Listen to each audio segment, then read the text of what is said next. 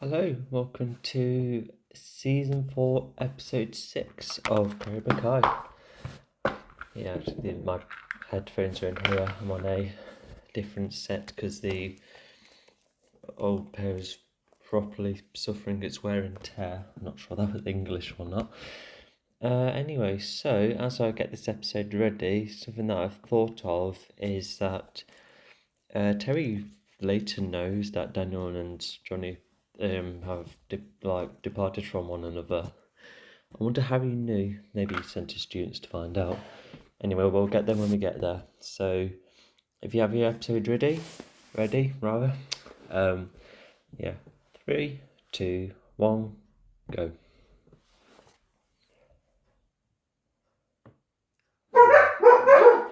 That wasn't part of the commentary. E2? No, thank you.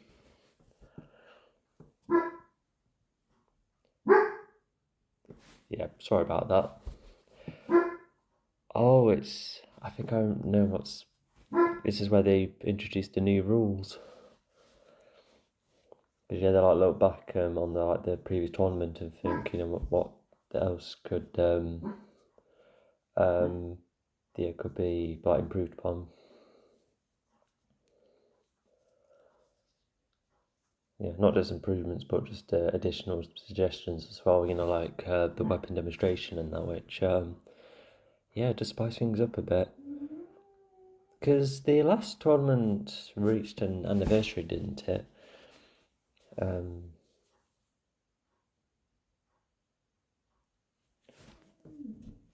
yeah, that's another idea they have.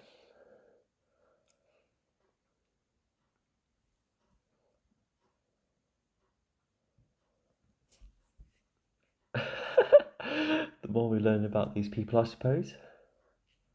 Yeah, if it does sound different than normal, it's because I'm in a different room this time, as you can probably guess.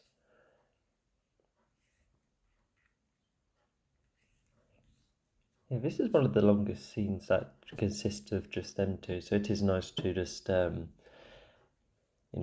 how they interact. And, like I said, it's going to be changes to the tournament, which is a big deal. And, yeah, it's just seeing how the leads of the leads of this, the karate community, as you might call it. Sorry, that's my dog drinking. I was going to say.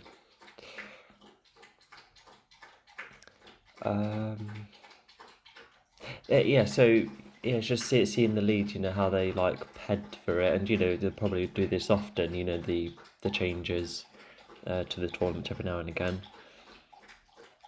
Yeah, not to mention the YouTube video they use the actual show footage. I probably would have liked it if they'd gone for a different angle, when showing that fight of Aisha, but I think with a show getting bigger, I think it's just trying to balance everything. So I think we can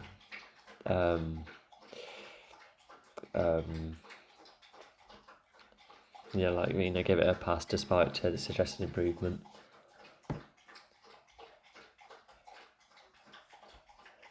Yeah, when they say send the letters, that means just letting all the dojos know about the adjustments. Adjustments? No, not. Just like the changes to the tournament.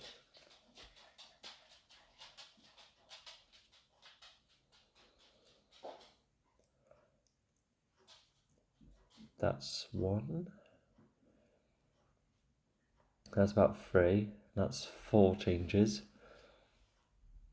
I wonder if these will come about with that global tournament, that's hinted at the end of season 5, which is also going to continue in season 6, isn't it? Yeah, all of this recordings has been recorded in the short amount of time all before season 6. Just to be clear.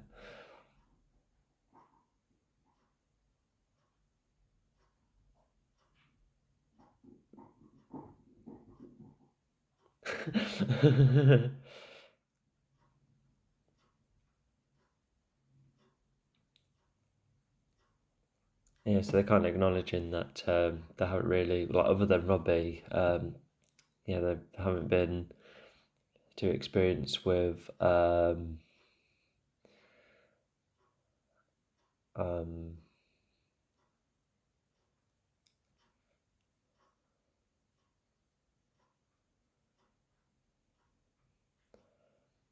yeah, well, yeah, just not much tournament experience, Miyagi-Do wise. And then now I can see how this dojo not only responds to these changes, but also they have the new area, which we can assume is the same place Johnny was putting Daniel through.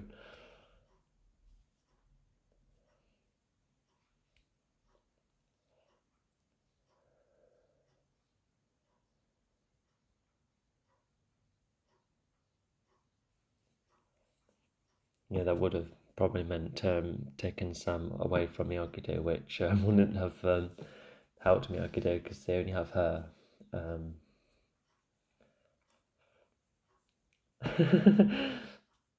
yeah, exactly. Yeah, I wondered how they find out. I think, well, Terry's been sneaky before, but once again, that's not shown. So yeah, I think they just sent students to find out. But I think it just goes back to the theory of how it could have been Terry's plan to split them apart because of him showing up and that. But yeah, so whilst Daniel and Johnny are like, oh no, these changes, Terry sees this as a great opportunity because they already ahead, because they have female students on like Eagle Fang, but they're gonna and they take it up a notch by yeah, as you'll see later on, which further gives the rest a bit of a disadvantage. And also, this is like the first time we see um, yeah, like more of Terry's input, how the wealth helps the dojo. He's got hold of some merchandise, which as you'll see how it's used later on. Also, yeah, first time we've met her, probably the only time we've seen her.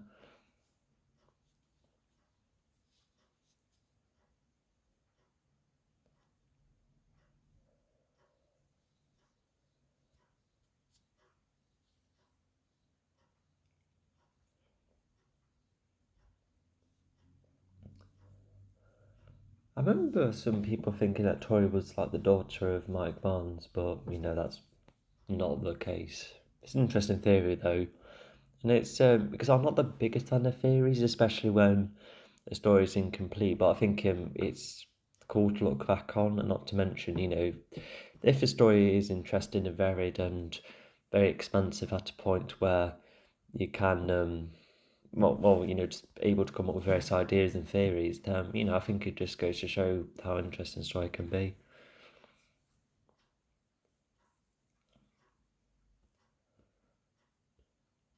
So yeah, that's another thing for Tori to deal with. Okay, so yeah, I was trying to remember what else happened in season episode 6, but I think that's where yeah, well, they have their own little subplot. So to have yeah, Johnny and Miguel be their duo again. It's pretty much the first time they've been like properly alone together. So yeah, I'd really like seeing Johnny and Miguel bounce off one another, and it's a bit more later on in the season as well. Some really nice moments that I remember. But anyway, we see Johnny going for a variety of students. It kind of reminds me of Chris. He was going from one sporty area to the next, going hold of the new lot, well, some of the new lot from in season 3.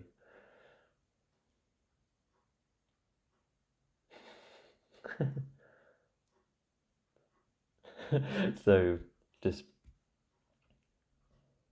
so just asking does not seem to help, and now Miguel's going to be used as a demonstration for him.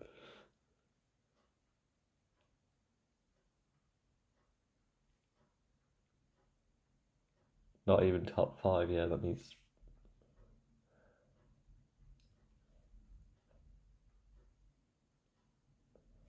another word that Johnny doesn't quite understand.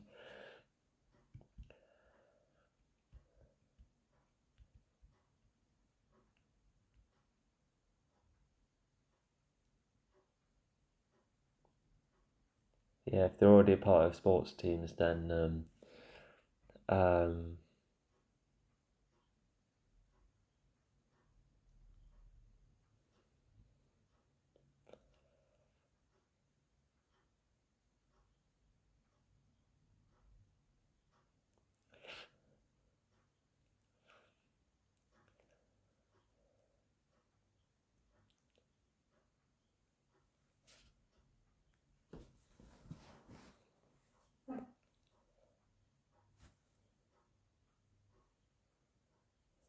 so you're definitely in line with Moon, because she was kind of against karate, but as she has shown to be a bit more spiritual, I think she was hoping to have that kind of side of karate, but as it involves hitting anyone, just like nah, which definitely makes sense considering in the past. And but yeah, I think what I was trying to say earlier is that if these students were already part of sports teams, trying to balance in karate as well, that's already tricky anyway. It is like a good idea to go for like sporty people as like a good starting point for a karate student. Anyway, we have this scene, so it looks like with this information Tori has, it looks like she doesn't really know what to do. And, to go for Amanda, that's a bold move. But, they're having a reasonable enough conversation.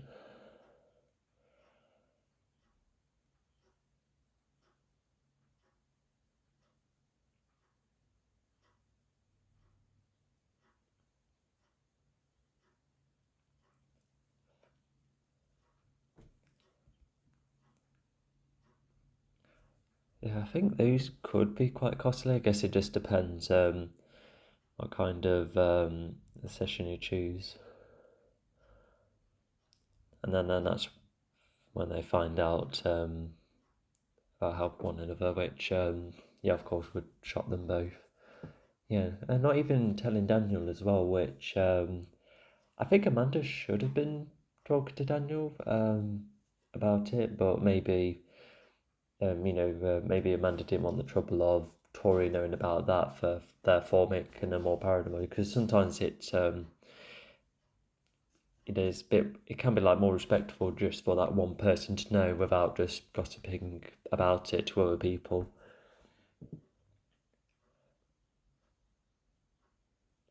Anyway, I remember this scene as well. I wonder whereabouts this appears in the season.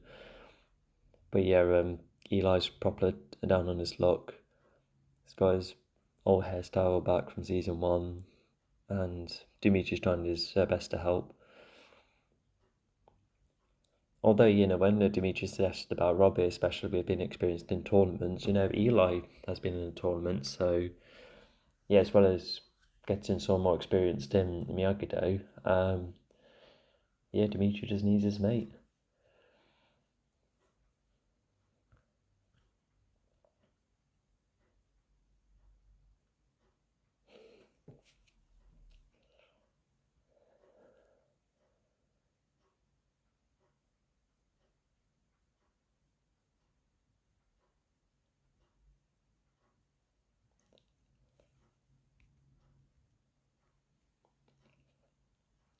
Yeah, it's interesting whether because even though Eli used to be Johnny's student, he helped Dimitri, which would have created a debate of what which side to karate is Eli part of, because even in episode 1 of this season, he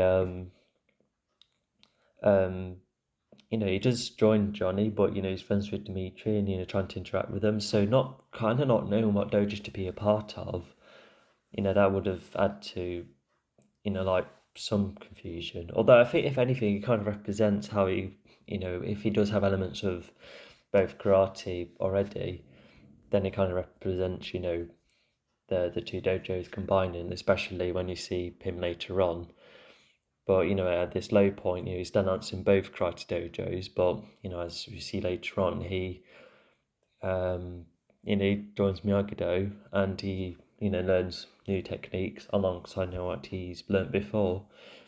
And, it's just the balance he needs, because, Miyagi-Do's, all about balance. And, it's not just about Miyagi-Do helping with the balance. It's, the balance of karate techniques. So, that's that already makes quite interesting for this season. Oh yeah, and also in this scene, so they think they got hold of a new student, although funny line from there.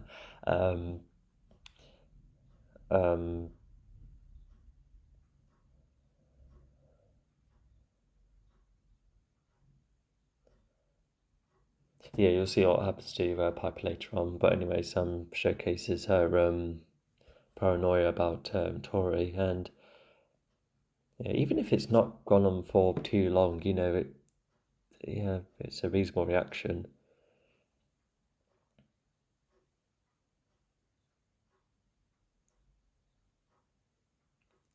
Yeah, but Amanda sees a side to Tori which Sam is almost refusing to.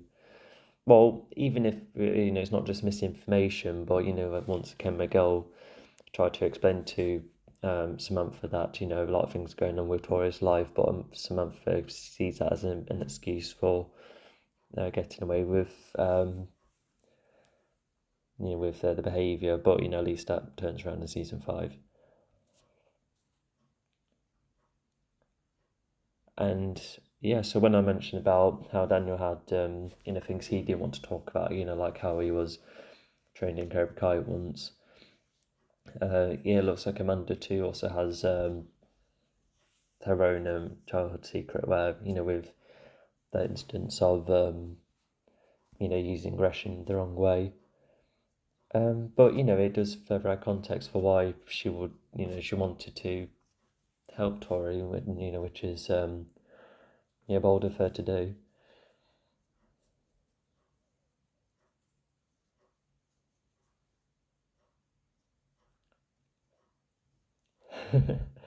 Yeah, maybe she could have said it earlier, once they were like a proper couple, but they had a business to run and kids to raise. It's I think sometimes you can just concentrate on so many things at once. That point where like when would she ever find a good time to talk about it? Like other than now, when it's a bit more relevant.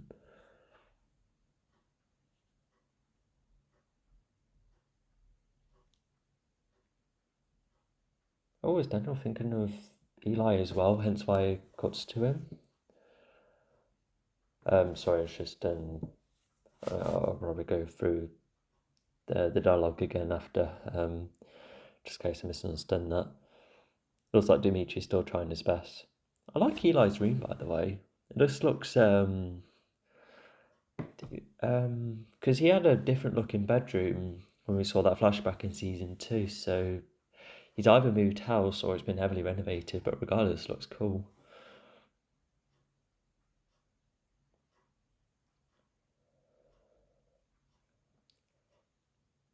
Yeah, Dimitri's just saying a nice variety of things. Because sometimes when you're writing a character trying to encourage someone to get to do something, it is definitely important to try and say and do all sorts.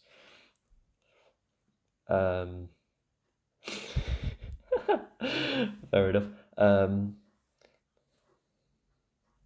But yeah, like Dimitri does. I think he would have made Eli a bit more, better over time. Saying, definitely don't want to go in this tournament without you. But then, they have this video which was, hinted in season 2. So to actually see it, sorry.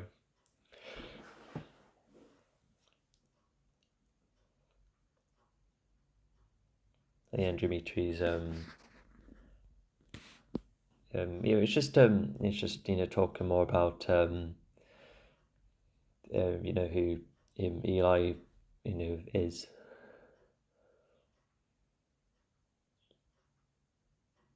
Yeah, that's some really touching stuff. We'll see how Eli thinks about it later on. Oh, was Daniel referring to Robbie? You know, when finishing off that chat with Amanda. I can see that being the case because, you know, Amanda's familiar with Robbie too.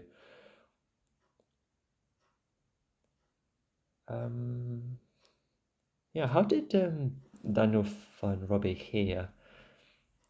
Does he know that Daniel goes?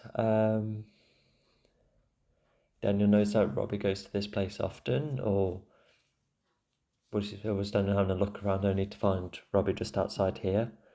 Because he came quite soon after Robbie arrived, so Daniel must have snuck around quite well, you know, until unless Robbie had that look as he came into the store, thinking, "Oh no, he's following me. What does he want?"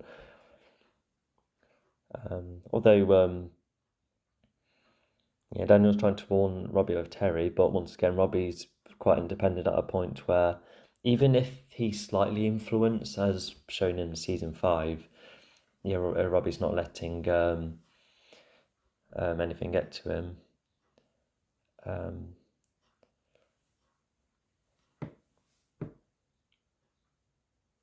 And that could be foreshadowing with Kenny. Well, not that Kenny bleeds, but you know, Robbie winning against Kenny in the. Did I say? Sorry, I did mean Kenny. You know, during this segment I'm talking about. Yeah, Kenny doesn't bleed, but he does. You know, lose to Robbie during the tournament. So yeah, Daniel would be partially right then. Yeah. I wonder if Daniel was. I think he was trying to kind of put Robbie off Cobra Kai to then join him. Well, mainly because of Terry being around and what he can do. But you know, at least Daniel tried. Anyway, they get to have a rather cool chat. So in this case, so they're just talking about how they see each other. Well, just more about their perspective of the whole thing, which both does have some truth to him. Well, both true to it rather. You know, because Daniel, you know, with being how young he was, he sees it as being manipulated into being more aggressive back then. But Terry argues that it was the already existing aggression that he added to it. So yeah, I just really like that perspective because you almost don't know who to believe. But of course, Daniel unfortunately was the victim, and not to mention, thanks to also I do like this moment because that guy's like. Okay, not only affected by Terry, so yeah, Terry has a lot of presence, evidently. But yeah, it's just that because, you know, when people like argue in certain places, sometimes people like, you know, they just not care what's going on. So to have that a little bit of humour at the end, it's like a meta joke, which yeah, I kind of like. And because I remember when watching Black Widow, when the two sisters were just talking in the store, and somehow the guy doesn't react to anything they're saying, which yeah. So yeah, just for once, it is nice to um, you know, just have that kind of acknowledgement, you know, especially with a meta joke. Also, yeah, they found out that pipe is gone, and yeah, they're very keen on. Um, oh no, they're already given up on it. And yeah, Miguel just reminds Johnny that you know, Miguel definitely wasn't in a special place at first. You know, he slowly earned his place over time. That makes Johnny think, oh, you know what, maybe we can just, you know, have a chance to get hold of anyone. But yeah, even Johnny recognises that because of you know, Terry's input, and probably Grease as well, considering how good he was with his taxes or renting in the third season. Um, yeah, yeah, Cobra Guy's just about to a big advantage. Because after this midpoint, despite pros and cons on both sides, or three sides, you could say, um, yeah, um,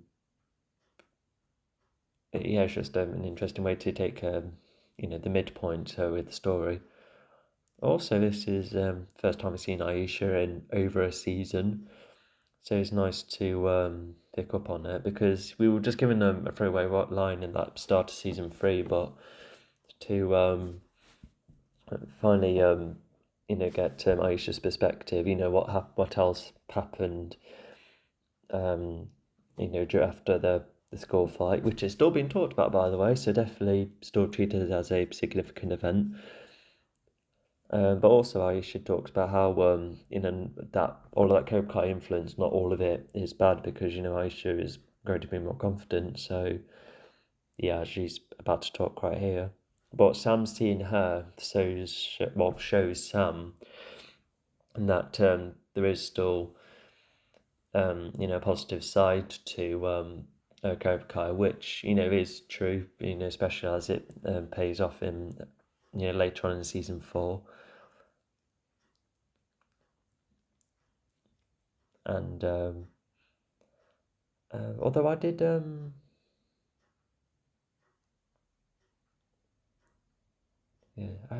did some go and visit Aisha in the first place. I guess I'll have a relook at that as well.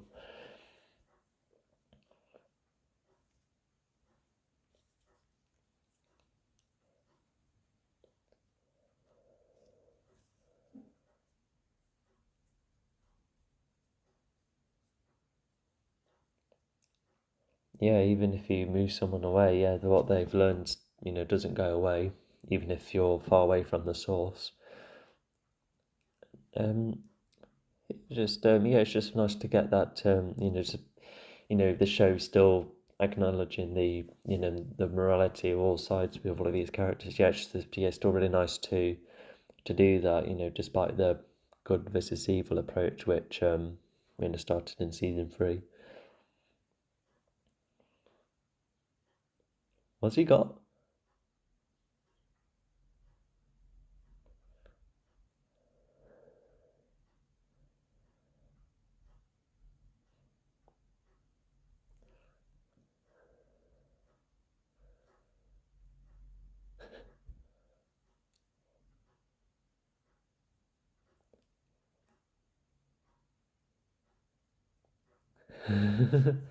Yeah, also they couldn't go for Miguel because he's already known to be a winner, so I guess it's not a bad idea, especially getting someone um, someone who's new, but that'll be like a bit of fraud. So yeah, not yeah. I guess it's like a decent last resort to think of, especially with Johnny being influenced by the films he watches. Although they look like they already have a solid idea. I wondered if Miguel and Bert. I wondered if they've gone here to try and find other people, outside of sports.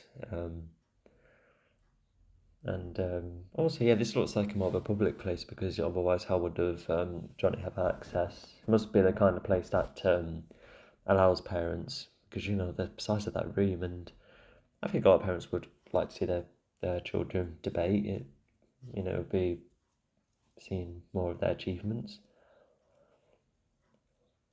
I really like the sunlight out here. It feels proper summery.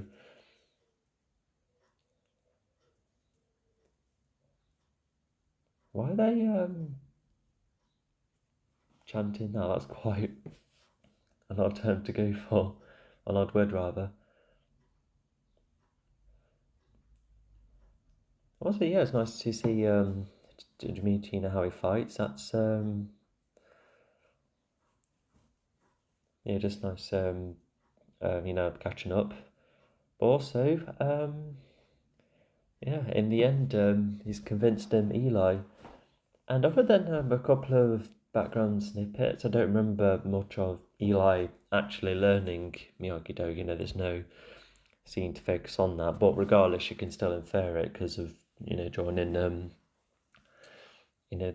Miyagi-Do and accepting him into it, which is quite nice.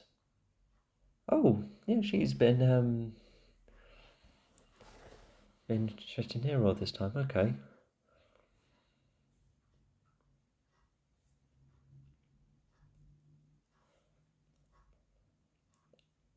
Oh, okay. So maybe that's why she went to Aisha, because at first you would think, Aisha has probably helped with this perspective, because Aisha used to get along with Tori, but on the other hand, she's actually putting up her facade, which even though Aisha was talking about the positive influence Cobra Kai did, um, but maybe you know Sam takes that advice in her own way. Um, yeah, evidently, yeah, she's trying to be making herself a bit more tough.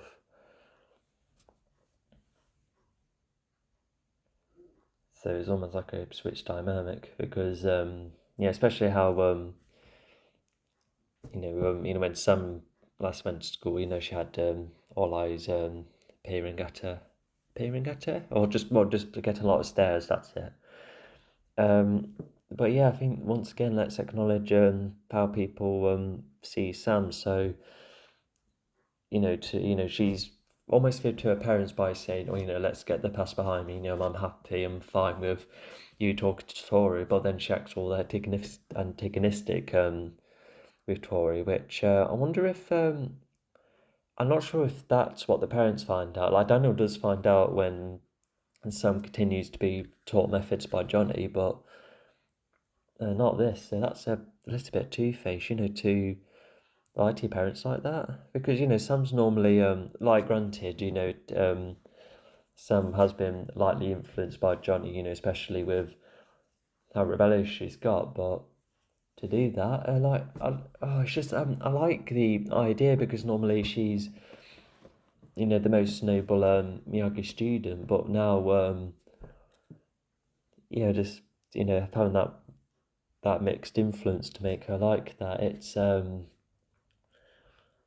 yeah, because yeah, I think I would have, I would just like to, see more of why viewers aren't really engaging with Sam. Is it reasons like this? Am I guessing the right reasons? Because maybe it could just, I don't know. It's not as simple as everyone having their favorite characters and Sam not often being, chosen. But yeah, I just remember watching videos and people just being like, "Oh, they're all cool, but not her." It's just yeah, it's just a bit unfortunate. So yeah, I'd just like to look more into that. Um, because because at first, it's like Miguel who's all, all for Johnny. Because he only has advice from Daniel, so he's still on Johnny's side. But with Sam, she's almost like that equivalent to for Daniel, but evidently not. So yeah, I think it is just exploring how students change from one dojo to another, because Eli kind of represents how he used to be, although if anything he's just like trying to find his place after being through like so much, especially Cobra Kai and that, and then Miyagi bringing the balance, so that's like one concept. But yeah, okay, yeah, it just looks like they're trying to explore that angle with Sam, but if that's yeah, I can just see why. Well, just I still like her. There's still a lot. Some cool scenes every now and again with her, and can see how those kind of these decisions would make sense, especially as she manages to try and stand up herself against Tori, which some might find satisfying, but once again Tori's been presented more as the sympathetic one because of what's been happening, which which is why a lot of the Cobra Kai fan base does seem to be more drawn to Tori more. So yeah, just another interesting thing to talk about because I don't know what to think of putting on a facade like that. Anyway, so this sorry. This episode. So we see that Terry's import with the merchandise and that, which has not only got hold of Piper, but probably allow them to get more students, perhaps. And you can see their greater influence on social media as well. And we also see Robbie's not been once again he's still independent at a point where he's not really let him. Terry going inside his head, so that's an interesting thing despite Robbie not having a lot of screen time. And once again, I really like the conversation between Daniel and Terry. It's their last time they chat to each other until season 5. If anything, in the tournament, I do remember one look where when Eli needed a timeout, Terry just has that, Daniel, what are you doing?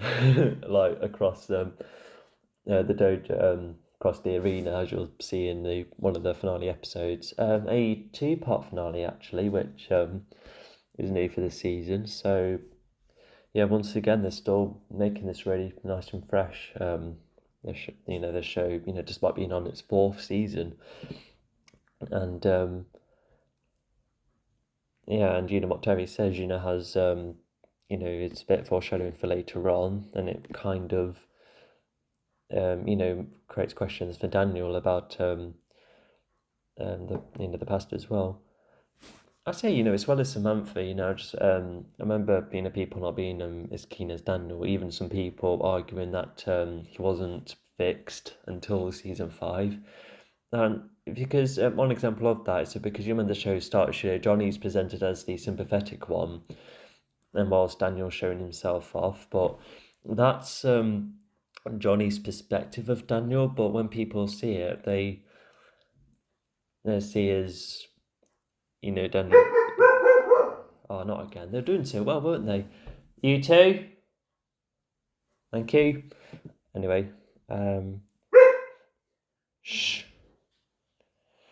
So it's almost like when people watch it, because Johnny's like a like how memorable and how what would you say, like when you like references lines and his actions and they're just a part of his character at a point where you just like to quote them, or we're just very familiar with the kind of actions he takes, especially learning more about him, considering the lack of screen time in the first ever Karate Kid film. Like that it's just he is fun to watch. But even if I've got that impression, it's just that I still enjoy Daniel, because just learning about how Miyagi continues to influence him after his death, and then there's a lot of interesting concepts about how he he doesn't quite balance between treating karate in his business and how he's becoming a sensei himself and taking on multiple students, and how he passed on this karate to his I was about to say his offspring, to his children. Offspring's not quite the right word. But yeah, it's just there's just a lot of elements which made me still find him interesting, especially when he learns new techniques from Chosen. So yeah, he's more spiritual and a bit more formal compared to Johnny, which is one reason why people prefer Johnny. But to not be like that keen on Daniel up until at a point where he's he's finally good in season 5. I'm a bit unsure with that. Yeah, maybe it's just also how Johnny, not Johnny, how Daniel, he's how he's like shows himself off from time to time, and how he can be occasionally snarky. Even though those are definitely traits I've seen when watching him in the film, so it's still in character. So yeah, it's just similar to Sam, where just watching the thing and acknowledging the audience reaction of those characters is just something I would just like to. Sorry, I just moved about earlier. So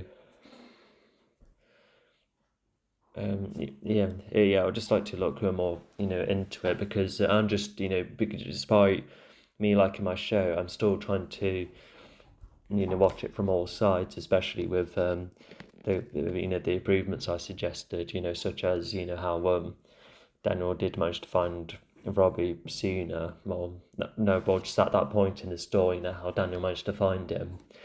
Now that's a tad in the air. So yeah, once again, despite me liking this show, I still try and think of ways to think of improvements. And but yeah, I think it's not just those two characters. I would just like to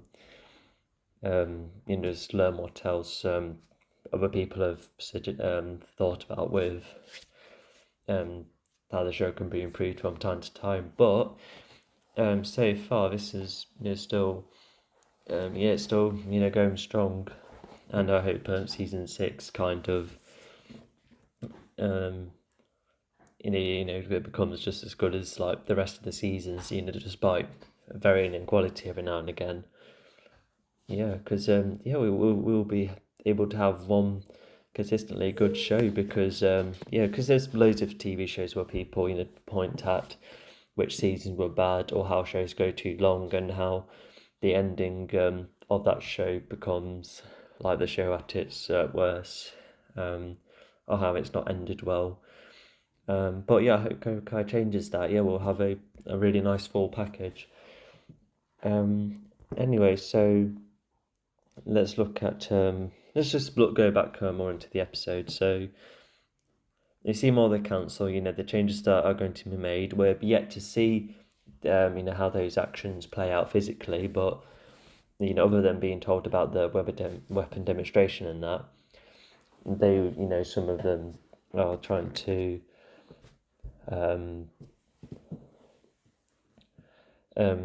it's just prioritizing the getting female students first, to create more of a balance in the tournament. And thankfully, Magado and Eagle Fang now has one, but Cobra Kai has two, if not more. So that gives them more of an advantage, which makes Johnny losing Piper more of a shame. And but despite only briefly seeing what's who's the girl at the end? I'll remember her name soon enough. But yeah, I do like her introduction. The way how she's very forthright, and being a debate like that, you can always get an impression that she's, despite having a rough side to her, she seems to be quite intelligent. And yeah, as you see later on, she does seem to be a very just another unique character.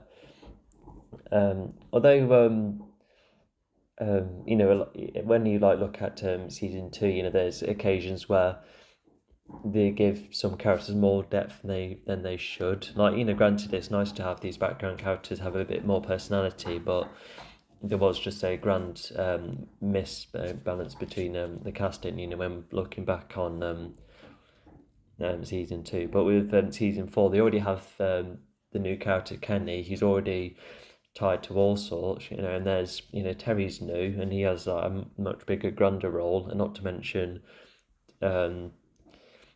using more of the films more so.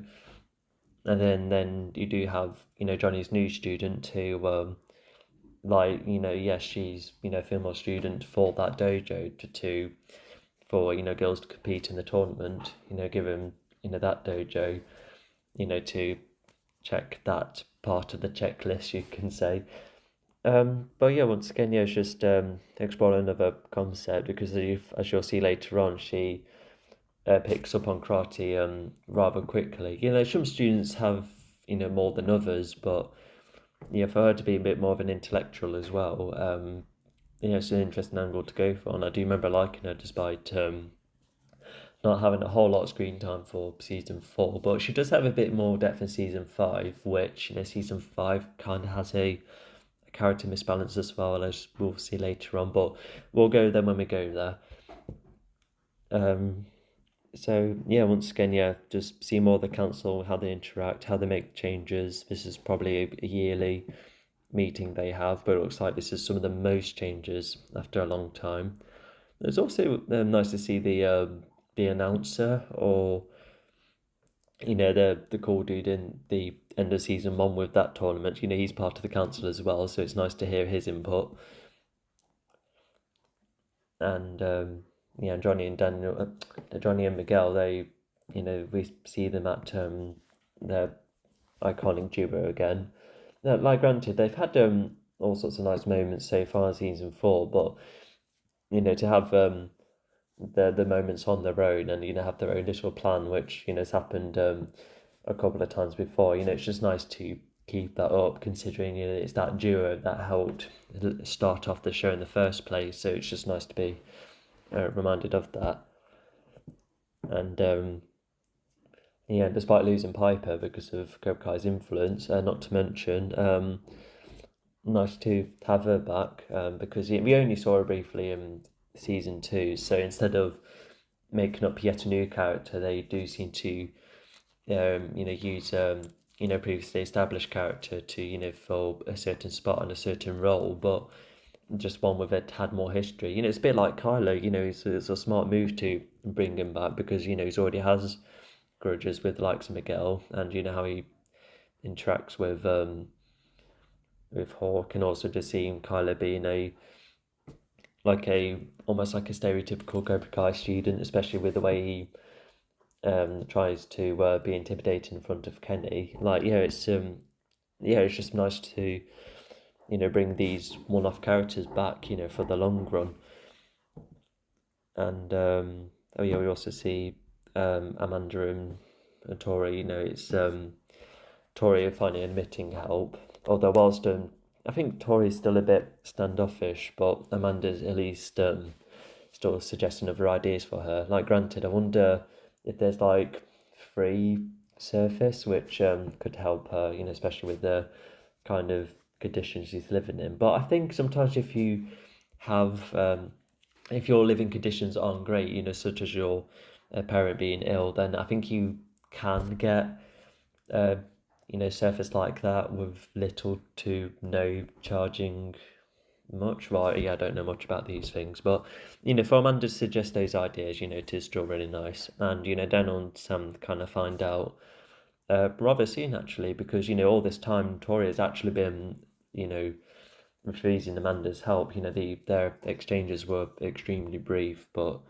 as it happens, Daniel and Sam find out, like I said, much sooner, which it's better, to find out now than later. And maybe Amanda might have admitted something to both of them, sometime, but like I said, it's nice to find out sooner.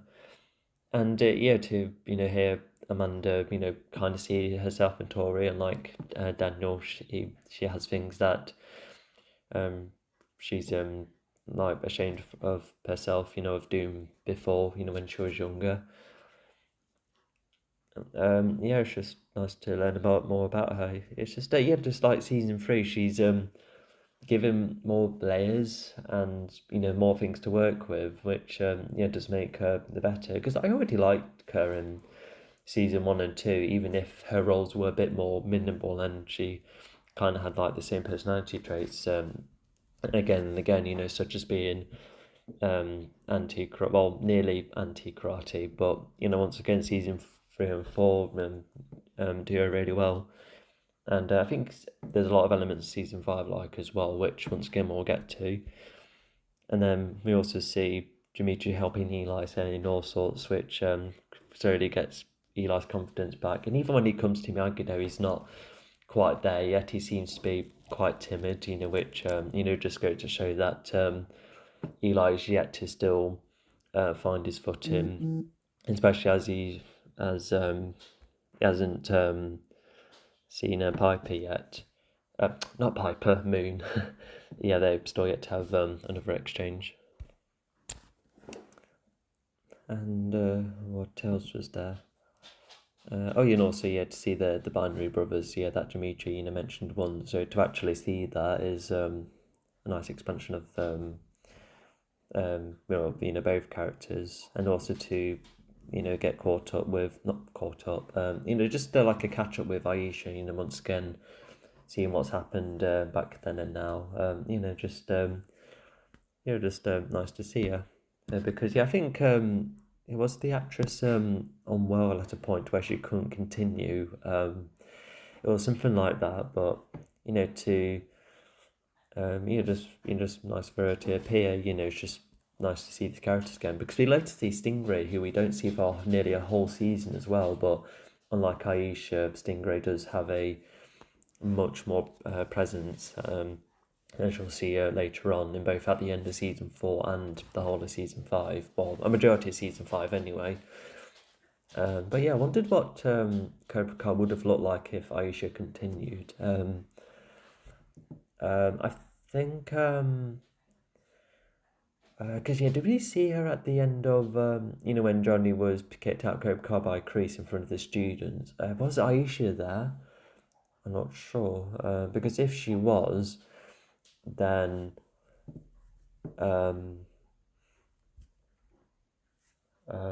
oh gosh, maybe she might have just been like Eli, where they're more into Kreese at a point where she sticks to Cobra Kai, but at the same time, to have her leave still, explores the idea of how just more effects that of the school fight, making students leave that area, once again it just explores what the school fight does to everyone, just in varying ways. But anyway, so yeah, if Aisha didn't move out, she could have stuck with Kreese. She might have been a bit like, although Bert was still in Cobra Kai before he was kicked out. So I think maybe Aisha might just like lingered around. Maybe she might have joined Miyagi Do, being friends with Sam, because if Tori, created scars, Sam scars, like the injuries.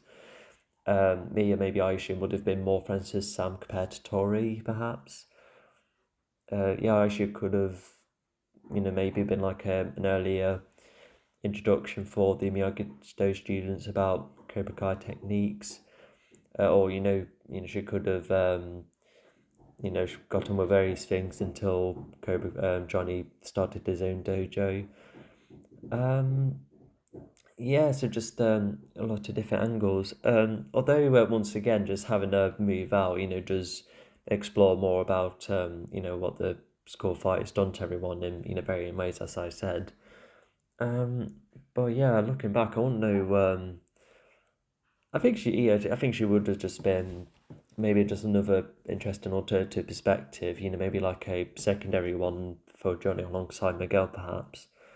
And and Aisha could slowly, be more friends with Sam over time, perhaps. I think that could have been what her role could have been, but even then, it's just I wondered how big her role might have been. Considering what the kind of roles the students have, with the effect on the story and that.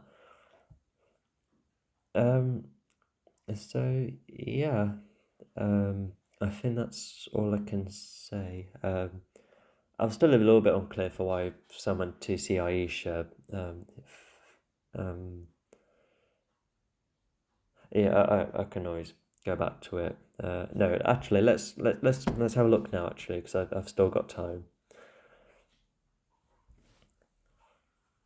Okay, because I'm on the scene now. So last time we saw Sam, she was shown to be not impressed with Amanda helping Tori.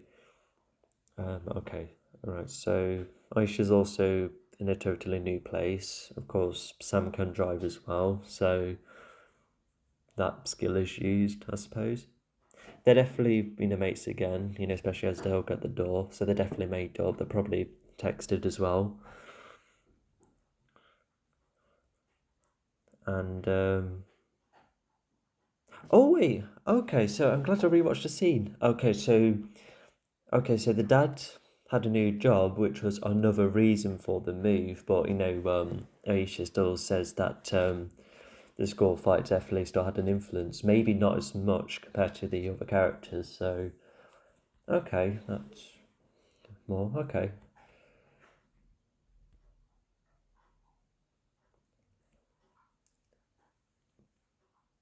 Okay, so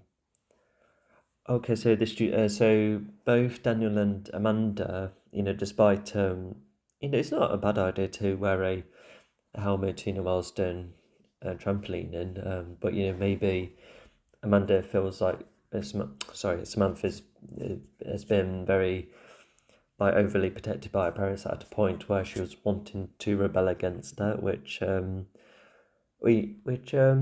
yeah, I think it further adds the idea where when Sam finally has the courage to jump across the building, something very risky that Daniel definitely wouldn't let her do. Um, so okay, there's that. So is that that's probably explains more of the unsure looks. Like in episode 1 of the season where Daniel was like making Sam sound good, but she wasn't like so sure about it. So I guess it's like part of that. But yeah, I'm also in the meantime, Aisha's talking about once again Johnny's positive influence and how Aisha's doing well in school. Oh, third time. Okay, so that's so yeah, maybe it is just Sam getting more of a sorry about that. So so it's Sam probably wanting a different look, in like a different perspective of Cobra Kai because of what Johnny has taught her so far. Well, that's probably more the back of her mind, definitely not the forefront. But even then, it could just been a simple catch up where Sam was probably just wanting other advice from Aisha, and now Sam took that advice to make herself stand up against Tori, and and but yeah, because I think the facade that she's put on in front of Daniel, I don't think that's Aisha's influence. I think that's her own action. Anyway, that's a lot of observation. That's quite a lengthy thing. Anyway, yeah, let's start right there. I'll let you go. See ya. Alright, hello. Sorry, I don't know how I started this episode or this stream. So Cobra Kai season 4, episode 7. Um, how did this one play out? I don't know. But there's no Netflix logo to this one. Oh, hang on, I do remember a couple of bits now. I've seen the title once again. I do keep forgetting about talking about them. Regardless, I'm a bit short on time, so if you could get your episode ready, and we'll go in 3, 2, 1, go.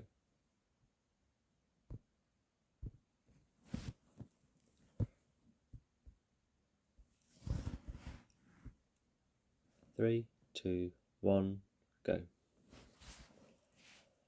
Oh, my mistake. I did have the Netflix logo. Okay, it's just I just thought it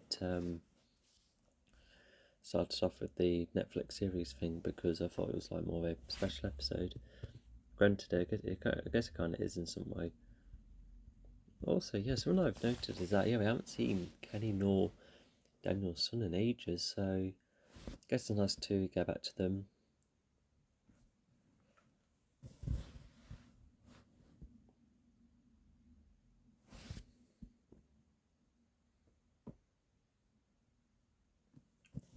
Chicken coops, what's that? Is that a name of a service?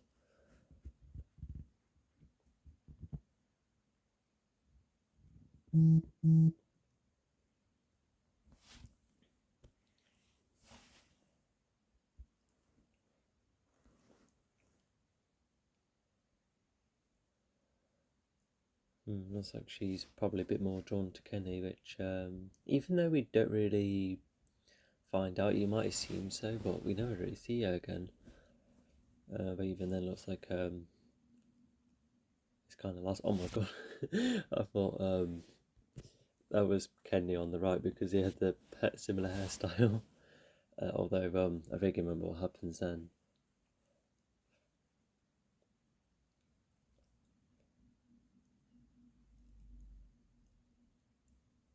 I don't think they're that serious, but even then, it's just that's what the lads are like sometimes. Well, especially young ones, where they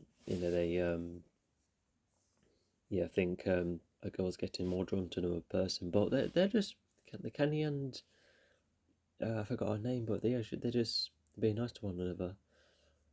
Oh no, they baited him. I don't think the girl is there, but yeah, that is quite humiliating. And the lads would have opened the door to draw Kenny out, and because if your stuff has been stolen, then your instinct sometimes would be to chase them. So Sally's taking the bait, and despite some of the Cobra Kai training, it's still making him a target. But we'll see how that goes later on. Intense training. Okay, I wonder.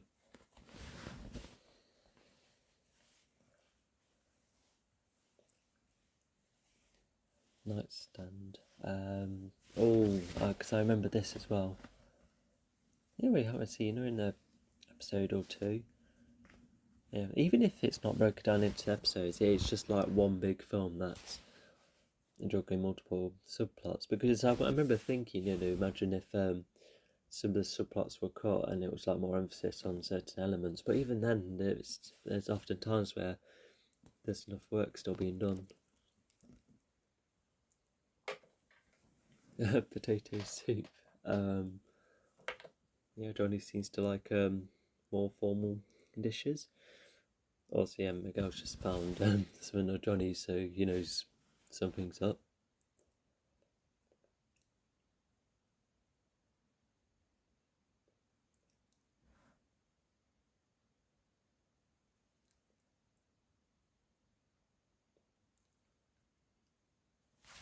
Not the best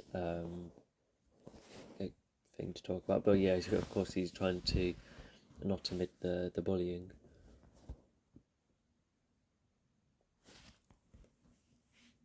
He is making himself the victim, despite nothing happening. He's pretty much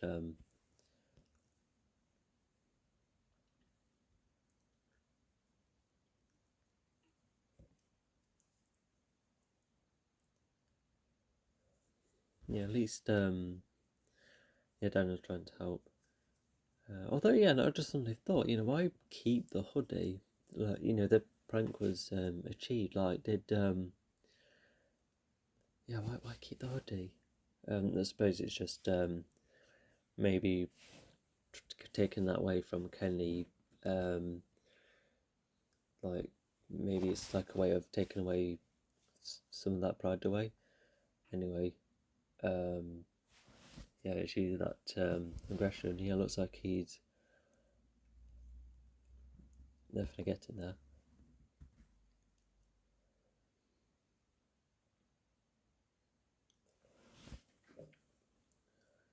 Robbie at this point, he's still keeping Kenny under his wing, so that's fine. But looks like Kenny's just a bit more head on, whilst Robbie, trying to remind him to make sure to make smart decisions. Also, this is the episode where, despite a couple of glimpses, we do see how both senseis run a proper lesson. Oh yeah, something. But Grease is wondering, why did he say that? But this is like one of those sessions where it's just putting up with opponents. Although it's an interesting approach. Trying to spot each other's weaknesses. But and there's also adds to the connection. Turning this into a bit of a game. Earning points there for getting the drinks. It's just a really nice touch to them.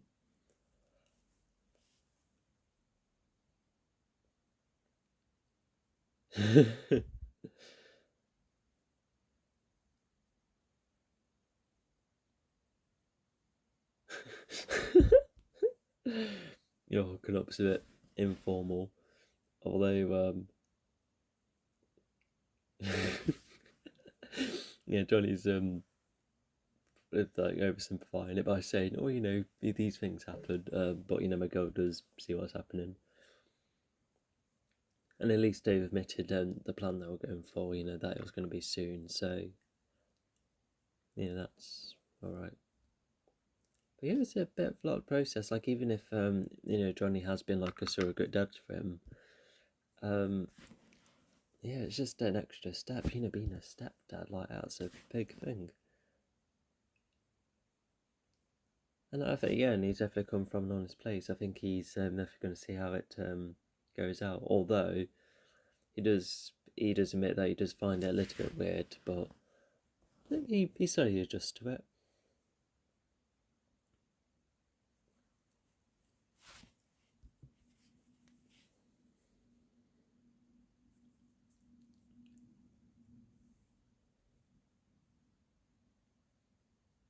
Yep, smart move. Yep, giving him time to think. Oh, there you go. That's part of the Weber demonstration.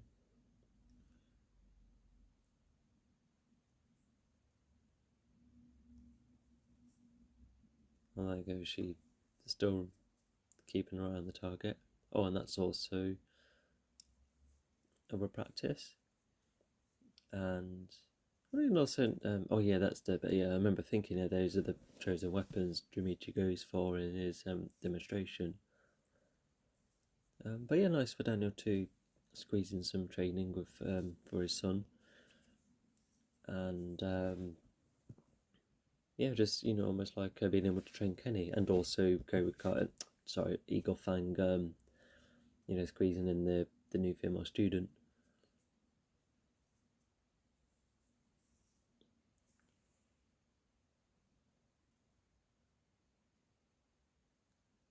He's using video game terminology to make more into the idea. So yeah, but yeah, no Wi-Fi. Yeah, therefore no distractions. I guess it could have been helpful, but yeah, even I probably would have won't focus.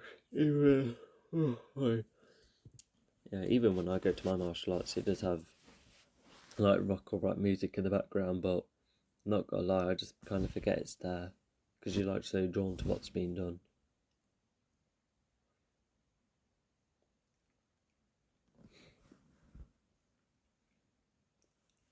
But the covers don't get covered in the stuff, so um,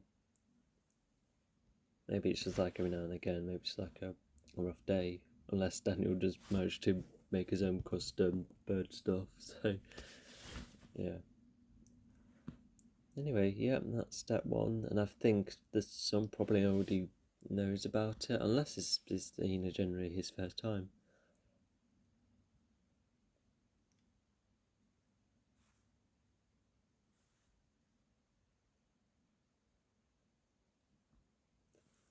Yeah, they're really them two are Chris and Tori. They haven't spoke to each other recently until now, but yeah, they do have that really cool, nice um, um, yeah, just like the way they interact with each other, and then Chris has a lot of confidence in Tori.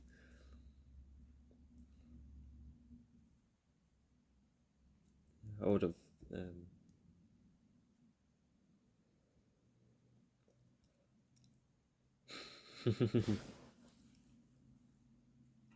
Also for Tori to take note of those kicks. Yeah, that's another nice detail.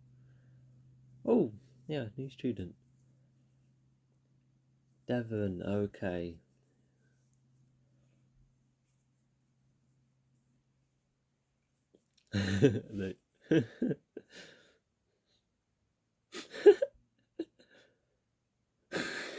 This might be smart. She's still um,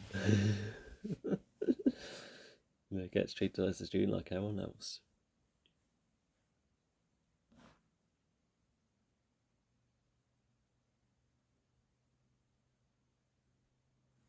And there you go. He's there. He's make sure they're different from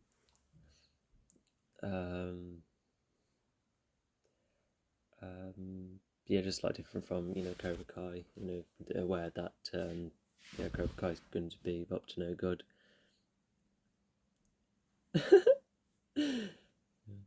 Actually, that lad's getting a bit left out, and that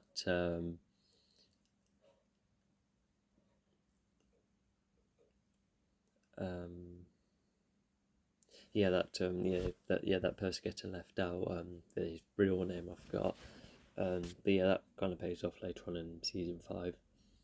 Yeah. Also, it's cool for Johnny to not cool, but the way he's like, oh, you've seen the movies, but then the other bloke's like, oh, I've seen this one as well, and he wants it. Yeah, she's a bit of a bias.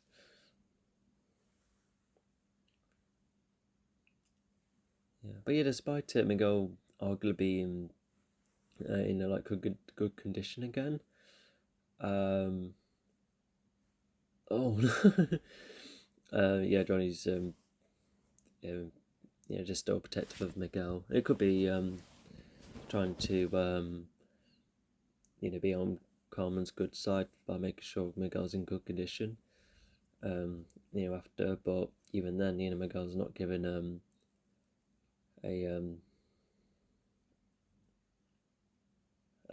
chance to do this. Like, granted, it could be like a session more focus on Devon, but even then,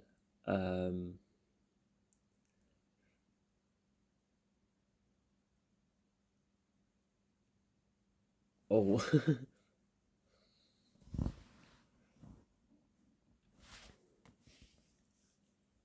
I bet that was Grease one again. Okay, maybe they're in like equal points so far.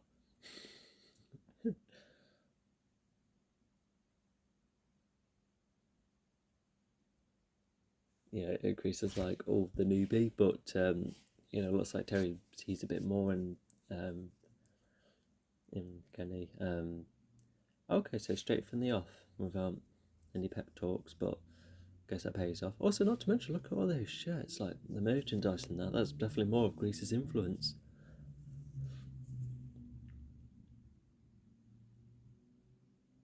Okay, Terry spots something.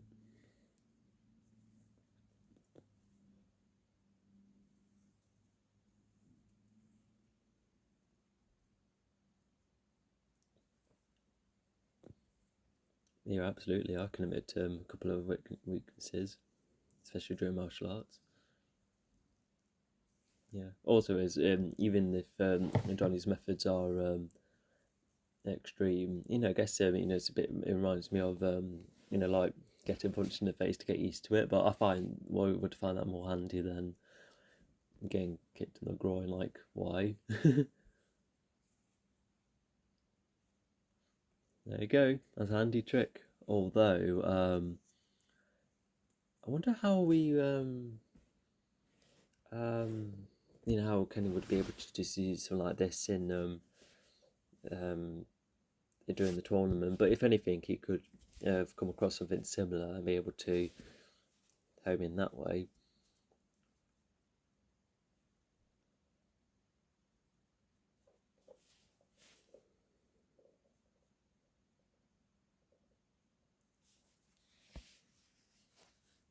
Yeah, so Kreese has lost a thing. There was the comment about, Terry thinking that Kreese has a weakness.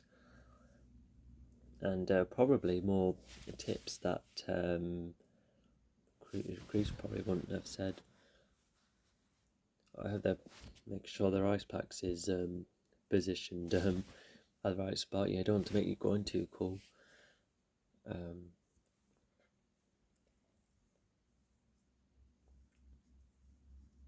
Oh yeah, that further makes him a bit just a bit pushed out in his own way. Yeah, it's almost like the reverse of Eli, because Eli slowly comes to find himself, but Paul Miguel's been just very unsure what to do. With his current living situation with Johnny involved, and how karate's been.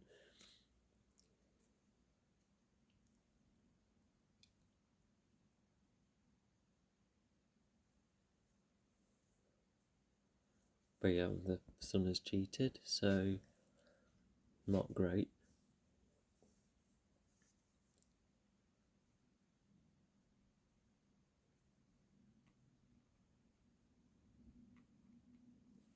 Oh yeah, he's at least Daniel knows what the sun should have access to.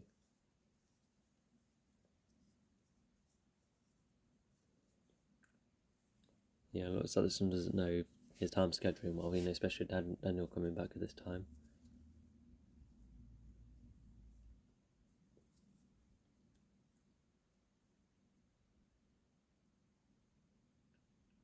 Oh, there you go.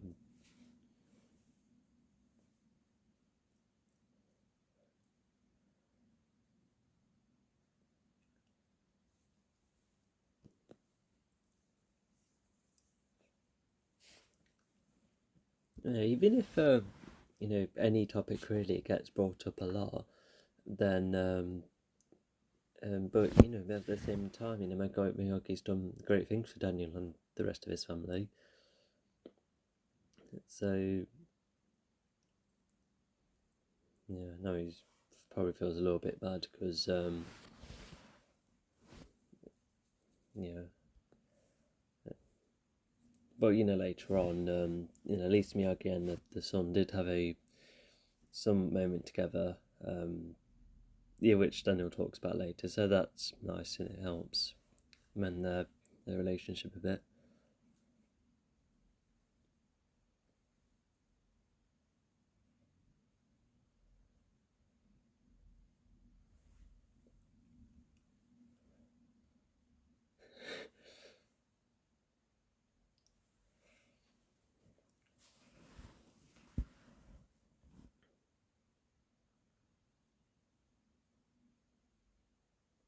It is. It's all getting a bit mixed up. Yeah, and that's I got admitting it's a bit hard. Like even if he was hanging around with Sam, um, I think I think he overstayed being outdoors for a while. Sorry. Um,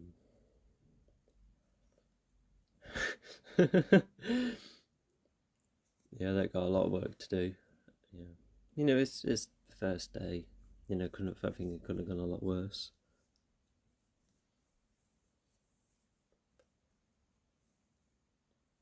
Oh, I wonder if I hear music. No, I'm not. Um, yeah, I moved on to the earbuds after my first headphones break, but not gonna lie, though, I just have to like lightly listen to the audio. Um, yeah, because not gonna lie, not very good for headphones. Um,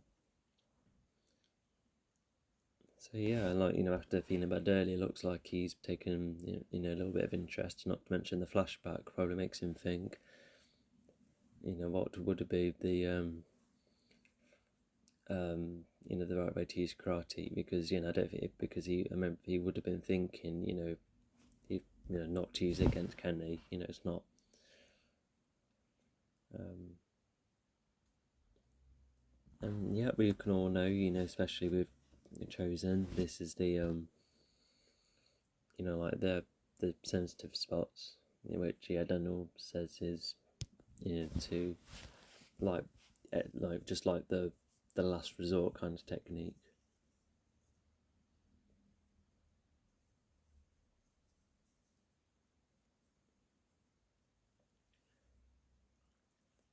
Yeah, the son hasn't had much time with Miyagi, so yeah, everyone like talks about him, and he's like, who was he again? But yeah, Dan at least tries to make him better by saying, oh, you two had a moment once, and yeah, and yeah, when talking about the kick, yeah, because like the son does learn a bit more karate in season 5, but hopefully he gets even better in season 6. He might even like make it to the tournament. I suppose we'll wait and see. Not to mention, yeah, this is I is it? Oh, what did he look like in season 3? I'm not sure if that was another person or not. Even though compared to what he was, first like in season 1 and 2. But yeah, I do like this new actor. Yeah. I don't know who's the same or who's who, but yeah, he's definitely a different a person compared to the previous ones. Yeah, considering like like how these seasons have made in between. Oh, I know it's just quite a short time between them. That's what I meant. So yeah, but it's just nice if the son's made to be a bit more likable, a bit more personality, a bit more going on, a bit more of a role in the story, which is risky, um, but yeah, he does fit in nicely season 4, I think. And this is Johnny saying that he's not keen on history, which I remember in the first Karate Kid film.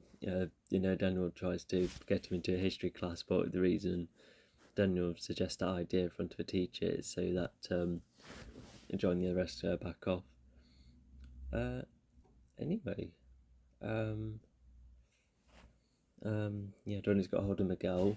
Yeah, Johnny's written a note as well, so at least that part of the plan's done. Even if it is unwisely getting Miguel out of school, only for a bit, it's definitely good for a good purpose.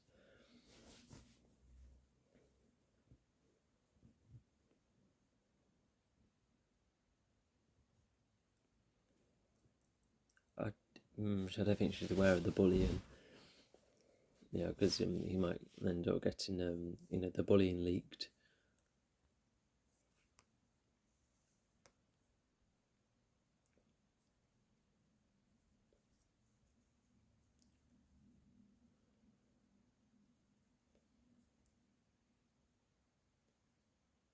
Oh yeah, he's got the nickname from the mates, and now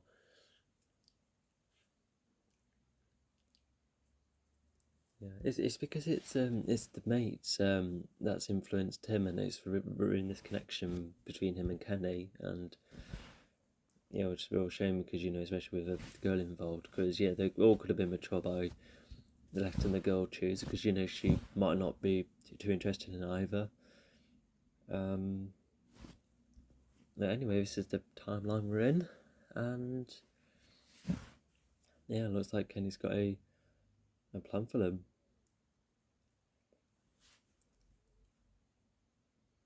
And he definitely has some moves.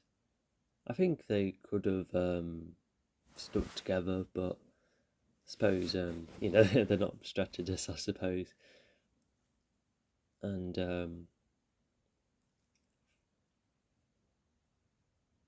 that's Terry's spinning kick that he's got hold of.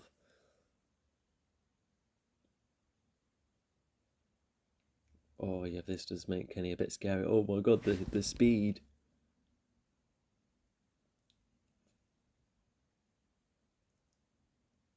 Oh, he's been spotted. And then the dude goes up with them. An interesting fruit choice.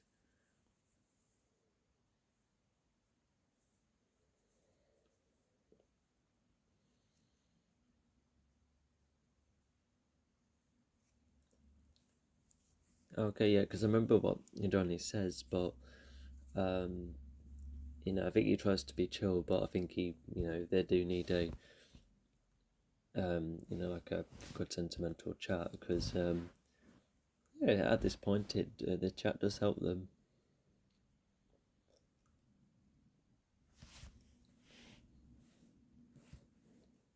Yeah, so all of those worries that Johnny had, especially earlier this season, yeah, they're just bringing it up again, which is nice to because they talked about some of these things before, but it's just nice to bring it back, especially now they're both in a new position with each other.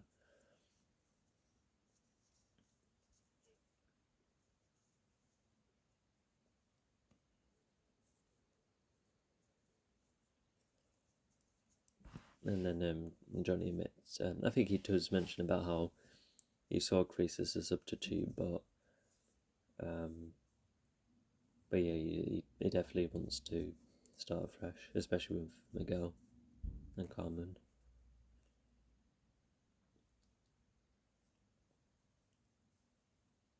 Yeah, because the Johnny always puts up this facade, how he's always hard in that, but to admit emotions like that, it just goes to show how much he's staged. Because when we first met him, he would never have been sentimental like this, so it's just really nice for him to progress. Yeah, I think this is one of my favourite conversations with him in season 4.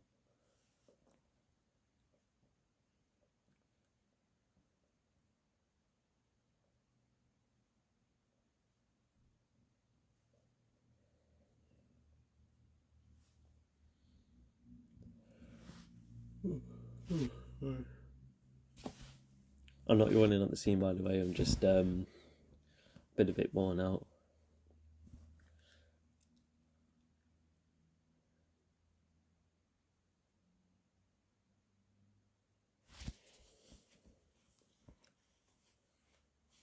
Yeah, and now they've warmed up to each other a bit more, after everything, so that's really nice. And then, Donnie has another mood for Miguel. So, despite Miguel missing out on sort of training opportunities earlier, there you go.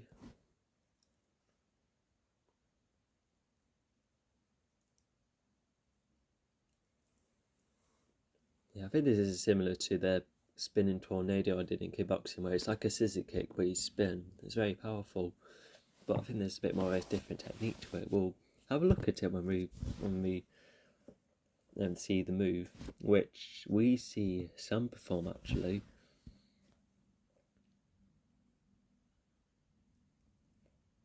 Oh, that turns out to be a lie, because Daniel becomes in disbelief. When during the tournament. Yeah, and because of Anthony being fibbing earlier, it's the roles have almost switched. I say almost because Kenny did fight back eventually, but and on the side of Cobra Kai, but Daniel's son was messing about first.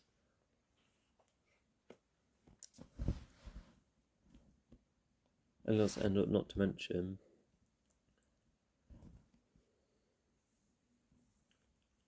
so there's that. He must have had a OneDrive folder full of this. Oh my god, that's TikTok. Although it's more at a peak at the moment. But I remember when TikTok first started, it wasn't like it just slowly built up. But nowadays it is extremely mainstream. But it looks like the teachers browse the social media keep track of these things, which I suppose it's nice. I haven't been to school since 2017, so it's just nice for teachers to look at these things. Oh, Leviathan. I wonder what that book's about. It would have some kind of meaning.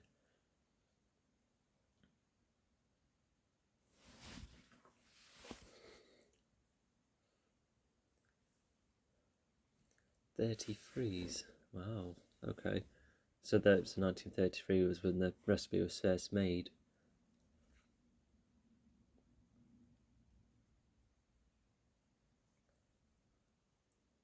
So he liked that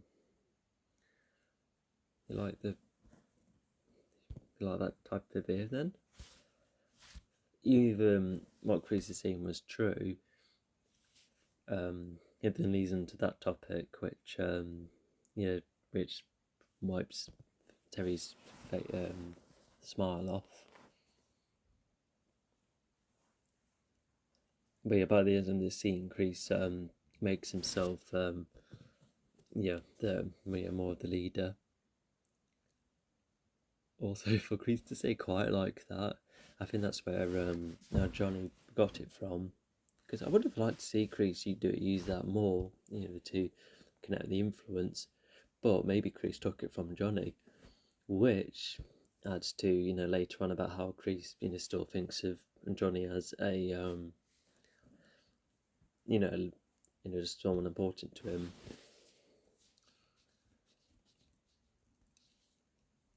Yeah, Terry's just a bit more bothered, even more so.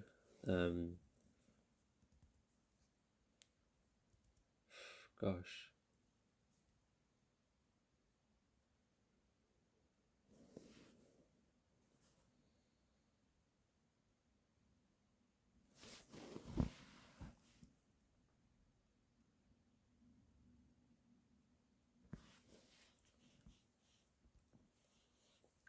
Yeah, so once again, it's just Terry kind of making himself the lead, and the comment from earlier.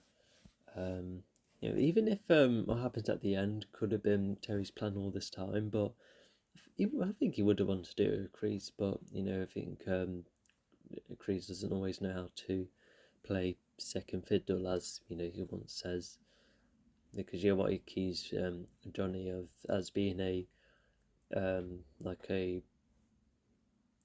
just like a part of Daniel. Yeah, he just doesn't want that to happen to him.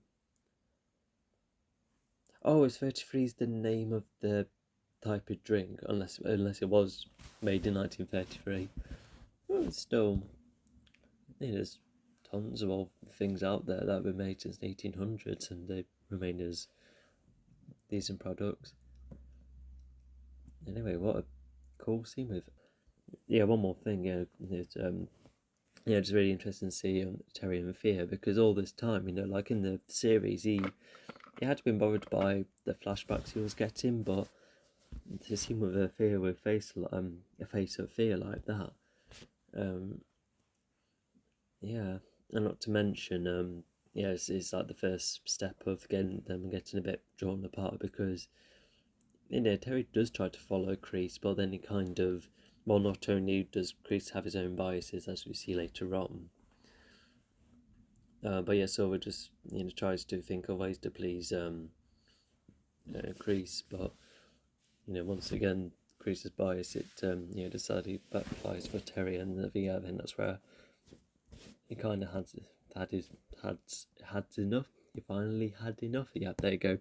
Got the right sentence eventually.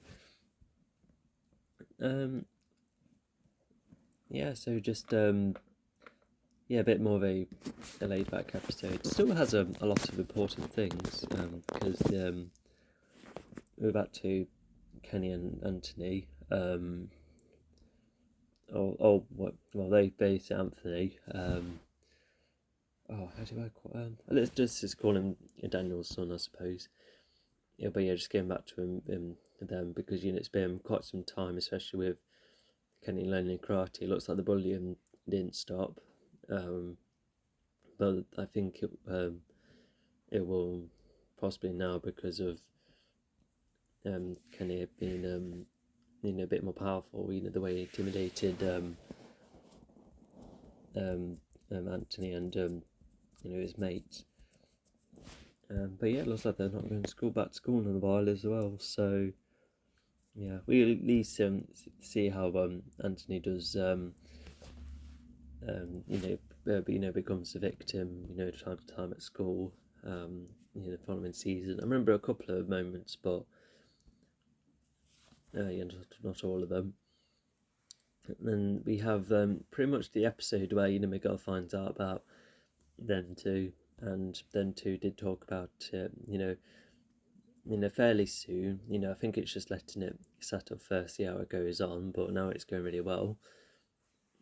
Yeah, just thought to tell him, and even if Miguel found out about way sooner, obviously it gets a bit awkward. But then they have a nice conversation where Johnny, decides to be honest, and they're on good terms. And we haven't seen Sam much, because we see her briefly, with Dimitri, and then because it was a lie that that Sam says, oh, she'll learn more than from both techniques. But I'm surprised Johnny didn't ask more about it. Johnny would have been asking about the other students, and I know they wouldn't be on talking terms, but I suppose Johnny wouldn't be interested in Daniel, and probably just happy to teach someone else. And Miguel's would be pleased that Sam was there too. So yeah, she also just about to learn some technique. So Hawk is the mixture of the two for Daniel, and Sam is the mixture of the two for Johnny, and we'll see how that plays out in the tournament. And not to mention, we haven't seen Daniel and his son much together either, because most of it has been cases like, "Oh, get off your tablet." No, fine, I'll get it off you. No, I'm gonna get another tablet with the drone. It's like a very like comedic approach with their back and forth. But now they're having conversations where they try and compare to one to the other, and there's some things Daniel been goes about Mr. Miyagi a bit too much, and even if Daniel talks about him a lot, it's for reasonable reasons. And yeah, Anthony's son just Anthony's son, far too early. Daniel's son is just got a bit more they're left out because of Miyagi not being not part of his life compared to Miyagi playing a role in the others in the family. And even Amanda, which we'll see later on in season 5, and moments with Sam as well, which I vaguely remember a couple of moments of. But yeah, to have those exchanges, yeah, it's nice moment for the two. But obviously, that doesn't quite end well because both Anthony and Kenny are out to school. Probably before a week or more. I suppose we'll wait and see. But yeah, I don't know how long. It just depends, what kind of school it is. They'll have like different lengths of a temporary exclusion or suspension. Because I know expelled definitely means, definitely don't come back to the school. But yeah, the other two words probably have their own different meaning. But yeah, just not to mention, when I just talk about this show, like granted, like stories, are about the characters, but other than the upcoming tournament and the background and the environment of some of these people, yeah, it is just an extremely character-driven thing. Just talk about how the way the story is progressing is these character moments happening because as you probably could tell on my YouTube channel, I create my own stories, and whilst I especially in my novels and at times with the storybooks, I try to squeeze in character every now and again because I know that the plot itself is quite quickly moving, going from one setting to the next, and whilst this does take place in settings, we do just see the same locations, but we just see a lot of progression, like Miguel and his family progressing and the Cobra Kai students improving. So just see more and more of the characters. Yeah, it's great. And some of my favourite stuff is that I really like how Grease and Terry play each other off. They're saying, "Oh, whoever wins most points gets this," and before they fall out. I just like just seeing more of their dynamic and how they work as senseis. I would have actually liked to see more of it, but consider what happens later on. Even the tournament, the way they share advice. If anything, they share a different advice, which probably hints that they've never really going to work together well, which is a bit of a shame because they can, but unfortunately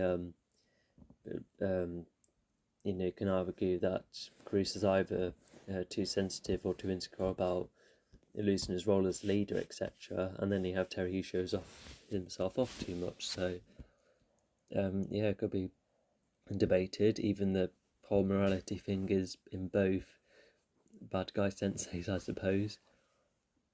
And the whole thing about weaknesses, I think there's like subtext in there when you watch some of the Cobra Kai students fight.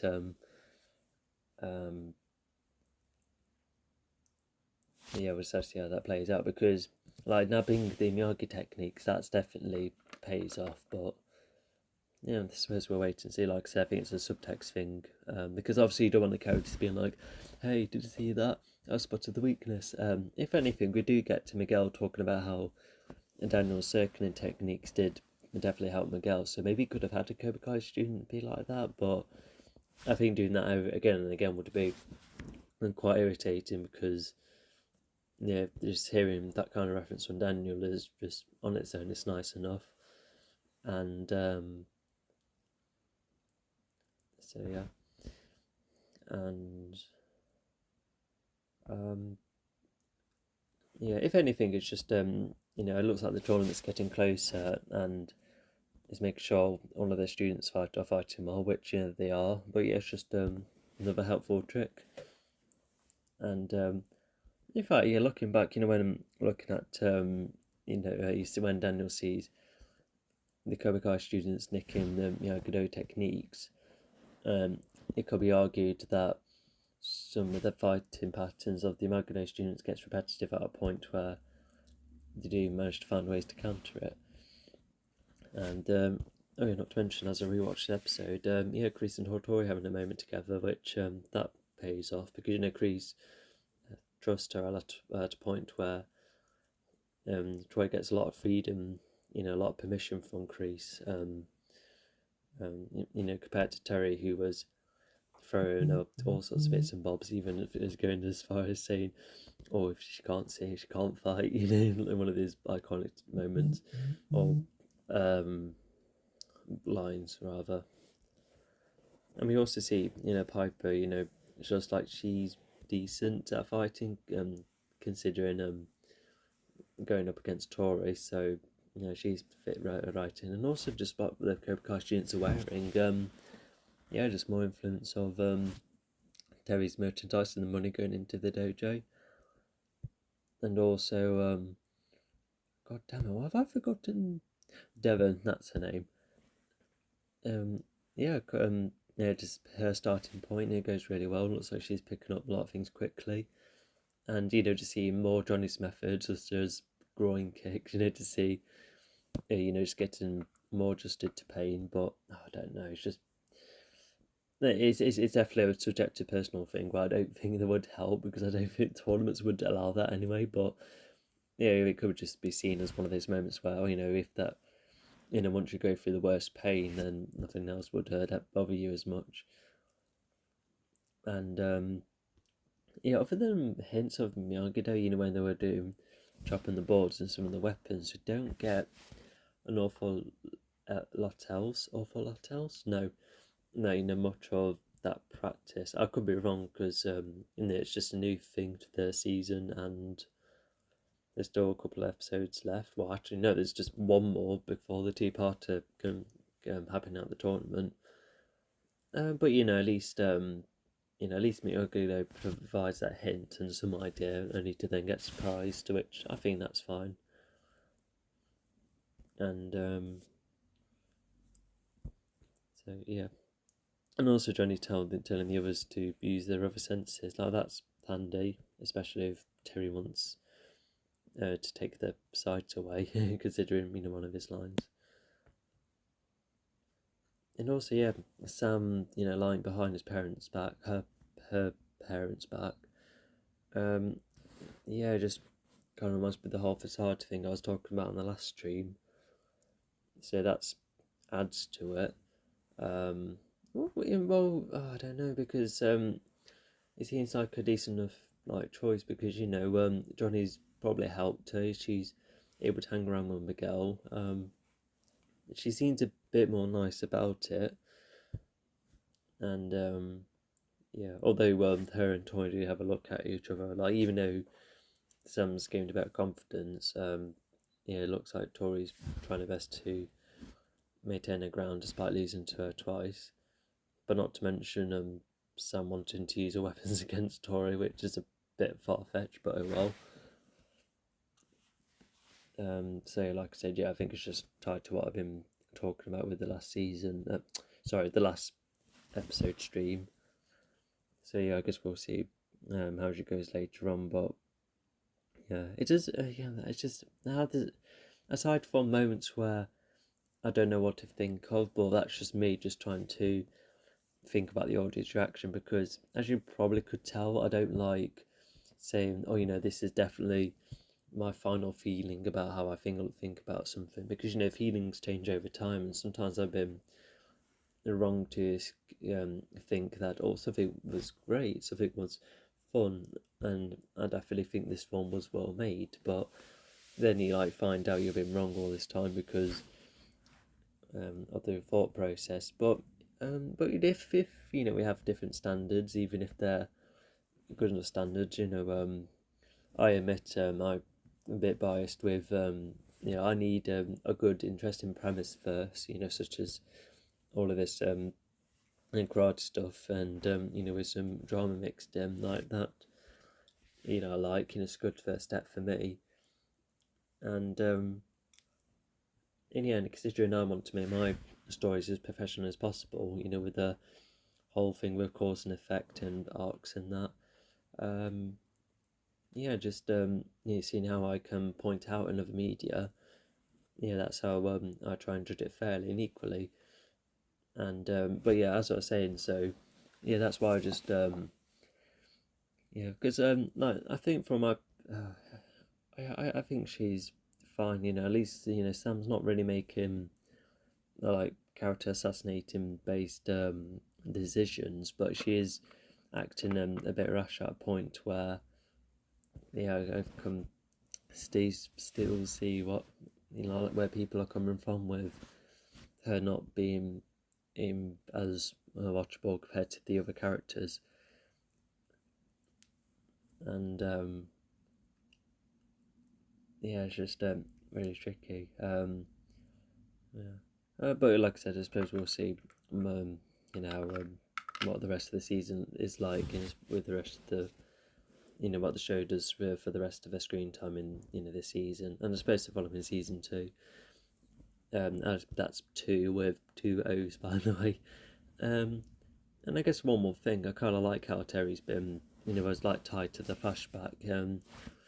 It's just because sometimes flashbacks with those younger actors, they kind of play on their own, and which makes them a bit distant, especially as it's 2 different actors. But in this case, them two talking about the flashbacks, talking about what the experiences were like whilst they were there, and whilst the flashbacks are playing. Just seeing more about how they view it, and that it just helps connect the past and the present a bit more, which is cool. And just seeing just from Crease's perspective, he talks about how he wasn't scared, but he remembers Terry being full of fear, and Terry definitely remembers him being full of fear as well. So yeah. And I think this episode could have been called Minefields, because there's loads of just surprises along the way, finding out Daniel's son was the bully all this time, and finding out that Johnny's been dating Carmen, and increased trying to spook Terry as well. So I think that's why the episode was called that.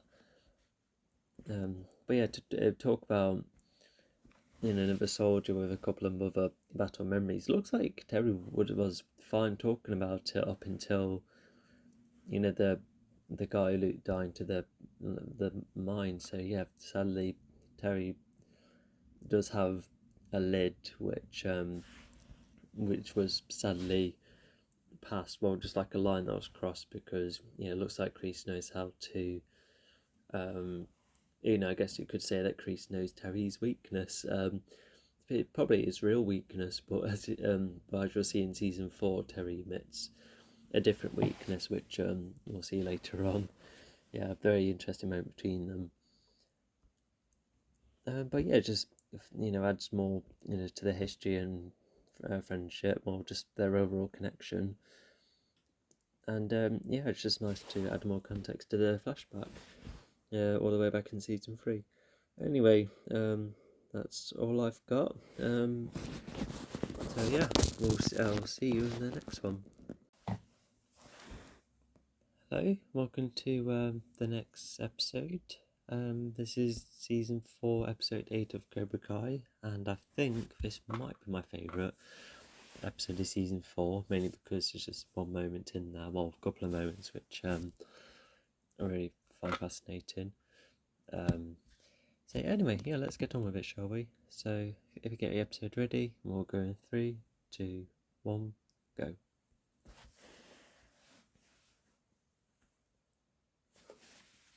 Yeah, so this is pretty much the last episode in like the real world before the tournaments in the following 2 episodes. But even then, the final ever episode does have some, and it takes place in other places. Alright, so we don't really know who this is, but we can make some guesses. Because, it's this far into the season, and yeah, some people will be like, oh, we haven't seen him in ages. And yeah, there we go. So as you'll later find out, his order is finally done. So yeah, at least he's free. Although I guess we'll see what he does with that extra freedom.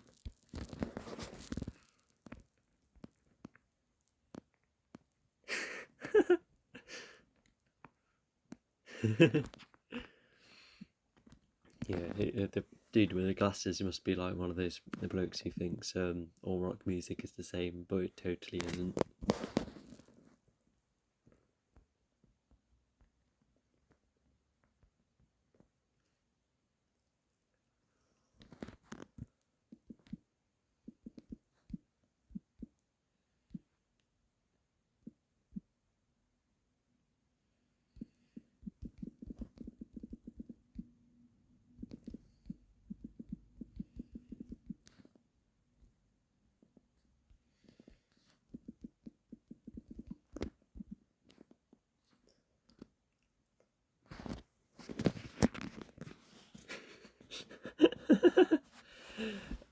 But yeah, I was just trying to see if there was anything else, but oh, he mentions the dojo.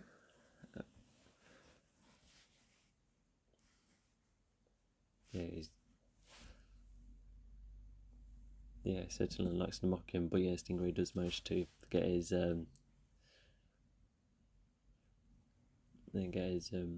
his minor revenge, I suppose. Oh, he knows a bit too much.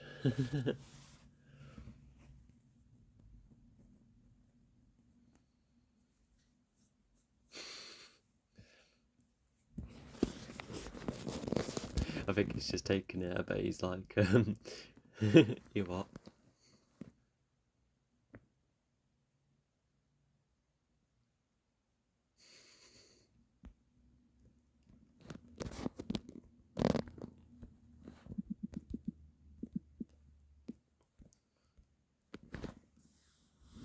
In the way that was cut, I feel like he's trying to get over what happened last time.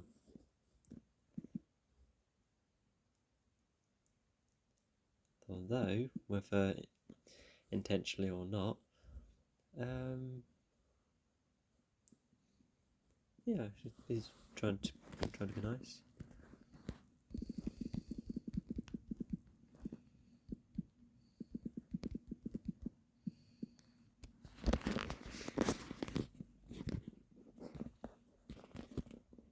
So they seem to be getting on a bit better, which is good.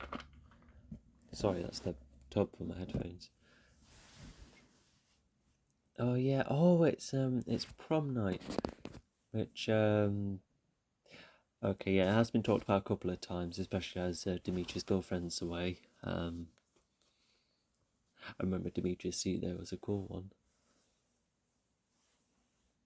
Oh yeah, and Robbie was like stuck for ideas, and Terry's like, no worries, I'll give you a car, and he probably provides the clothing too. Yeah, Grease is definitely a couple of steps ahead, showing more of his leadership compared to Terry. Just seems to be a bit more behind, which just behind him, which just adding to Terry trying to watch his steps. Okay, so just doing some basic yoga, I suppose.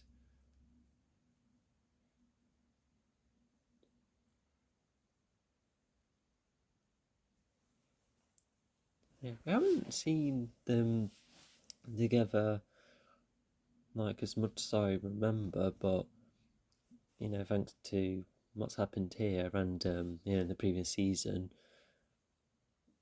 yeah, they do become a couple, and um,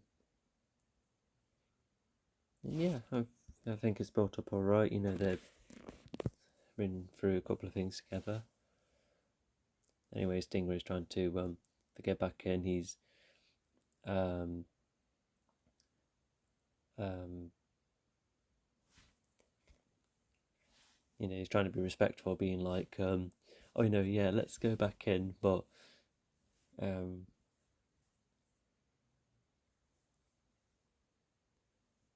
and he's probably was referring back to the activity in season 2, which Grease was impressed with his skills, but because aside from the tournament, Stingray, didn't end up getting the order, which probably didn't look too good for the dojo.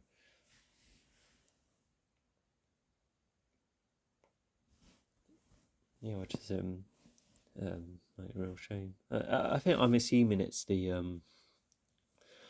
order, because Stingray was on that night when Johnny was kicked out Cobra Kai at the end of season 2, but I think we can assume that afterwards that's where he had to go away, and I bet Chris was like, oh yeah, this might not good for the dojo. I think that's my guess anyway.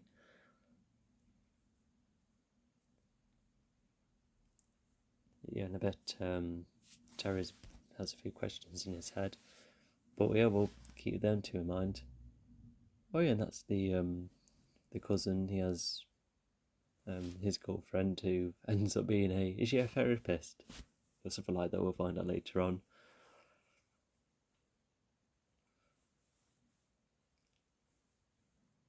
Oh yeah, they found out about that last time, which oh yeah, he's grounded. Yeah, Anthony is.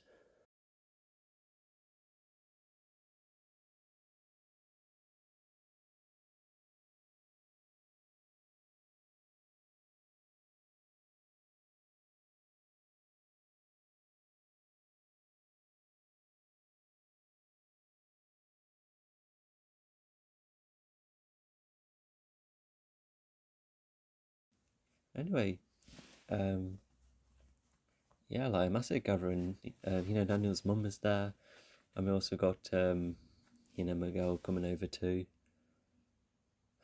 Miguel's bow tie matches Sam's dress. That's nice. And what's in her hand? That's I keep seeing those. They're like, oh yeah, like, and like packed it as a present, but then you wear it. No Karate Kid, no rivalries. I don't think so. Because in season 5, Sam does have like interesting moments where she's trying to live a karate-free life, but she's just really unable to turn her back on it. Which, I guess it just can show what martial arts can do to your life. If everyone has been involved with it, then you struggle to get away with it. Also, I like them two catching up. The cousin saying, "Yeah, I think did the cousin say that he's no longer friends with those guys?" So yeah, Johnny's just trying to be on the well, yeah, the cousin, and just trying to get on, because if Johnny's going to be a tad more part of the family, especially when we go on Sam being together, then yeah, it's better to get on, which I suppose is part of the theme. Oh, okay, so the son's around, but yeah, I think he's gonna get Joe back in his room. He's also banned of most of his technology, but I suppose we'll see what happens about that.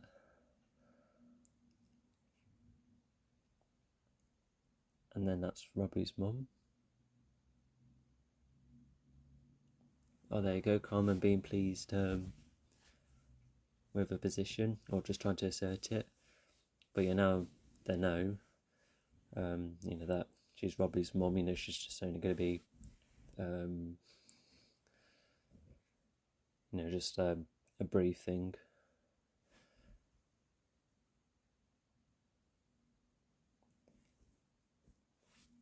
Yeah, because despite Johnny has nothing against Terry and vice versa, but now, now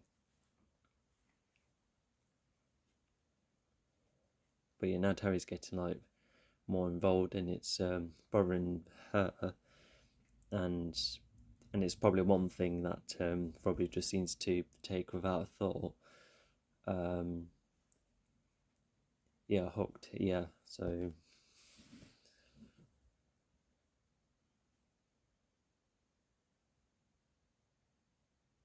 Oh, yeah, he's going to ignore Daniel's warnings. Because, like, other than, like, Terry's definitely another top fighter. He managed to, fight against Miyagi for quite some time. Granted, he didn't manage to land a hit, but being able to last, he's definitely, he's like because there's Chosen's uncle, Miyagi, and then is Silver the next best one? Or, it could be Kim. I remember her, she was quite a decent fighter. Or Chosen could be part of that. Even Daniel could be part of that, like, top 5 as well. Also, I really like Dimitri's shirt. I want that. Oh, she did make it. Oh, okay. Okay, that's good.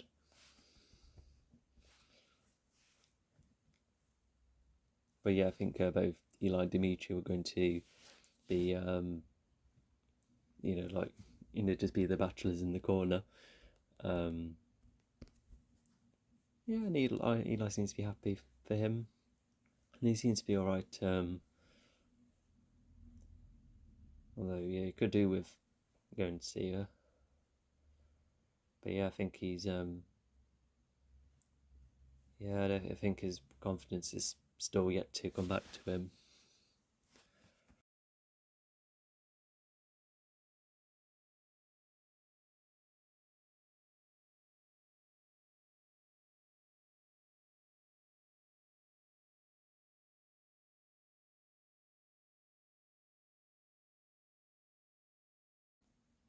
Anyway, Miguel and Sam were getting on, but then they come in and they're pretty much in the party.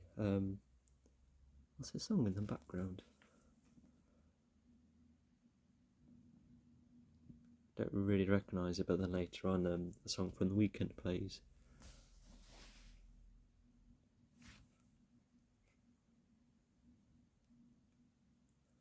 Already calling her a cousin.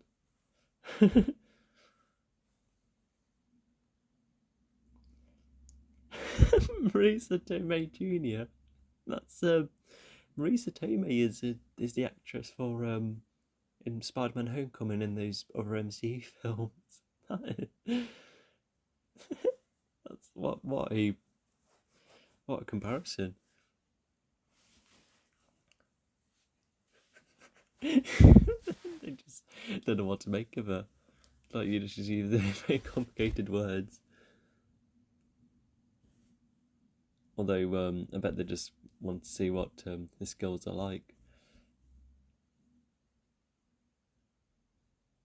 Oh, actually, no, they don't. She doesn't talk to them to yet. I think they're going to see the sun first. Okay.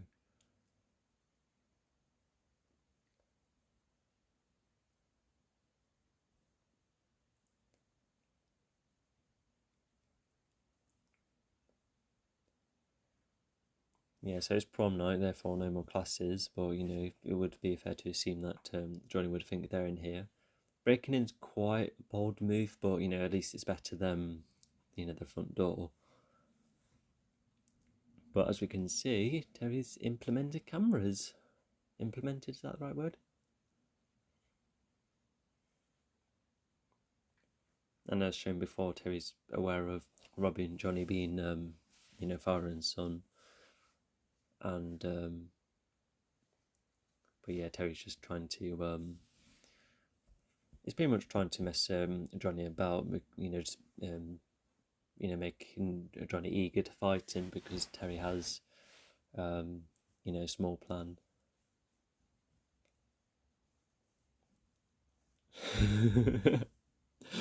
I'm already quite excited. Oh yeah, so we do find out what that place is, but from the look of Johnny, I bet he's like, wait, why do I feel like I know that place? And then later on, it's like, wait, hang on, this is like the super old dojo. Anyway, Terry's on to a new plan. But yeah, like a really good first scene together. Because they only hardly met, when the two senseis faced each other, but yeah. Okay, yeah, so now it's becoming a weird contest. I remember some people, having mixed feelings of this episode because not only were they not too keen on the fight later on, thinking it wasn't as good as other fights, but they found it a bit tedious. Miguel and Sam accusing each other of getting distracted with because both of them have been with Robbie and Tori before. We got some cool moves. Did the karate help? Or did they? I don't know. They must have practiced. Like there's some proper skill there. But like I said, it could have been the karate. But even then, both of them they aren't getting distracted because of mixed feelings. They're just like, oh my god, I can't believe they're there. But they kind of get the wrong reaction, and it's I guess it just reminds some people of season 2 where, because a lot of people describe season 2 as a like a teen drama because of how much in the forefront the kids got. So to get like that similar vibes again, I can see how it would have bothered some people, but once again, it's just I can just see both sides. I can see what they're going for, but yeah, even I probably would have some suggestions because I think they just want them two to fight again, which probably would act as some tension when the tournament comes about. Not to mention, just like progressing, whatever. Just like progressing them all together. Anyway, so they're just planning to go with this. She barely said a word, and she's noting it. Oh, okay. Amanda wasn't keen, but she's kind of been tricked. Space for lease. What does that mean? Oh, okay. Is it almost like a free to purchase? Is that what that means?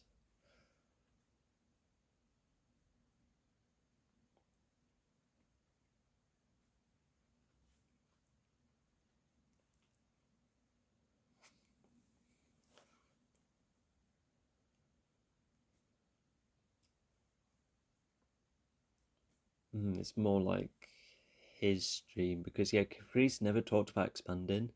He seems to be fairly in the idea, despite he seems to be into it. Oh yeah, Terry has something else, and Chris just checked to wonder what that's about. So yeah, the place used to be a candle shop apparently. Okay, but yeah, Terry's going to get that back, and I think we do see what it ends up looking like because I forgot that they got that old studio back. No, sorry, old dojo back.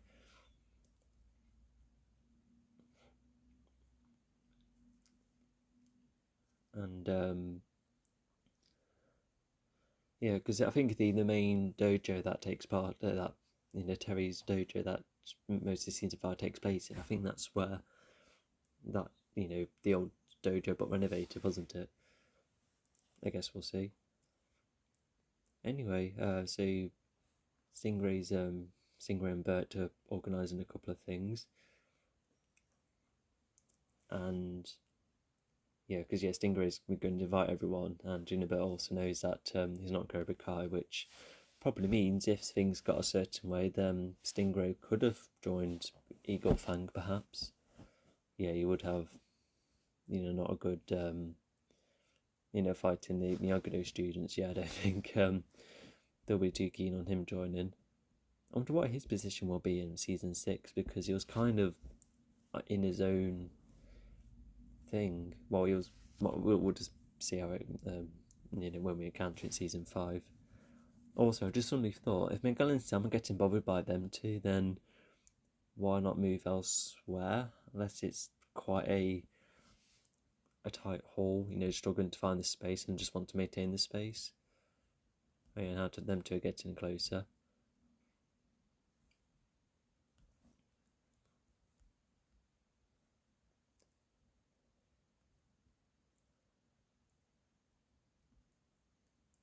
Yeah, now Sam's doing it as well.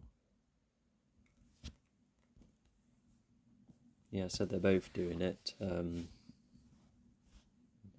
just, like I said, it's just mixed emotions.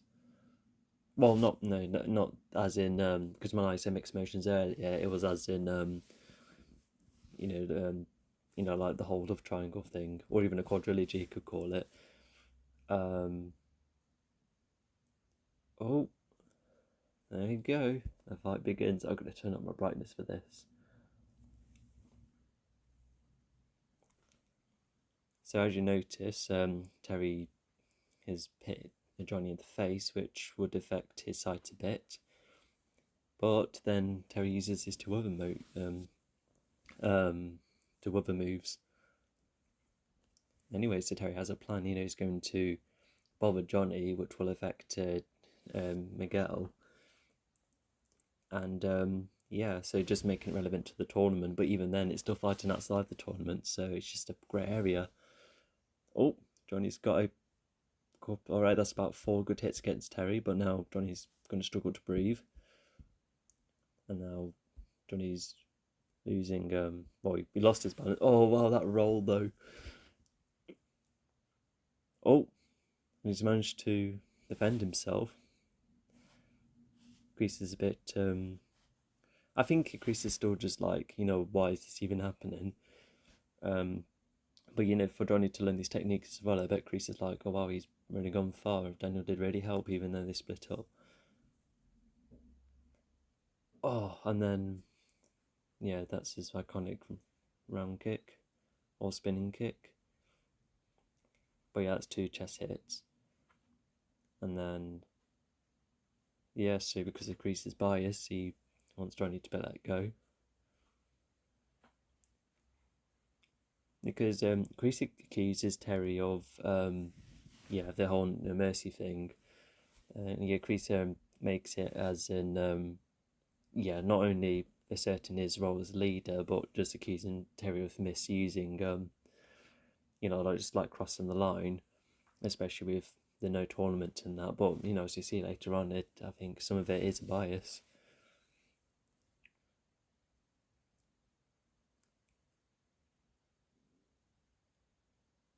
Yeah, I don't think Kreese knows what to do with himself. But Johnny's going to struggle to breathe, and he's got a few hits. Just going into the wood like that as well, that would like really bruise your back. But God knows what Terry would have done next. I bet he would have broken Johnny's arm or something.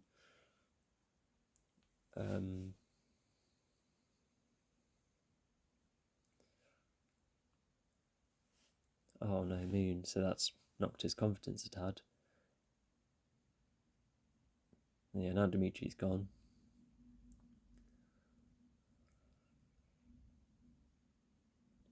Okay, so they seem to be fine with one another. Oh, okay. Yeah, it's the first time they've seen each other. Well, they saw each other briefly earlier, but But yeah, just have the music off. It's oh yeah, because yeah, this is his house, and I think he's been playing loud music, but this is the first party, unless actually I think it might have been the first party.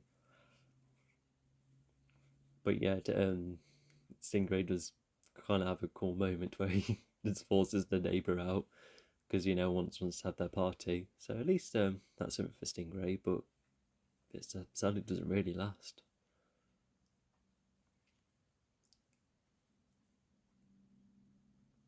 Yeah, I think everyone doesn't know what to make of him. Because yeah, even Piper right then. Oh, actually no, they've shared the party before, so I think they just must be like, oh gosh, he hasn't really changed since last time. Because yeah, just trying to like call around much younger people.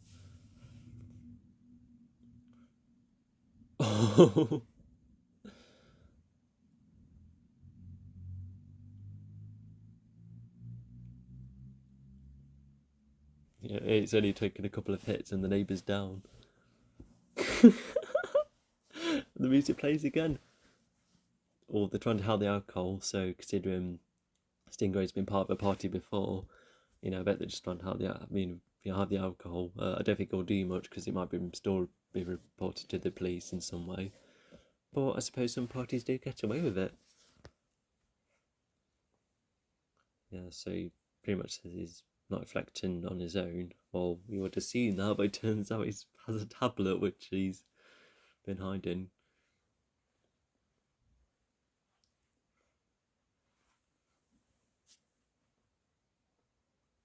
Yeah, that's reasonable.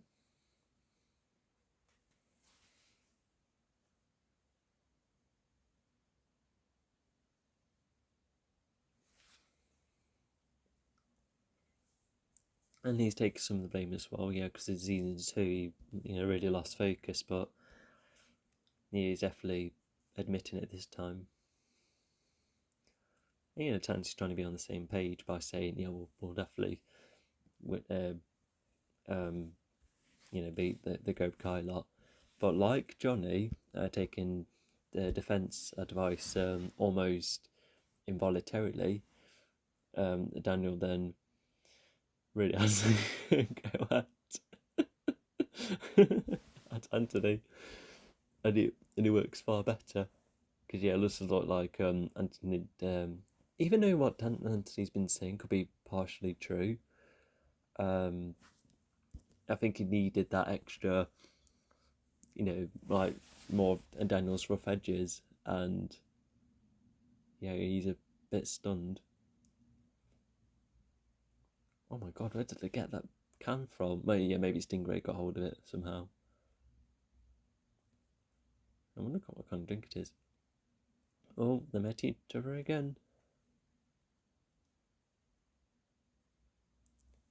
I was in the middle of saying something before Johnny and Terry were fighting each other. I was trying to think what I was trying to finish off. I suppose we'll go back to it. And I guess I'm immediately bothered. And I think that's just where she's thinking of Johnny's advice. Now she's struck first. Oh, I saw an axe kick earlier. Oh, okay, just throwing her about like that.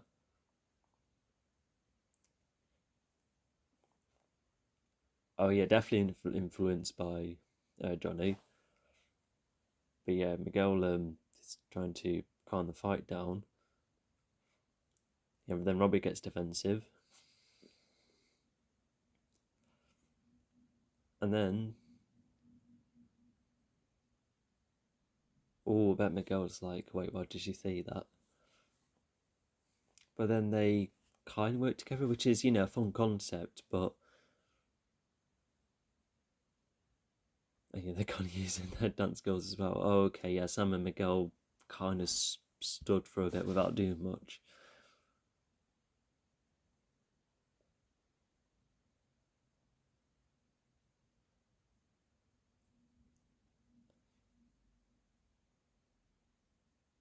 Which is not true, but it's just trying to. Oh yeah, Robbie winning then because we almost rooting for Miguel to win, because of of being Robbie following the wrong senseis, but even then because Robbie deep down is good, so um um she seems to be fine with him dropping her into the water, but I suppose he defeats the fight.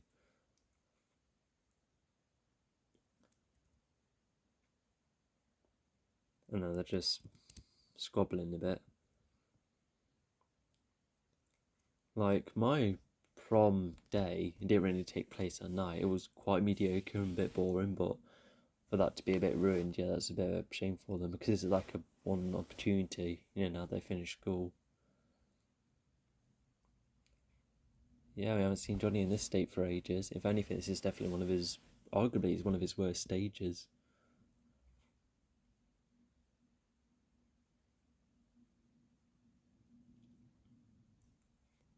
Yeah, he was talking about Terry.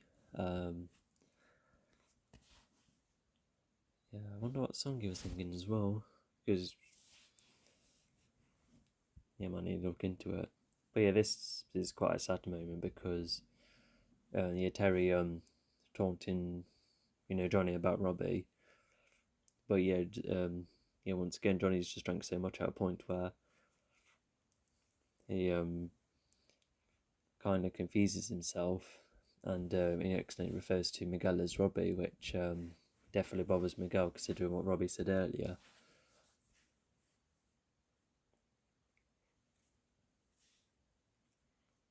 But yeah, at first, yeah, they look like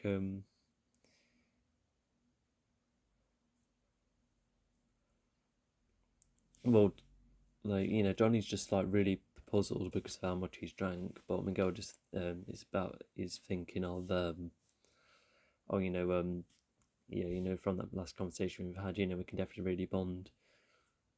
Um, but then it just sadly collapses. Gosh.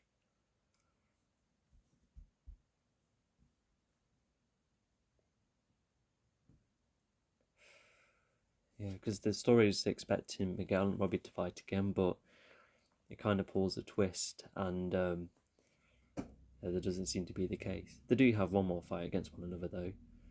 Also, yeah, the card calls Quicksilver, which is the same name as that move, which we do see, but not until season 5. Or even then, it's not the move; it's um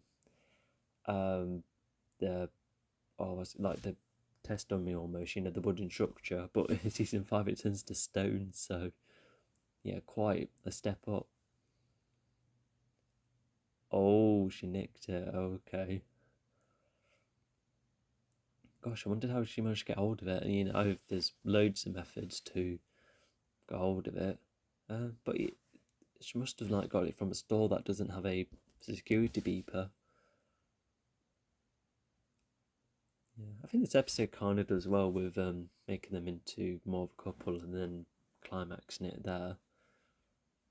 Because yeah, like if they've spent as much time together, yeah, they probably have spent each other the most. If anything, Robbie, has probably seen Tori more so than the likes of Kenny, and they don't really get on with Kyler all of the time. So yeah, because even if Cobra Kai is like this one big community, I bet there's some like their own friend groups.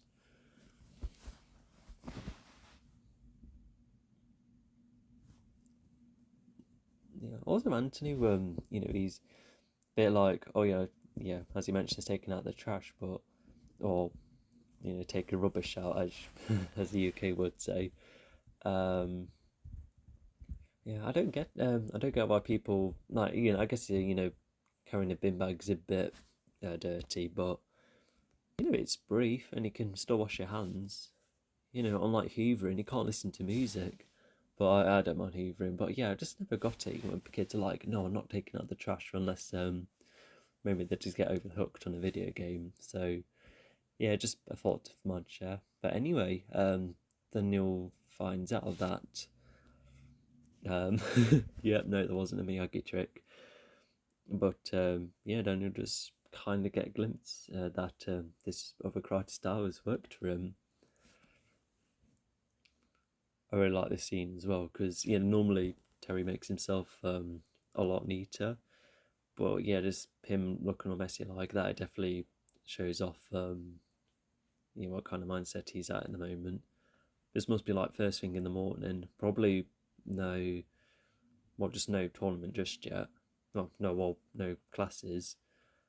But yeah, Stingray's kind of come in. Yeah, and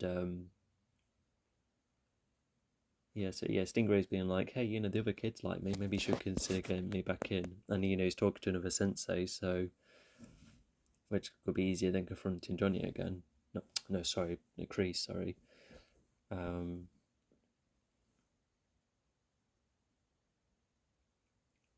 But yeah, at this point, you just don't know what's gonna happen.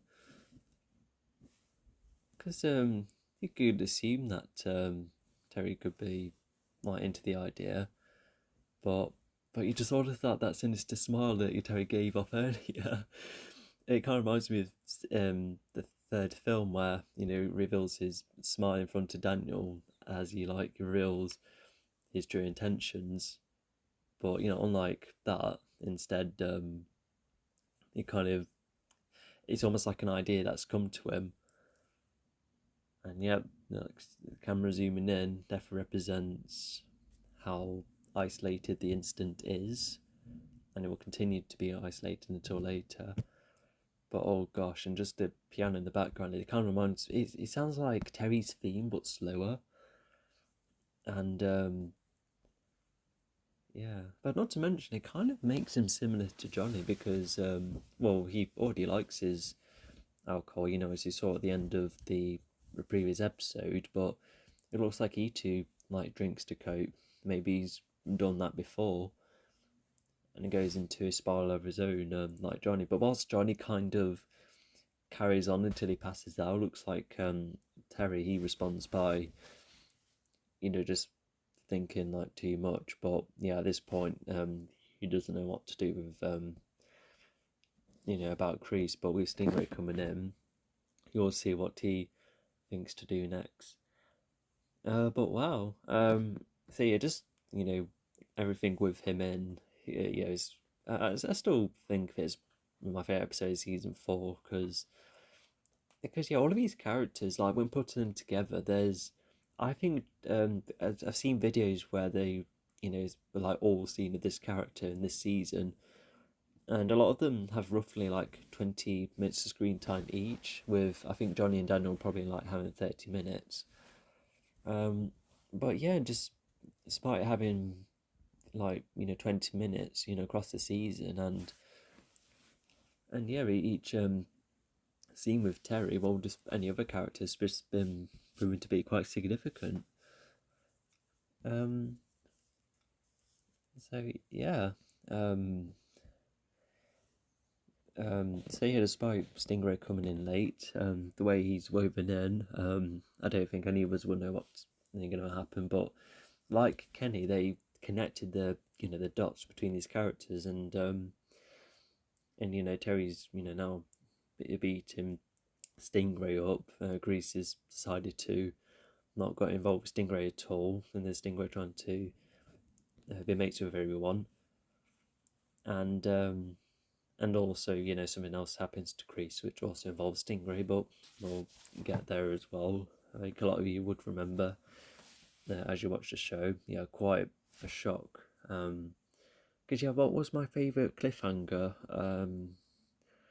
It was either this season or the second season. Don't quite remember. But yeah, like I said, just putting bringing Stingray back. It's it's just smartly done. And when watching him in season 5, he does have more of a purpose, which I like. He just once again recycling characters. It's I'm just really glad they're able to do that. I just don't remember any other media I've seen where they like bring characters back and they bring with a bit more of a purpose. I can't think of anything else that does that. Well, if anything, in my stories, there's characters that come and go, but I'm not comparing it to my media. Like I spend a long time with my stories, my own pentology, which you can see on my YouTube channel. yeah, I spent a lot of time on that, and I still got good feedback, so I must have done something right. So yeah, let's talk about Terry and Crease. So it looks like they were much better positions, with Crease being more the leader. Um, but yeah, it just looks like Terry wants to please Crease more by having other ideas to make sure they win. But unfortunately, they're just it's just not the kind of ideas Crease wanted, because yeah, because even with Terry plotting, Terry having the idea to expand Cobra Kai all across. Yeah, Chris seems to be into the idea, because I remember, if you remember in the third film, and Terry was talking about, once we win and we show ourselves off well, um, show ourselves off well. No, that doesn't make sense. Showcase, the dojo well, then then it can be spread across places. And but yeah, it looks like Terry's wanting to get that idea back on track, which is cool. And even because in the third film, Kreese never shows his viewpoint on it. It's just because despite losing to Miyagi, they're trying to talk both Miyagi and Daniel, saying, oh, totally going to lose the tournament, and Cobra Kai is going to spread all across the valley, etc. And Kreese is smiling with Terry, just trying to get a sense of pride despite that loss. But it's nice for Greece to share that perspective, because in the third film you would think, oh, creatures must be on the same page as Terry, and well, they are in that regard, but just not with everything. But yeah, I bet Terry must have also identified, because if you remember, he waited in front of the camera and then called Johnny as he came in, into the camera frame. So Terry must have thought that Robbie would have been, no, Johnny would have been annoyed with Robbie getting all of that help from Terry, being all defensive, and yeah, just like, wow, what a first step to our plan. Yeah, it's the first time we've seen Robbie's mother in ages, but she too has been like getting, given money, so um, yeah, it's and that probably continues happening. Even although, however, Terry never helped provide for Tori, which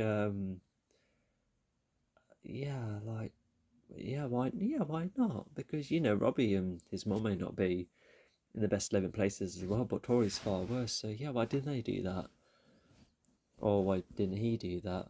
Oh, because Terry has loads. He's almost like one of the richest characters in fiction. Because in season 5, as well as he makes new dojos, he owns new dojos, he hires all sorts. Even the dojo has all sorts like drink machines and food supplies, and yeah, he has money to spare. So why didn't they? Maybe Cities Five might have an answer in there somewhere, but gosh, what a missed opportunity. Because imagine if Tori was like given all of the getting help from Terry in that way, and it like adds to the dilemma for because she becomes unsure of how Terry runs things, which is why she comes back to Crease. Yeah, I wonder what you lot think of that. Because gosh, oh yeah, I can't really think of an answer, but why not? Maybe Tori just insisted not to want help, which we've seen that be the case, but she accepted help from Amanda and maybe got on board with some of Amanda's ideas. But oh, I know, did the mum die in season 5? Because Sam and Tori had the apartment to themselves, unless the mum was moved to a more professional place of help, which Terry could have funded, which we could assume. Once again, we'll find out, but at least we've gone through our own little brainstorm. But yeah, like I said, just the stuff with Terry and Crease, it's definitely like the straw that breaks the camel's back. Terry just, Crease having double standards, and Terry, being disappointed with because even if Terry has his own plan, he seems to plan quite quickly as it goes along, especially when Stingray comes in the frame, the following day. But yeah, I think there is a sense of disappointment in there. I think he's thinking, oh, we're definitely not going to get on.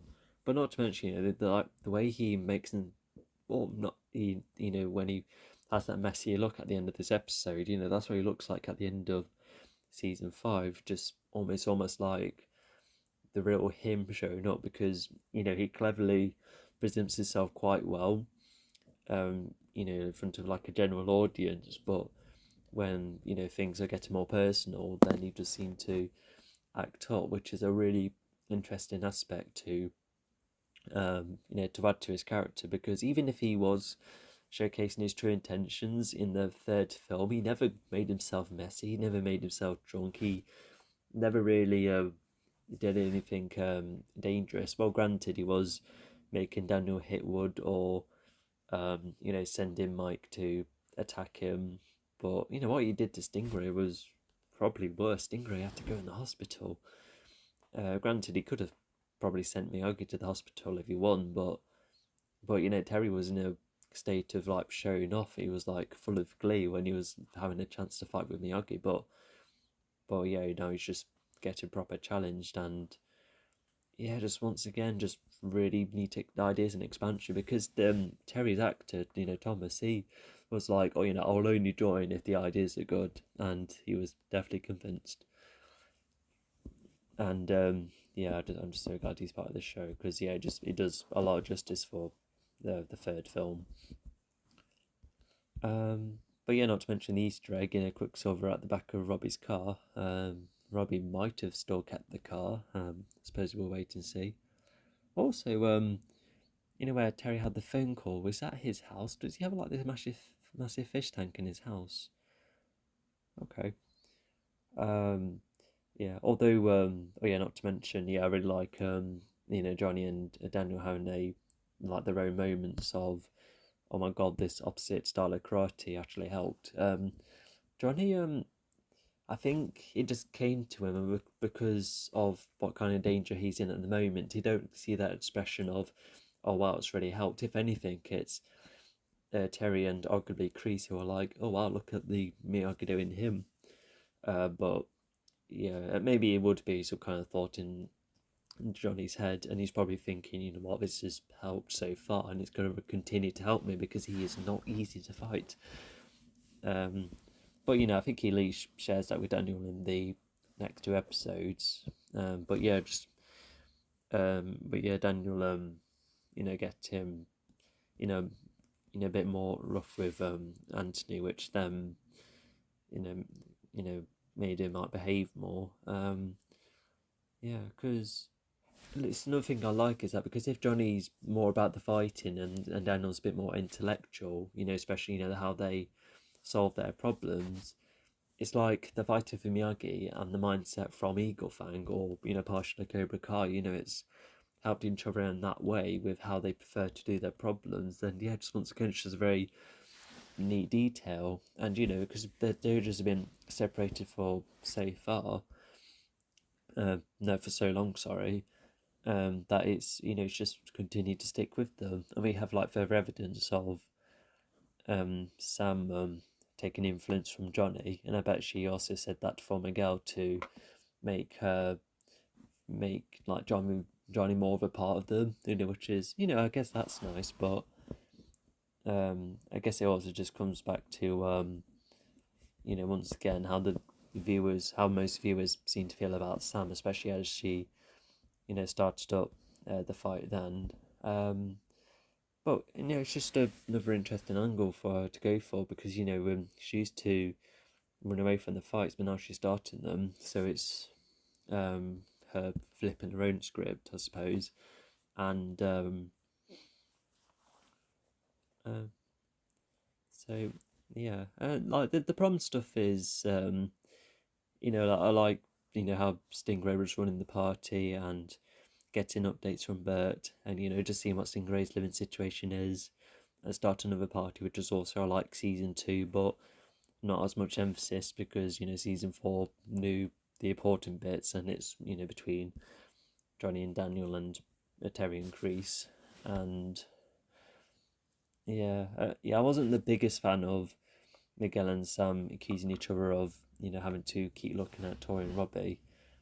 Now I get what they're going for, because Robbie and Tori are just kind of trying to bother them, which would bother them later in the tournament. So maybe it's just trying to go for their weaknesses, as evident by how Robbie and Tori are like, what, I'm not bothered by them being around. But if anything, Robbie and Tori just seem to find a lot within one another at a point where they're just in their own moment, and Cobra Kai just probably helped them make a bit more, a bit tougher, hence why they're not as bothered. And then, Robbie then gives Miguel a stinging comment, which then really hurts Miguel, later on with what Johnny says. But not to mention, we haven't seen Robbie Johnny in that condition for ages, and I don't know when the tournament happens. It's probably a day or two later, so at least Johnny's back up on his feet again.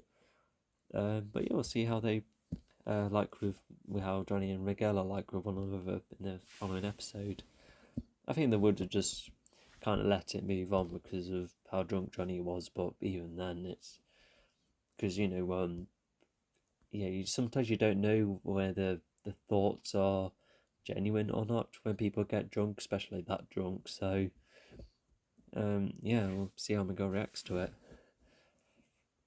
And there's parts of the fight in the prom which I like. I like how they work together, and how Robin and Tori use their dance skills against them. But I think there was a couple of odd moments, especially when Miguel and Sam kind of stood for too long. I would probably have to rewatch it again, but once again, I can see what they're going for, but I can also see why viewers aren't as keen on this fight.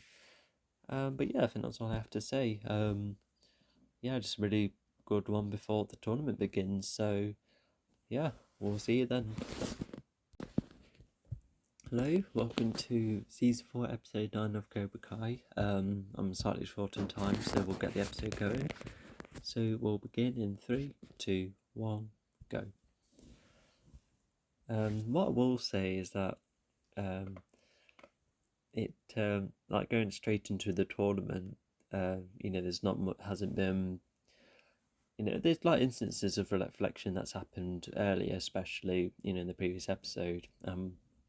We do get a lot of it later on, especially with what happens to Stingray. Although even then you can say the same. Although in season 1, at least, they were like looking back on all sorts. What happened just recently, and then it goes to the tournament afterwards. But they just decided to go straight into it. Just make the episode a bit more different. Not to mention making the tournament a two-parter, which is also quite unique. And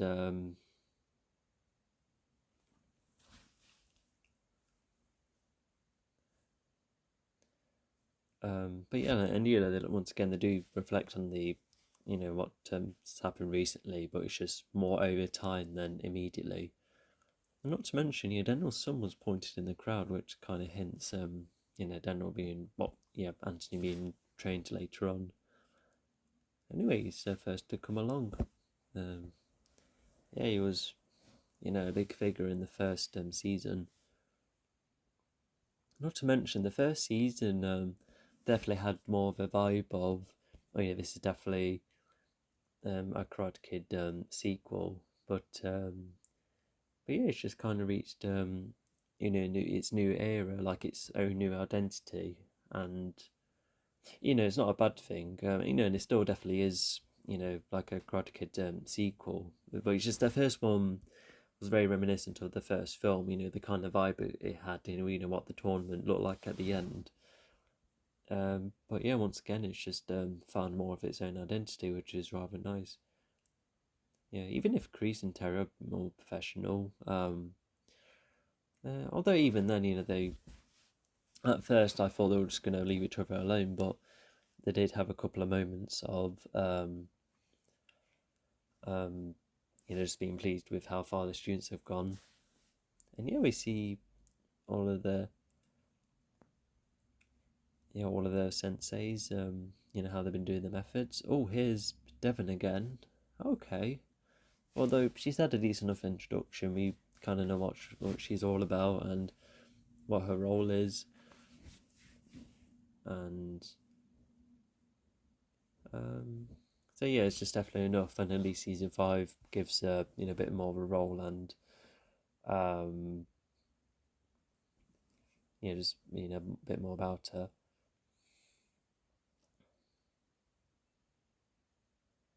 Yeah, that brief look against one another. Because initially, what would have been the case was, even if they did have to fight one another, it would have been a lot more, just definitely, like all on the same page, against Cobra Kai, but it's just almost as if they're all against one another, which is a bit of a shame and it adds to their downfall. Because what's also interesting is that whilst Daniel seemed to have a bit more success, in the last episode, but with Johnny, if he did, learn more from Daniel, then he might have had a better chance against Silver. That's definitely something that a lot of videos I've watched have pointed out. And even if Johnny and Daniel aren't on the same page, they're still keeping the focus on going against um,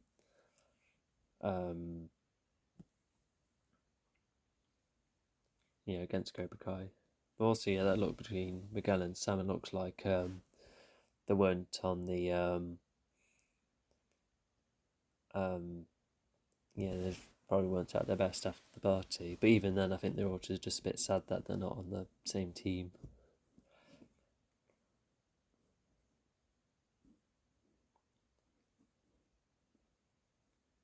Yeah, not gonna lie.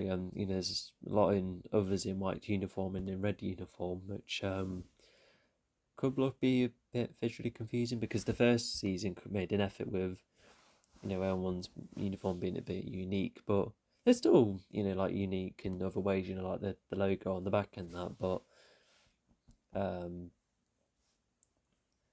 but yeah, and it still makes it clear. I just would have preferred a more variety of colours. Anyway, it looks like they reflected on the prom and they kind of had a chance to talk about it, but the girl's still bothered about what happened. Oh yeah, just look at the size of them. Yeah, it's almost like Daniel and Johnny's team combined, if not more so.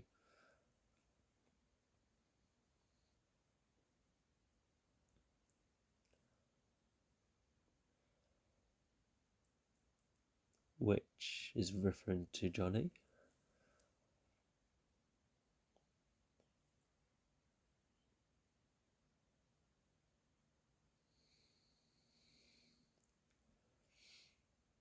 Sorry, to take a bit of a deep breath then.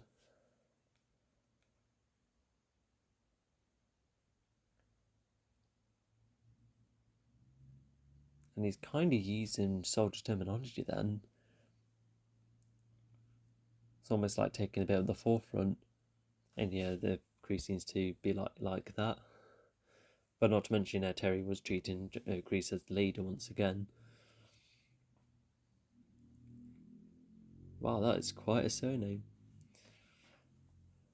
Yeah, so before the fighting, while fighting each other, it's demonstration time. Yeah, with a variety of skills.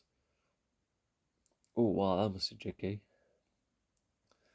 That must have made it one long tournament, although it actually, a lot of them are in groups, so actually I think it'll probably be like an hour to 30 minutes.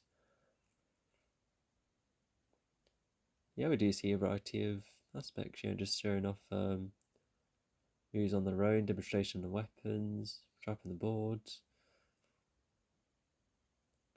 Yeah, and it's all, despite other dojos being involved, it's only showing the 3 dojos, which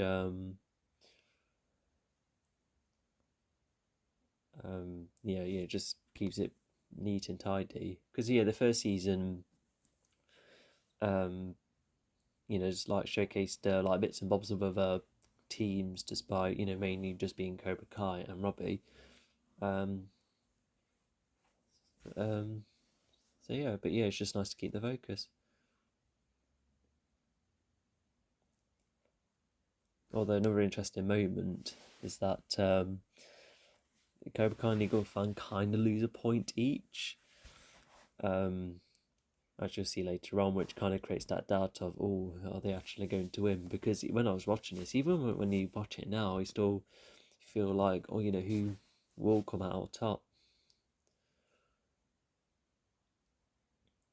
Oh, well, they're looking at each other. I bet Johnny was just proper bothered about what's been happening. And now he's giving looks to him as well, trying to talk to him.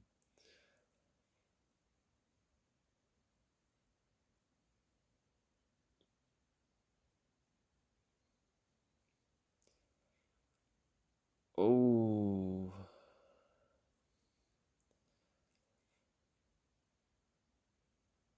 oh no. Yeah, once again, if they stuck together, then they probably would have succeeded in in these tasks, because Cobra Kai owns a lot.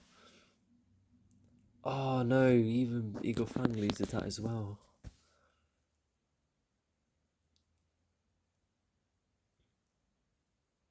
There you go, everyone's finishing off. Yeah, not to mention when Johnny and Terry were looking at each other, it was also probably a moment of, hey, look, what we're doing with your Robbie. Not to mention Eagle Fang are proper losing, which is a real shame. Cobra Kai's on top. It could be seen as unfair because of them having bigger numbers, but I suppose the policy just seems to allow a variety of numbers as long as it checks other marks. But look at Robbie on his own in season 1; he owned a lot. Oh, there we go. We've got thanks to her intelligence, she's able to work out how they could still win.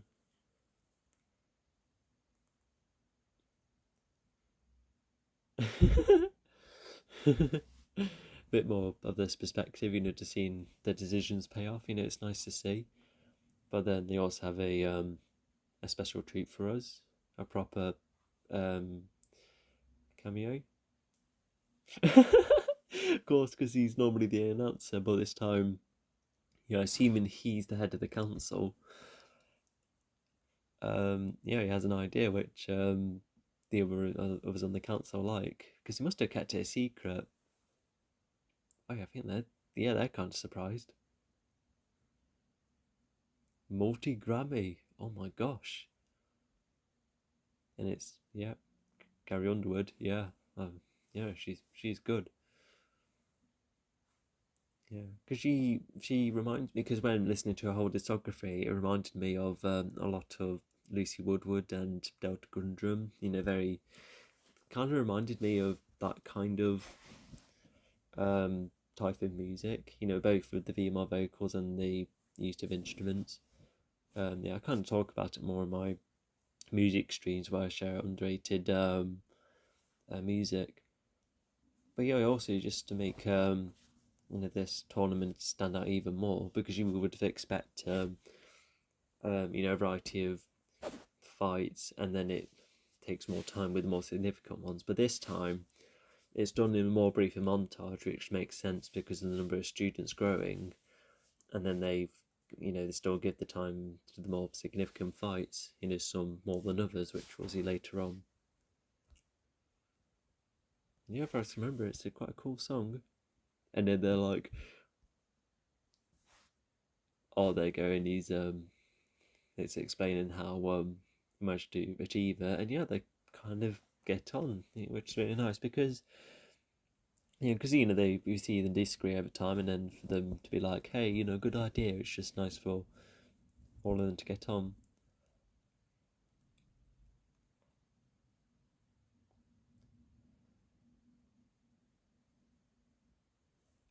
Oh yeah, that also reminds me. Um, we'll see what happens later on. Just saw one of the referees on the mat. Just keep that in mind. Once again, Miguel's fighting another dude in red, which it's too similar in red. And again,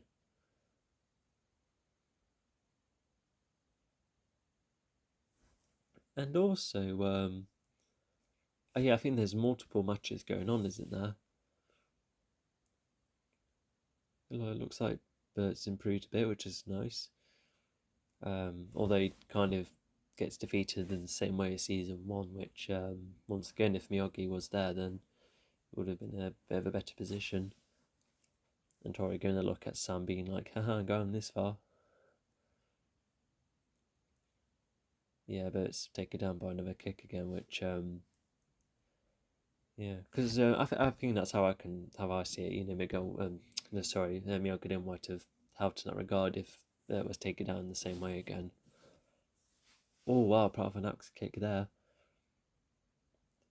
And Eli's doing well as well. There you go, spinning kick from Miguel. Yep, his legs and back are fine. Oh wow, yeah, we see how well she's doing. Oh yeah, good hand gesture as well. Yeah, and it was because despite only seeing Devon once, her and Johnny seem to get on, which is nice. Yeah, that's quite a lot of opponents to see and win. See and win. Sorry, just just some cool action, and it mainly shows the primary characters getting a good amount of success over time.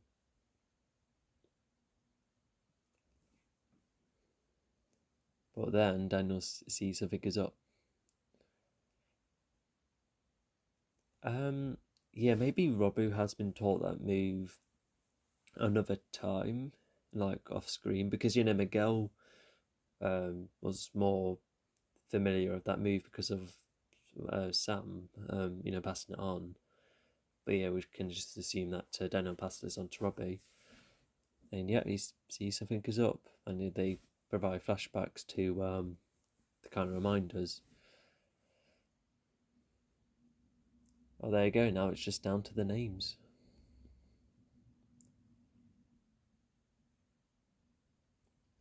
Yeah, but also I think like in the original film, actually, and I don't know about the original film, but they do have multiple mats, which enables multiple matches going on. But yeah, now they're on the big mat. There you go, and we're down to the primary students.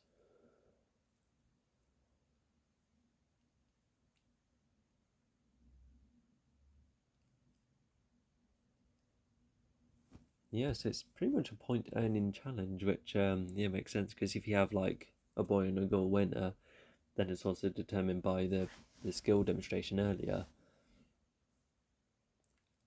Oh, Johnny's down to 2 students. Although there's a couple of dodos that's just down to 1 student. Oh, there you go. We see. Oh, that was good. But yeah, just them two showing some worry. We need to be pleased with Miguel.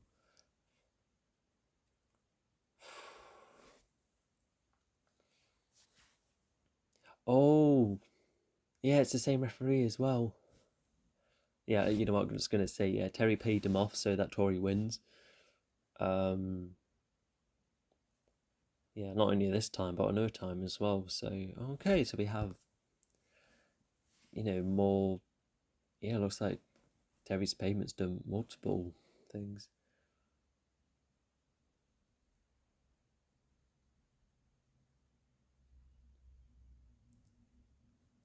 6 weeks, okay.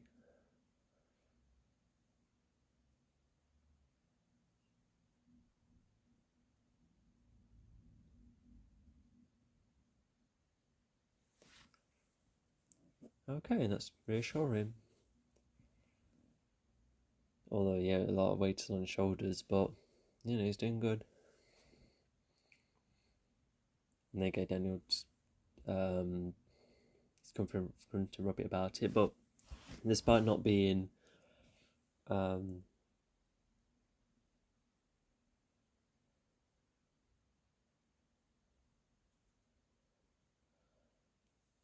yeah, even similar to Eli, even Robbie is almost like the embodiment of mixing the moves together, and even if Daniel is not agreeing with the lot, Robbie's kind of right, with the with the mixing of the methods. But yeah, what Daniel manages to squeeze in there kind of makes Robbie think of a couple of things. Yeah, because I just suddenly remember you thought of, might not say this earlier, but last time it was only um um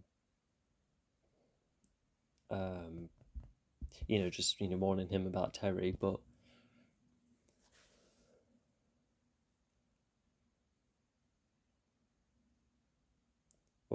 just trying to get him down. But at least Dimitri's done well. Seeing how he functions in the fight.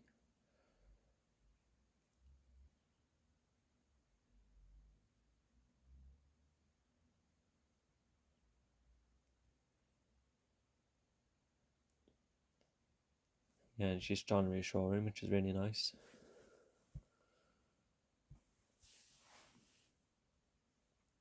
Yeah. For a second I thought it was a bit on the nose because we already see Eli kind of lose his confidence, but even then it's still a vaguely normal conversation, so I kind of get that pass. But he fights Kyler? Okay.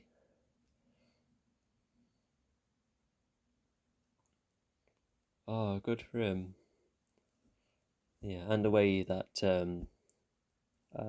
Moon this is Kyler kind of helps him more so.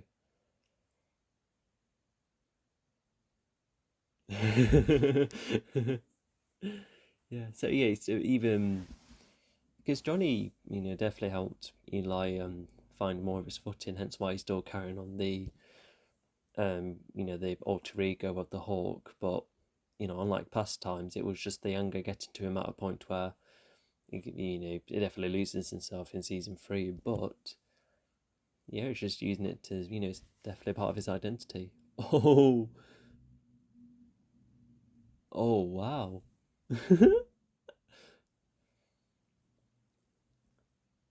Yeah, so he went against Kyler in that way. Yeah, it's extra satisfying considering the season 1.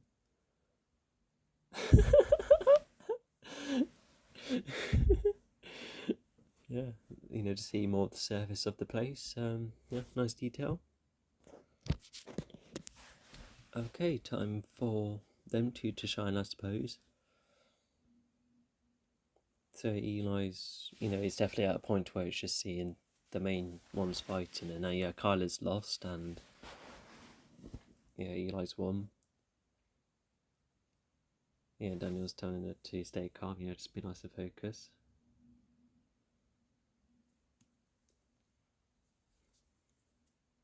Yeah, then she has another look at Daniel. Probably thinking, yeah, like maybe his tricks has probably helped me so far. But then she starts to think more about what Johnny's done for her. Even Johnny gives her like a small nod, which kind of surprises Daniel, even Piper as well. Yeah, she's definitely caught off guard. She's doing quite well despite her doing recently. Do we see her again in season 5? I don't remember. Oh yeah, both the Cobra Kai senseis are a bit bothered. Oh, that's an instant smack. Oh yeah, Daniel definitely sees something goes up. Oh wow, that is good.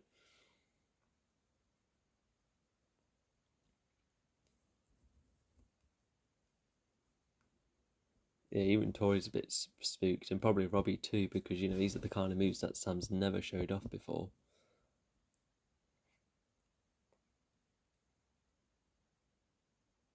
Yeah, considering how short the time is.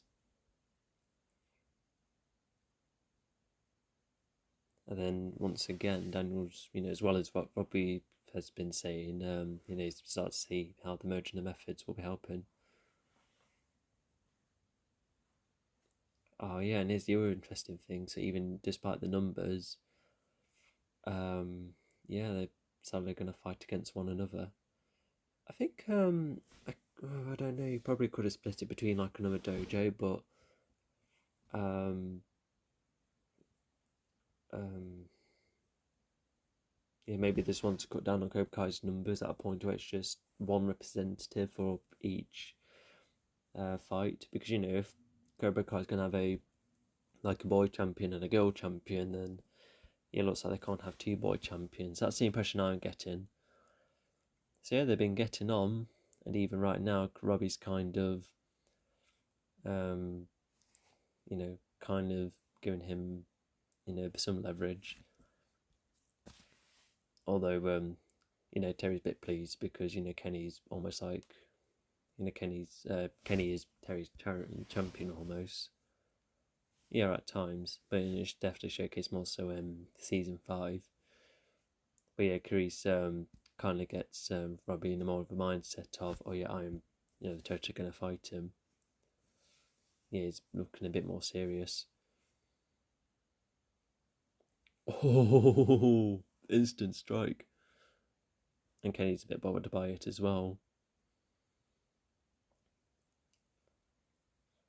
Yeah, he's a bit bothered, but just continue fighting. It's just like fighting. Well, I was just watching a tennis game, earlier this morning where, they're mates despite going against each other. But with this, it's different because you're hurting each other.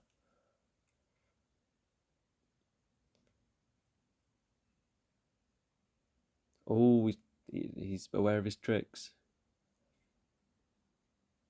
Yeah, Kenny is really frustrated now. And Kenny does rather well. Okay.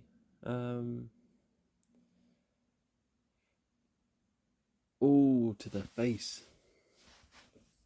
And she sees, how far gone Robbie's been. Yeah, Kreese managed to get to Robbie rather quickly. But then he kind of he snaps out of it. Because he also sees how badly influenced Kenny is. And he just sees what Kreese has done to him.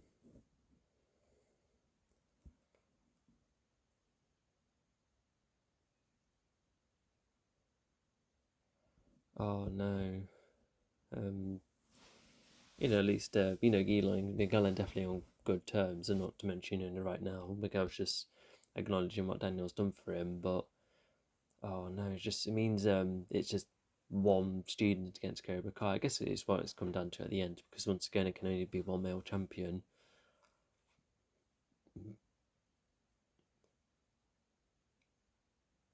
But she used her anger. Well, in Johnny's perspective, anyway. Yeah, there you go, they're getting protective of their own students. I think looking back, I can vaguely remember a couple of instances where Miguel used circling and that. I suppose we'll see more so of that.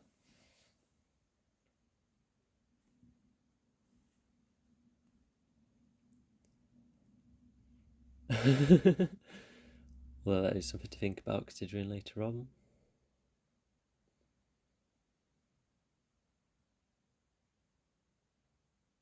I bet even Ronnie's a bit bothered about Eli being on Miyagi-Do as well.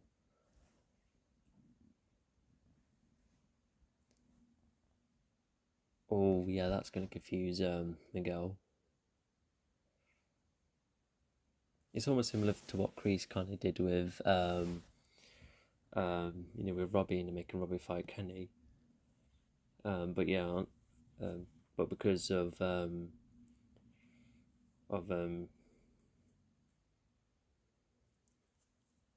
because Johnny's definitely not as assertive as Miguel, especially with the kind of connection they have. But there you go, sense of respect. That's nice.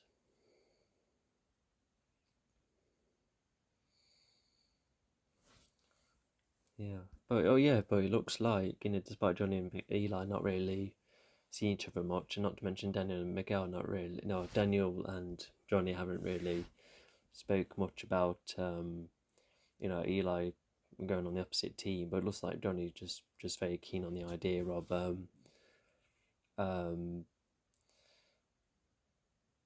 Definitely not keen on Daniel at a point. Well, not very keen on Daniel at a point where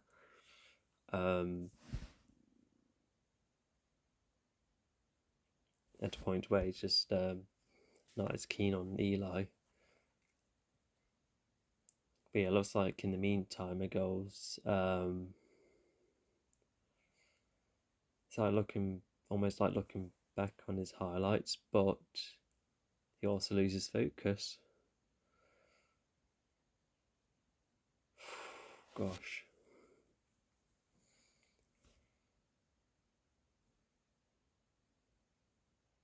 Yeah, because it looked like he was about to perform the tornado kick, which Sam Blaters performs. And also, the last word that Miguel shouts is both like a cry for help alongside a sense of frustration because, Johnny's kind of put Miguel in the wrong mindset. Because it looks like at the moment Miguel's like taking everything he's learned, of keeping going. But he's kind of mixed that with, with the confusing things that Johnny said to Miguel, about picking sides and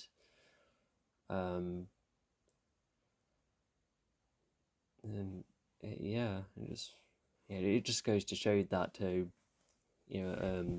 mangled mindset can falter a move that needs a lot of specific precision. It looks like Eli could have won another, lost to him again to that kick, but even he was a bit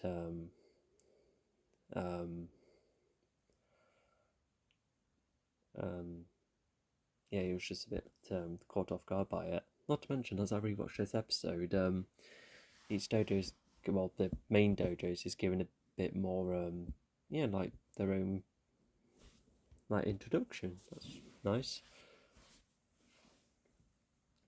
But yeah, what a good start. So the first two-part finale, and the only one so far, which, really cool. And yeah, the tournament looks totally different compared to season one.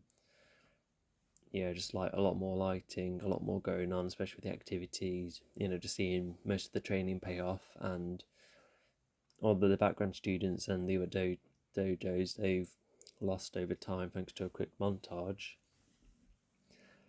And in between we see Daniel seeing his moves being taken, and Johnny and Daniel getting defensive of the primary students.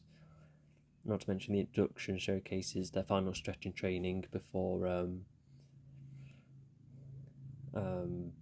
before the tournament, and also seeing how the point system works, seeing how far Devon has come. And Chris and Terry seem to be a bit more fine with each other despite what's happened recently. In the previous episode, it looks like they're fine, just focusing on training the students. Yeah, Devon says 6 weeks, so she joined in episode. And something else I've thought about is that I thought this was like a more action-heavy season, especially with the two-part finale, so that could still be true. But yeah, it's just like despite not always balancing the the number of characters and the storylines that we all have spot every now and again. But I think one thing they seem to succeed at is just being very selective with the action, because it's just making sure to have all of the substance first, and then it just makes the fights more meaningful, especially when they're chosen out at the right time. So yeah, it's just nice to see that continue. And all of the fighting so far, it looks like it's still well choreographed. I think it's just always been as good. There's only like a couple of fights, like the prom fight and the school fight, which had like a couple of problems I pointed out, but even then it's mostly consistent. Not to mention the season has introduced some new moves as well, such as Kenny's running and the way the opponents are getting thrown. It's yeah, some really cool stuff. And seeing how Miguel and Sam are taking advice from the opposite senseis as well, which and just having them confront about it, because it's the first time they're properly communicated. So them not being on good terms definitely adds to some it's just interesting seeds before going on further. And and there's just also like decent built teach tension at a point where Cobra Kai's been leading for a while. They had to knock off one of their fighters, and also see him Robbie be influenced at a point where he's driven into fighting Kenny despite how well they've been getting on. That's another important moment, especially for season 5. And we also see I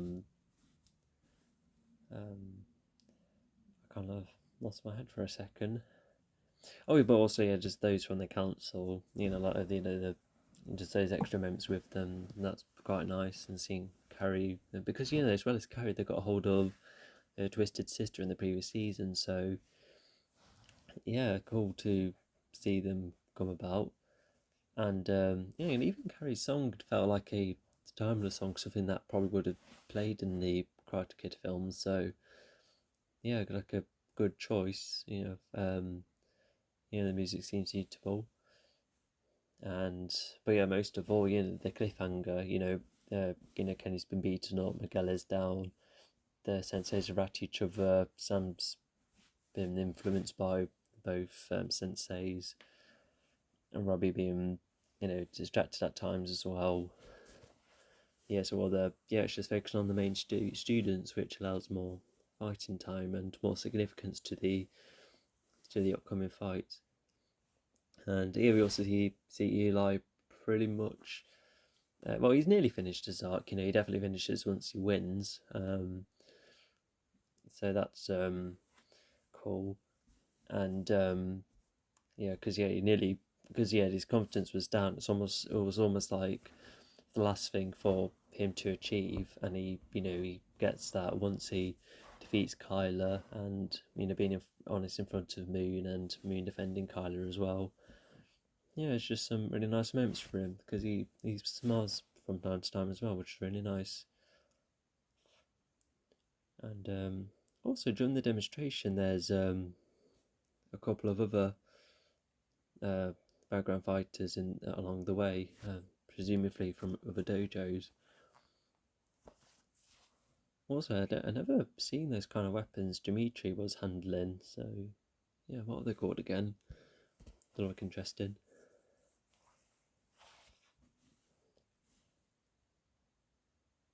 And you still always get the old distractions, not only of Miguel's downfall, but with cheering Miguel on, and Amanda and Anthony's reactions every now and again. Just adds more to like it just adds more character to the tournament.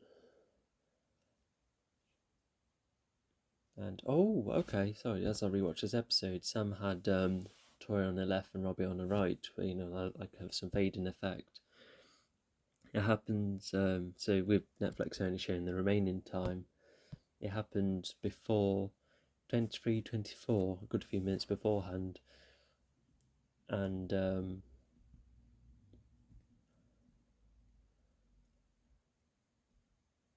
I think if it just adds to how far she's come, especially with other people, it's probably going through her head, probably something that's holding her back as well. So just the way they lay scenes like that is quite interesting. And not to mention Cobra Kai doing well with all of their demonstration stuff and the weapons and working together. Just further adds tension with Cobra Kai winning. And Johnny's was losing, just down to one student, and Miyagi only having a couple of left as well.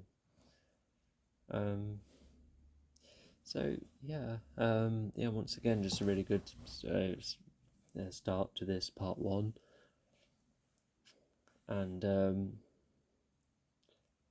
and not to mention, I think these are some of the last moments where Robbie and Kenny have like some nice moments together before they start to fall out. That whole sensei student miniature dynamic that between them, it sadly goes. It just starts off with Robert getting influence, which he then tries to warn Kenny about over time, but Kenny really lets the influence come to him because Kenny he really wanted a sense of strength, which he's got, but just far more.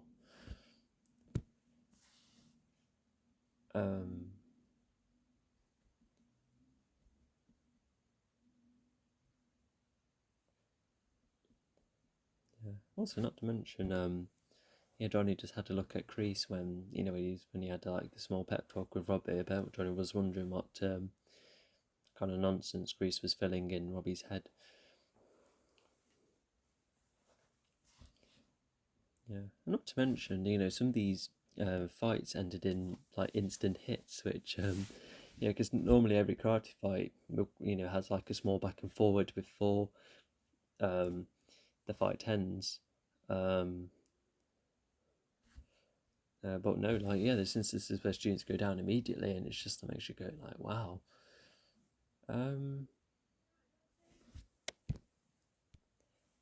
So yeah, I think that's all I can say. I'll see you in the final episode. Hello, and welcome to my reaction, well, not reaction, a stream for the last episode of season 4 of Cobra Kai. Once again, it's just already watching the episodes and then breaking it down. But now we're at the end of season 4, so we've got the rest of the tournament and other things to round up, especially with what happened previously. So yeah, get your episode ready, and we'll go in 3, 2, 1, go.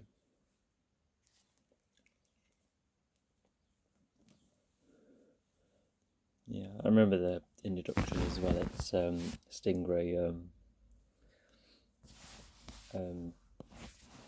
being in hospital, because I think it's been probably like another week or a good few days since it happened, since when episode 8 happens and then moving on to 9, so but you can still picture it being a short amount of time.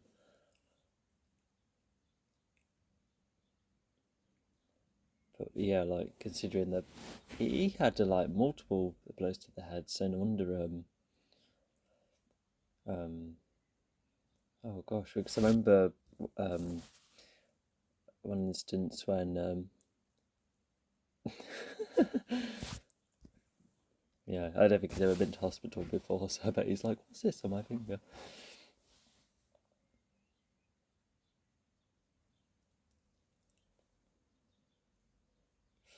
Gosh, he's probably got a couple of broken ribs broken as well, especially if he was getting kicks as well.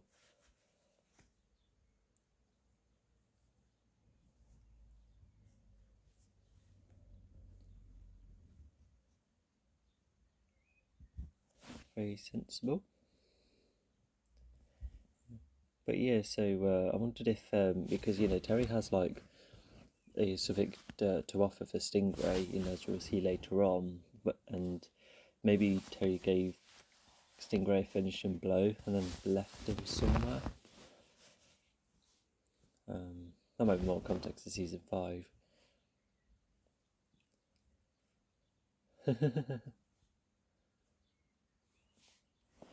Yeah, so she still enjoys the sport, especially like season 1. Anyway, so Miguel seems to be into fighting at first. Oh yeah, that was something that kind of puzzled me. So Cobra Kai had 2 students remaining, and so did Miyagi-Do. So Eli and Dimitri are still in the competition. So yeah, why not have? Oh, could they have done like Miyagi-Do versus Cobra Kai twice, and even with Eagle Finger be mixed in as well. So,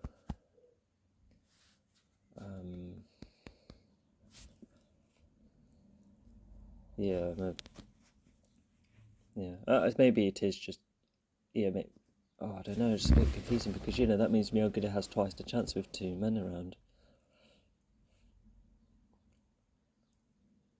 Yeah, so Dimitri's pretty much a Miyagi-Do, like all a Miyagi-Do student. Always trying to be encouraging.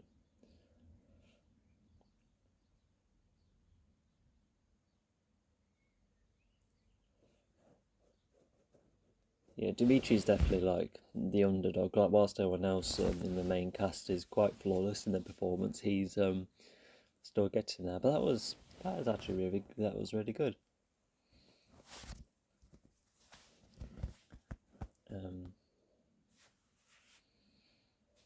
All right, so the studios have studios. I want to keep calling it a studio. All dojos have a fighter each. Yeah, for both boys and girls.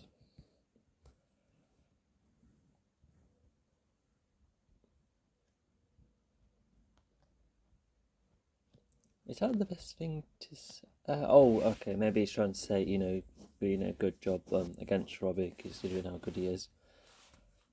At least he's trying to apologise as well, especially with what Daniel's done. And also, Kenny looks like he seems to recognise Anthony just being heavily influenced by his mates. But yeah, the roles have essentially swapped, but except Kenny has that kind of Cobra Kai influence, which makes it a bit more dangerous, especially God's in season 5.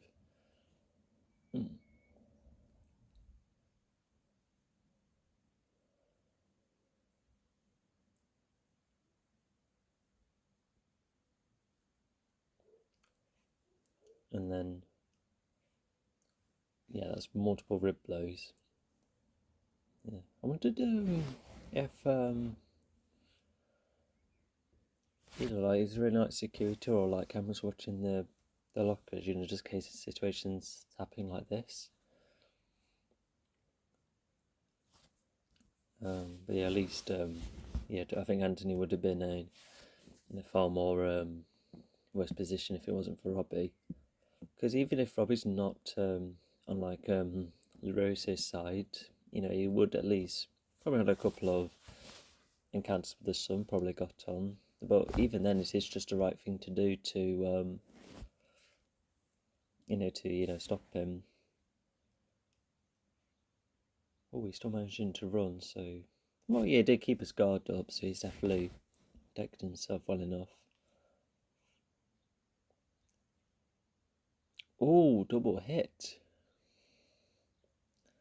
Okay, so that's another remaining dojo. Oh, the girls are still at it.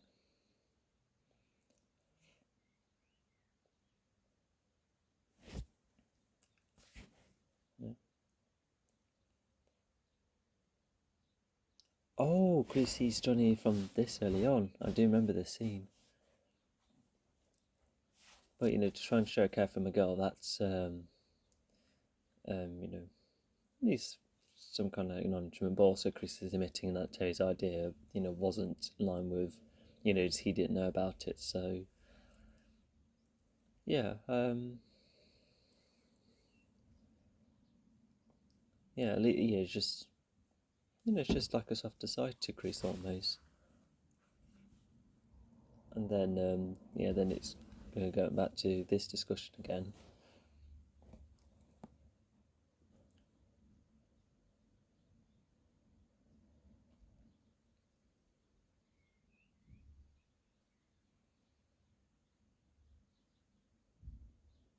And yeah, really nice to add to go context to that, because I think in the even from that look alone, and back in the first film, I bet you would have had some kind of doubt if Johnny would have won back then or not.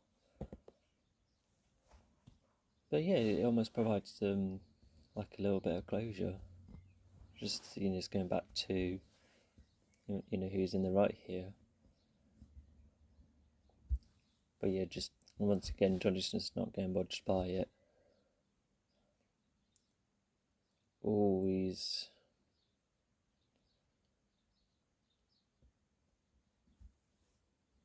Yeah, he was feeling a bit of pain, so yeah, I think he's going to listen to the nurse.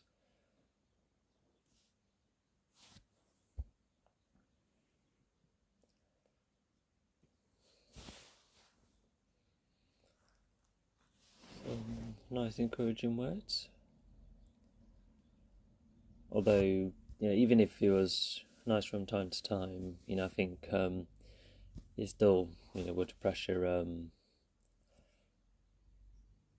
Still a bit much for Miguel. Once again, Johnny's talking about beating LaRusso as well, which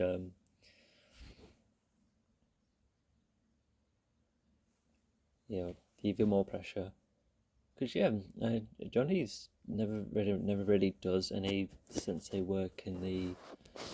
Oh, actually no, I think he does bits of it later on, but definitely not in the first half of season 5. It's mostly like him setting up his next stages of life, even at a point where once Cobra Kai won, he just accepts it almost, but compared to Daniel, who is very eager to stop it. And that's where season 5 kind of has a minor issue with, like Daniel's almost treated as the main character and even chosen to some extent. But Johnny definitely still has a lot of screen time and moments though, and he does eventually becoming a part of the main plot, so there is that at least. Okay, so another way for Miguel to get up and go, and so they've maintained Eli, if Miguel's going to fight again, so okay, and it's good for the tournament to do a couple of other fights in between. Maybe they could have done Sam and Tori, but I guess they just wanted to really give Miguel some room once there wasn't enough time to fight.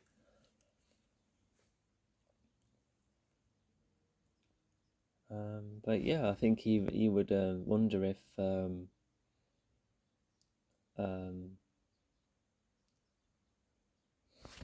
Miguel would have gone out or not, because I think he would have been somewhat encouraged and wondered, just knowing the consequences if he doesn't participate. But he was in a bit of pain, and thankfully the nurse said it was only like a muscle pain as opposed to like spine damage, so at least it's could have been a whole lot worse.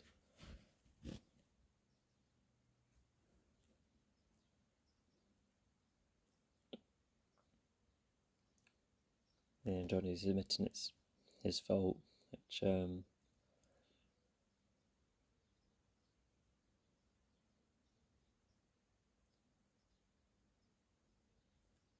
okay, yeah, so Johnny and the mum would have been at like the medical area, you could say, and then this must be enough of another corridor.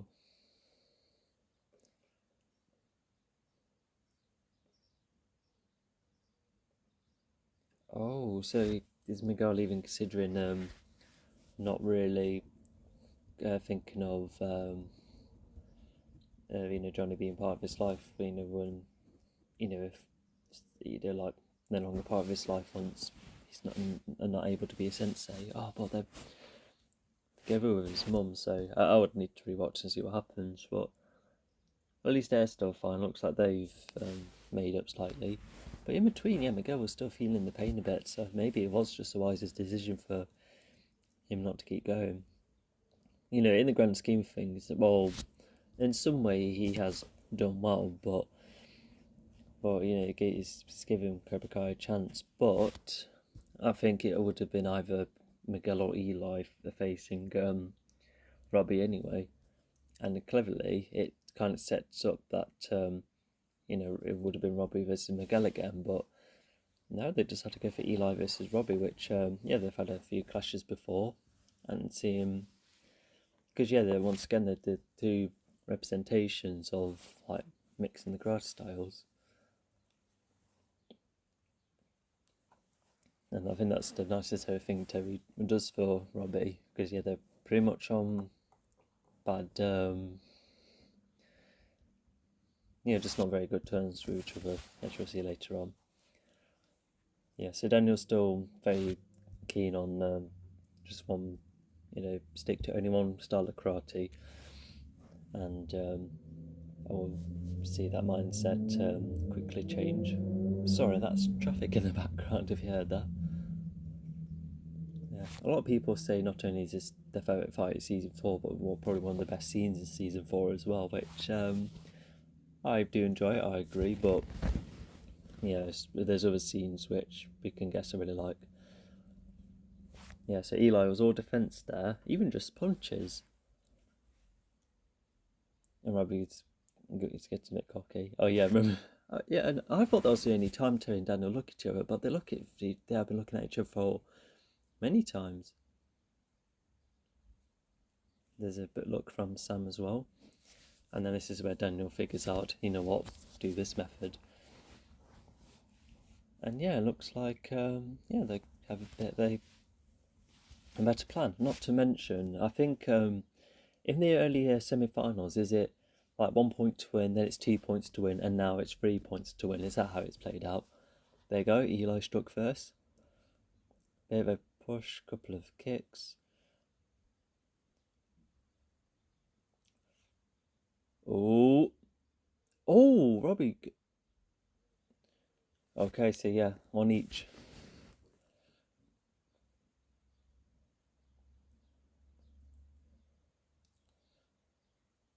Oh, bit of a throw.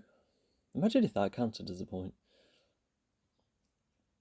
Oh, couple of kicks each. Good block.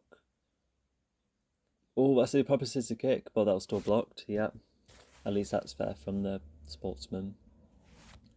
Oh yeah, I always remember that trick. Yeah, like a fake punch, but Eli was managed to quickly see it. Oh, look at that spin. Yeah, no wonder. Yeah, that was just more of a shove, so that doesn't work. Oh, and the change of stance as well. Yeah, even I do that martial arts. Oh, I get a bit worn out as well. In fact, so worn out. Oh, good to back off there. Good to back off there? Yeah, that's what I meant to say. That's still blocked.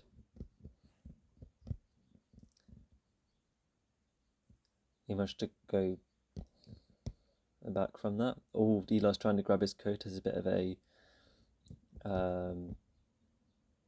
advantage. Eli nearly got the point, but then he makes a small reference to. Oh, so it's no longer about 3 points. It's now one hit versus the win. It's a bit like Super Smash Brothers, where it's equal. Super Smash Brothers, where it's just one hit and then the other opponent's gone already. And I bet Eli's just admiring his fans. Oh.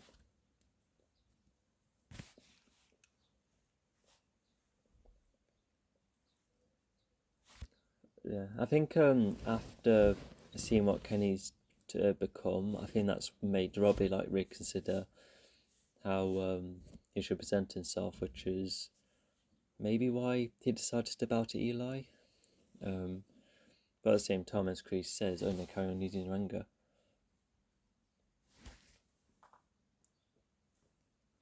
Oh yeah, even a look to Johnny as well, so they can see that it's worked. He's got another point, which is good. But yeah, also not to mention the. Oh no, he's lost his belt, hasn't he? Yeah, fair enough. And the sportsman's like, I don't know, I think you're allowed to do that.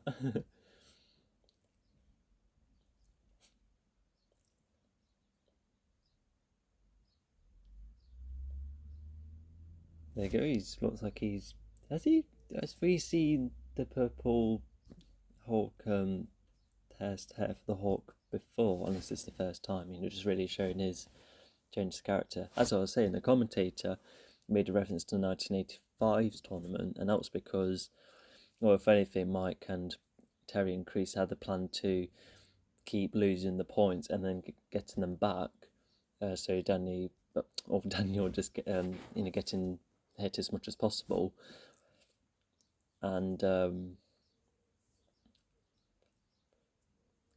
really like that moment. So yeah, Kreese gives him some encouragement, and especially having bad beef with Eli before, but just after seeing what Kenny's become, yeah, it's just kind of put him off. But hopefully, yeah, he's just lost an opportunity with a point.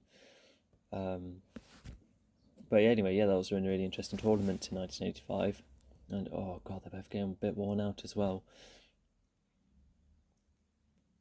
Yeah, because it's quite intense as well because Robbie's been doing karate longer, like a tad longer, and oh yeah, another interesting bit from Kenny is that when he was intimidating Anthony by saying a whole world of pain, because not only is that similar silver language, but the sinister grin is as well, which further adds to how Kenny and Terry are almost like they're sensei students, like like Kenny's almost like Terry's student. Not to mention, Terry was about to like hurt Robbie or something, which made Kreese hold back. But once again, it could be Kreese asserting himself as leader, thinking he probably knows the wiser words. Yeah, Robbie's gone, and Terry's disappointed. They've never made up.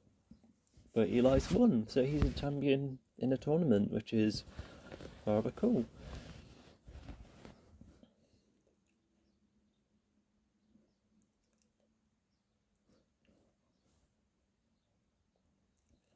Yeah, it's just what happened with Kenny put him off. Oh, but yeah, now it's this fight. And Amanda, Dr. Hiller. Oh, okay, that's nice.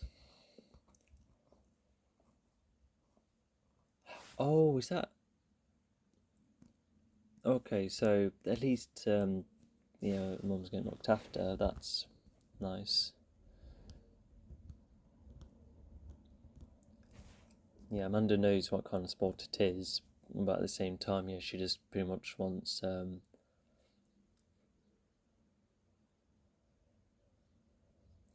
she wants this fight to end their rivalry, which it kind of does. It only stretches a little bit in season 5 until they did decide to move on.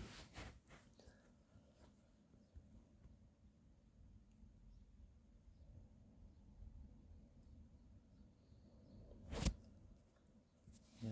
I think something else that, I'll pause, I'll make a pin on that, because yeah, this is pretty much one of the one of the big payoffs. Just acknowledging that mixing the moves is good, and Daniel all this time's been thinking that his kind of karate was, just that karate was, or all the the best way to go about it. But it's Miyagi maybe teaching a really good style of karate, but that style alone worked really well for Daniel. But as we can see, the students all do very well with, regardless of how many dojos or methods they've been through. Which is a really good message and a really good theme coming from the season, and we just have a flashback of of the third film, making it even better, which was good, because I was surprised, other than Terry coming back and a couple of callbacks. Yeah, the third film hasn't been talked about much in the season, which kind of surprised me. But at least it's definitely helped with a couple of things. Such as why Terry wasn't been as involved in the dojo, and just other elements as well. Just understanding more about Terry as well, which further adds a bit more to the third film.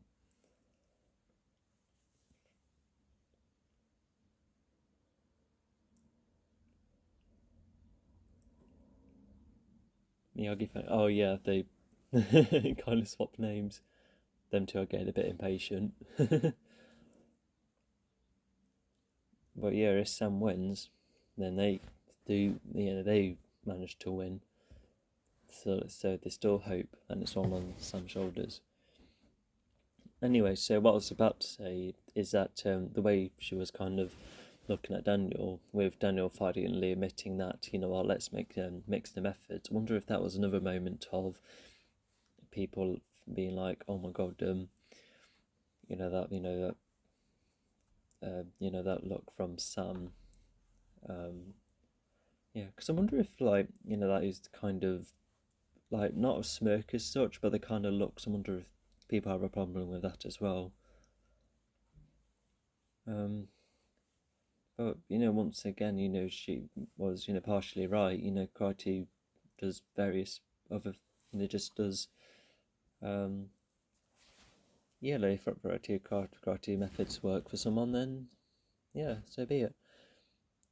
But also kind of similar to the first film and the first Cobra Kai season.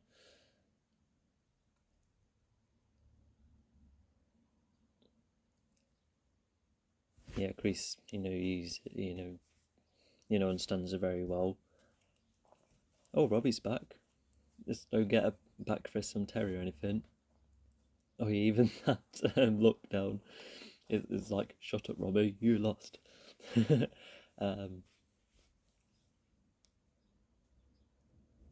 But oh yeah, but as I was saying, yeah, just first film it's Daniel's coming back. The first Cobra Kai is Daniel's going to be the sensei for Robbie, and then this time it's Johnny's going to be a sensei to the students as well, which would give her a bit more confidence. Once again, it's just nice payoff for them to finally work together. But unfortunately, it still wasn't enough. And just once again, if only if they worked together for longer, without any falling out.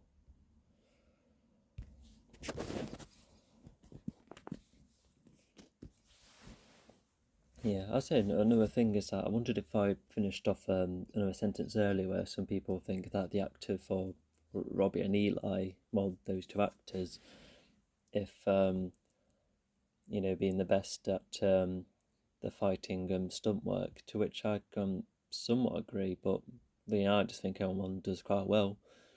Oh, that's a good start. But also Amanda has a funny reaction, doesn't she? Where is it?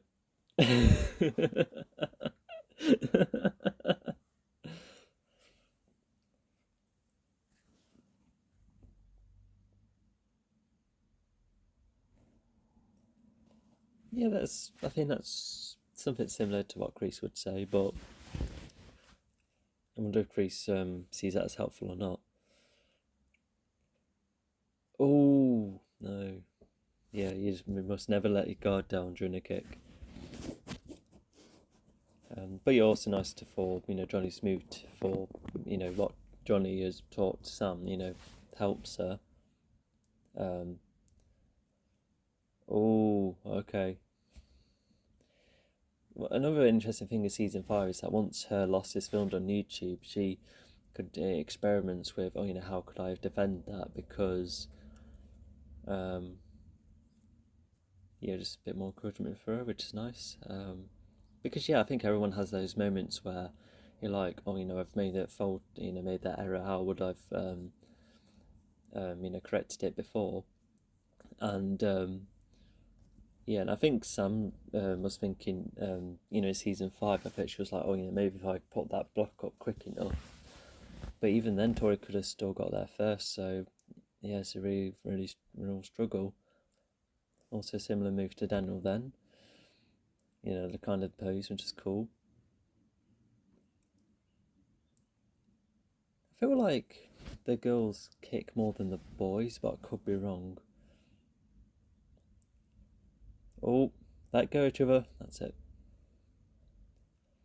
Oh!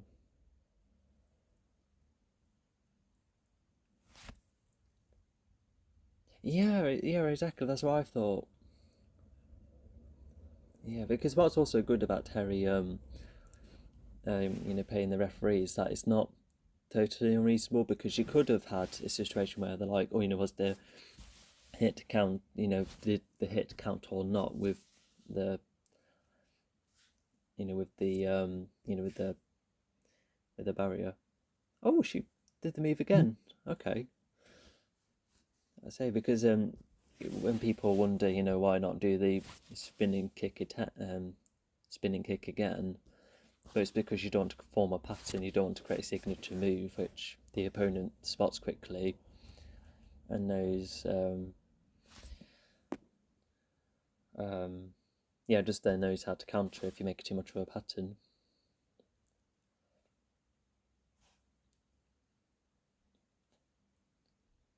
Ooh. Ooh, okay. Wow. Oh, that's an elbow to the face.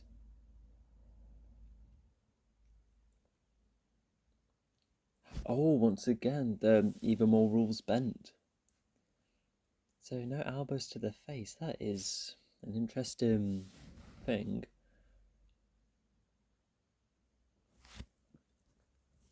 Yeah, Terry's all about spotting the weaknesses, and not to mention bending the rules, which adds yet another difference to, compared to him and Kreese. Once again, also, if a man can't see, he can't fight. He's making that reference as well, trying to use that with Tori, which once again, cool callback. But even once again, not only does Kreese still have some something inside that makes him slightly sentimental, Johnny. But right there. Kreese trust Tori to do her best. Before Terry influences her more, and that does help prevent any more breaking of the rules. And and Terry being a bit more of a commander as well. And it was, if it had been that they are like like leaders to their soldiers in some way, and there you go. They're just a bit of a reminder about how far they've come.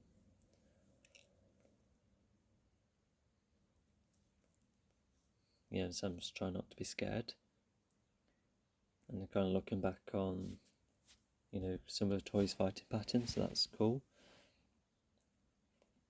Yeah, I wondered if oh yeah, this, okay, that was blocked. Okay. Oh yeah, so maybe she did have time to put the block up again, or maybe like a sideward block. Yeah, Sam's a bit confused because maybe like after talking to Amanda, I bet she just sees it more as a tournament thing instead of going against as instead of revenge for against Sam, compared to Sam, who kind of takes it as a revenge opportunity despite winning against her twice, which could be seen as questionable. But yeah, she still wins. Oh yeah, that looks like the big one. And yeah, this is where Terry shows himself as not only as like this different facade in front of the public, presents himself quite well. But now he's going to branch Cobra Kai. He definitely has the opportunity considering they've won, unlike 1985.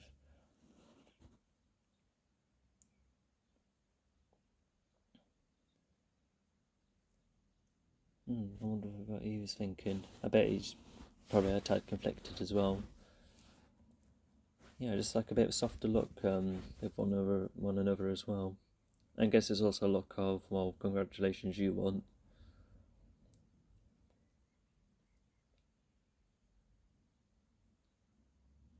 Yeah, he would have probably put the blame on himself for not getting on with Johnny for longer. And God, yeah, he's really worried because what he's experienced is now going to happen to a load of other kids, just even more. And we do see that with Anthony, being bullied more so. Now he's taking it as his fault as well. Yeah, even Karma seems to understand what would have happened if they lost, and now it's the same. Oh no, sorry, the same. Sorry, but now that they've lost, Karma's just once again understanding what the situation is like, and I mean, I think they're just going to sleep at night and see what happens.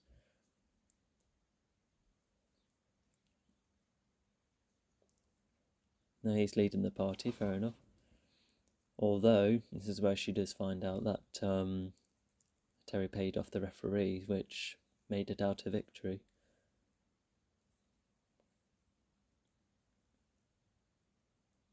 Oh,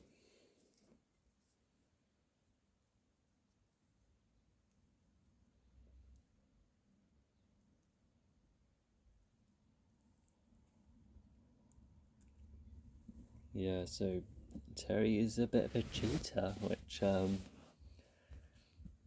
which just further makes him a bit more deranged.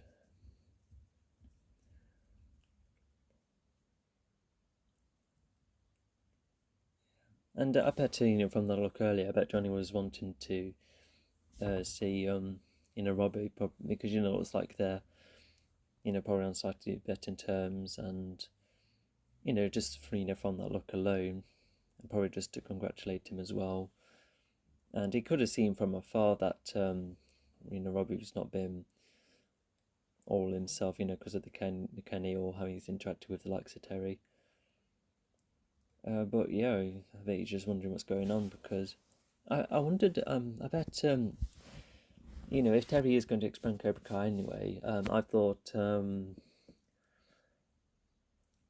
he was going to like spawn like multiple ones with various dojos, but instead does he I know he takes over other dojos as well, but does he go for the established ones instead of starting off fresh? I think that explains why he doesn't keep that one, as well as renovating the old 80s dojo. Also, it's nice for Johnny to look back on what he achieved, but at the same time what he achieved has then caused all of this, Kreese coming back and Terry coming back. And then Johnny is just giving an explanation for what's happened with the place. I really like this scene as well, because they're just at the most sentimental with each other at this point. Probably is going to be their most sentimental scene, unless season 6 totally outclasses it. Well, yeah, I think they do have some nice moments in season 5 as well, but I just remember really liking this one because for the first time, Robbie, requires like some comfort from Johnny, and right here he's just sharing about how kind of just ended up being influenced and no longer following him, and Robbie kind of sympathises with that, with being manipulated and seeing how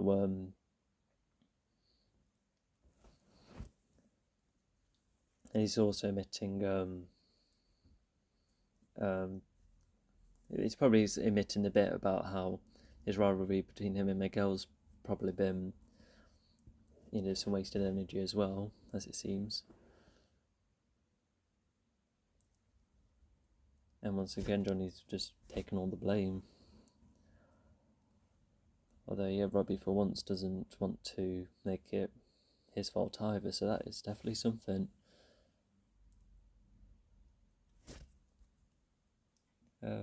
But yeah, could be a lot of similarities between, Robbie struggling with Kenny and versus as well as Johnny struggling with Robbie. Both different situations, but they do have their similarities, which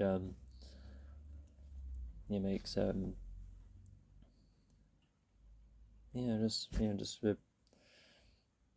I don't think this is Johnny last scene. I think he does have one more, but I think it's it's just once again just very nice.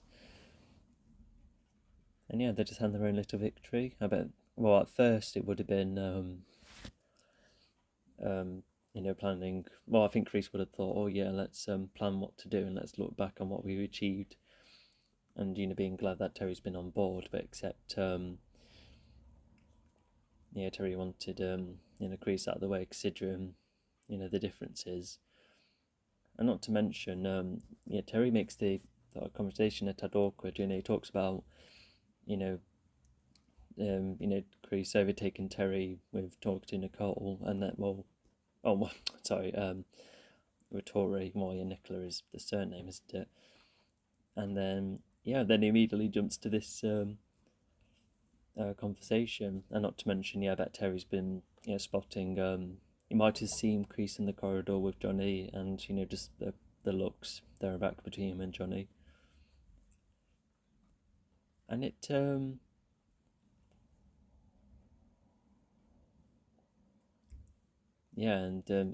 that's what Terry's been thinking all this time, because in season 5 even Kreese was picking Johnny above Terry's goals, which you'll see later on.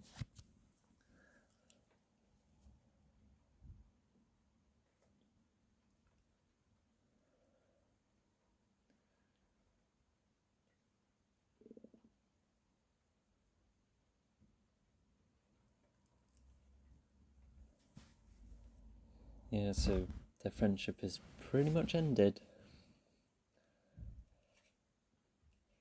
Yeah, because with Kreese being on edge, and Terry being not on edge, you can probably guess by now that Kreese is being put the blame on. She's looking back on the attack, probably one of the worst experiences ever done. And then presumably before he gets knocked out, Terry makes that agreement, and even if it is a bit unwise to put the blame on another sensei, Stingray doesn't have much else other than Cobra Kai's been one of the best things to happen to him, and he wants that back. And if Kreese has turned his back on him, then that further adds to why that Stingray wouldn't have defended Kreese. But at the same time, sorting officer, that's not going to help.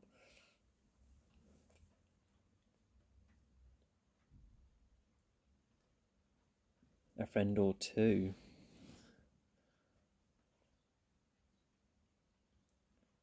But Terry can also have been threatening Stingray at a point where Stingray will just struggle to refuse.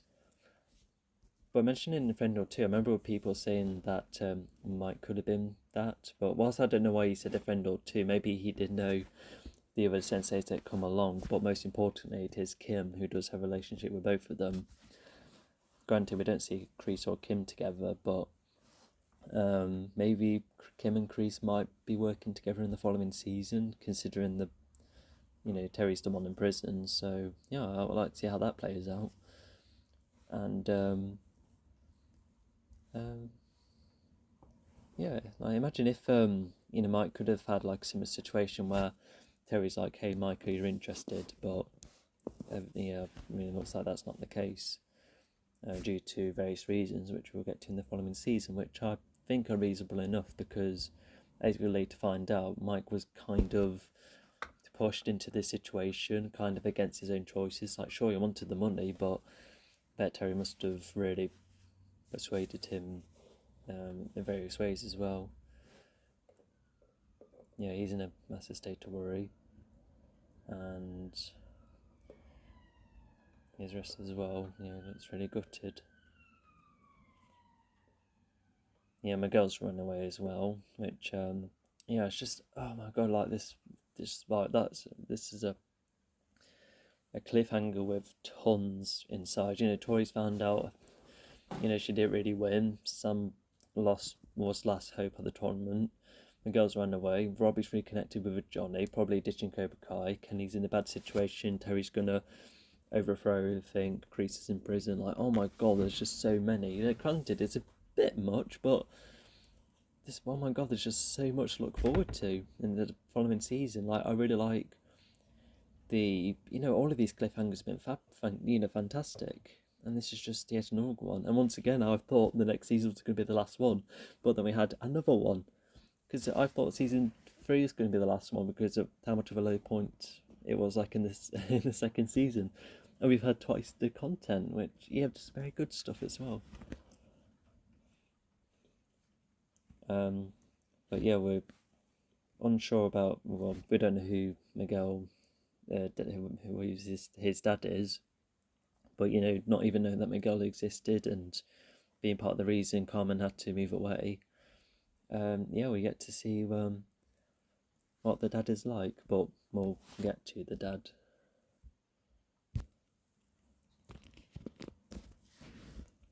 I do like that final line or final monologue from Daniel as well, because he both talks to Miyagi and whoever is nearby as well, which is neat. But also when Daniel says, you know, whether it's defense or offense, you know, in season 5 you can definitely tell with Daniel mixing the methods, and despite not a lot of, you know, training from Johnny, Daniel still, you know, considers both styles of karate, and I think Miyagi would accept that if it will help the situation, you know, depending on what the situation is. I really like the headstone as well. That is a lot of achievements for him. And once again, yeah, like finally an end to Cobra Kai, and yeah, because you know, definitely is maybe season 5 is the end of Cobra Kai, but it becomes like another entity in the world tournament, especially with Kim around and with Kreese coming back, perhaps. Yeah, I guess we'll get back to Kreese,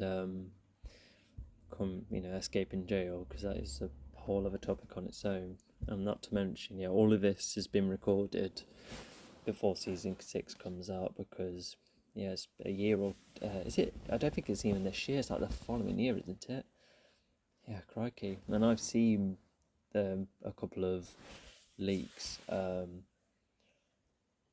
Nothing major, but I suppose we'll wait to see how it goes. But I'm not the biggest fan of leaks, because they're never really confirmed, and sometimes when you like hear the things being confirmed, it kind of lets you down a bit. Because I remember when watching Infinity War, and I was so excited at that point where I was watching a lot of breakdown videos, and I was saying things like, oh, you know, this is actually the scene where Thor makes his hammer, and then to actually see that, I just remember thinking, oh, you know, I've just been kind of told, I wasn't surprised. Well, you know, just, you know, being told by another source other than the film, yeah, can be a bit dredging. Because I remember when some people thought that Thor was like trying to take a part of Thanos' ship apart, which could have been like a really cool scene, but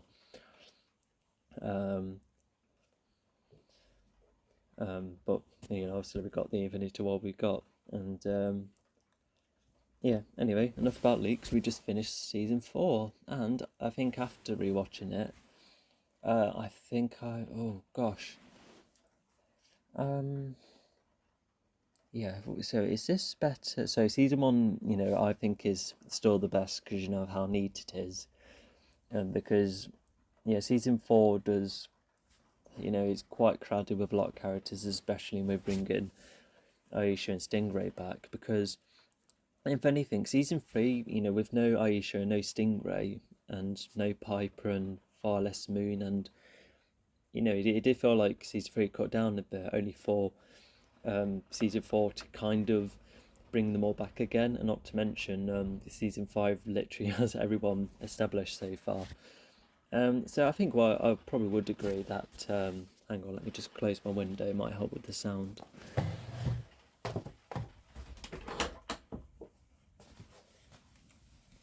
There you go, a little bit neater. Neater? No, sorry, quieter, sorry. Anyway, so maybe season 3 might be better simply because with less characters it's able to balance and emphasise things more. So yeah, and I think in season 4 as well, there's been a couple of more significant questions which didn't really have answers, a couple of stretches and probably a couple of more coincidences. I could be wrong though, because I'm nearly convinced with season 4 being better because of the type of theme it has and the way it culminates everything. It's just a very layered climax, and yeah, it's just the way it's following through still, it's just, yeah, great. But not to mention, so subjectively, like bringing Terry Silver on board, he's like really changed the game, because like despite the plans, obviously it has his one theorized plan, you could say, of getting Johnny and Daniel to split up, and whether he's, I think he did have, the idea of bringing Kreese on board, but once again they've had loads of differences, and Terry being constantly undermined. And sadly, Kreese is in prison. But I wondered if, I don't know, I felt like Terry did plan on beating up Stingray from the start, because I thought Terry was beating up Stingray like out of anger, considering how drunk and warped he is.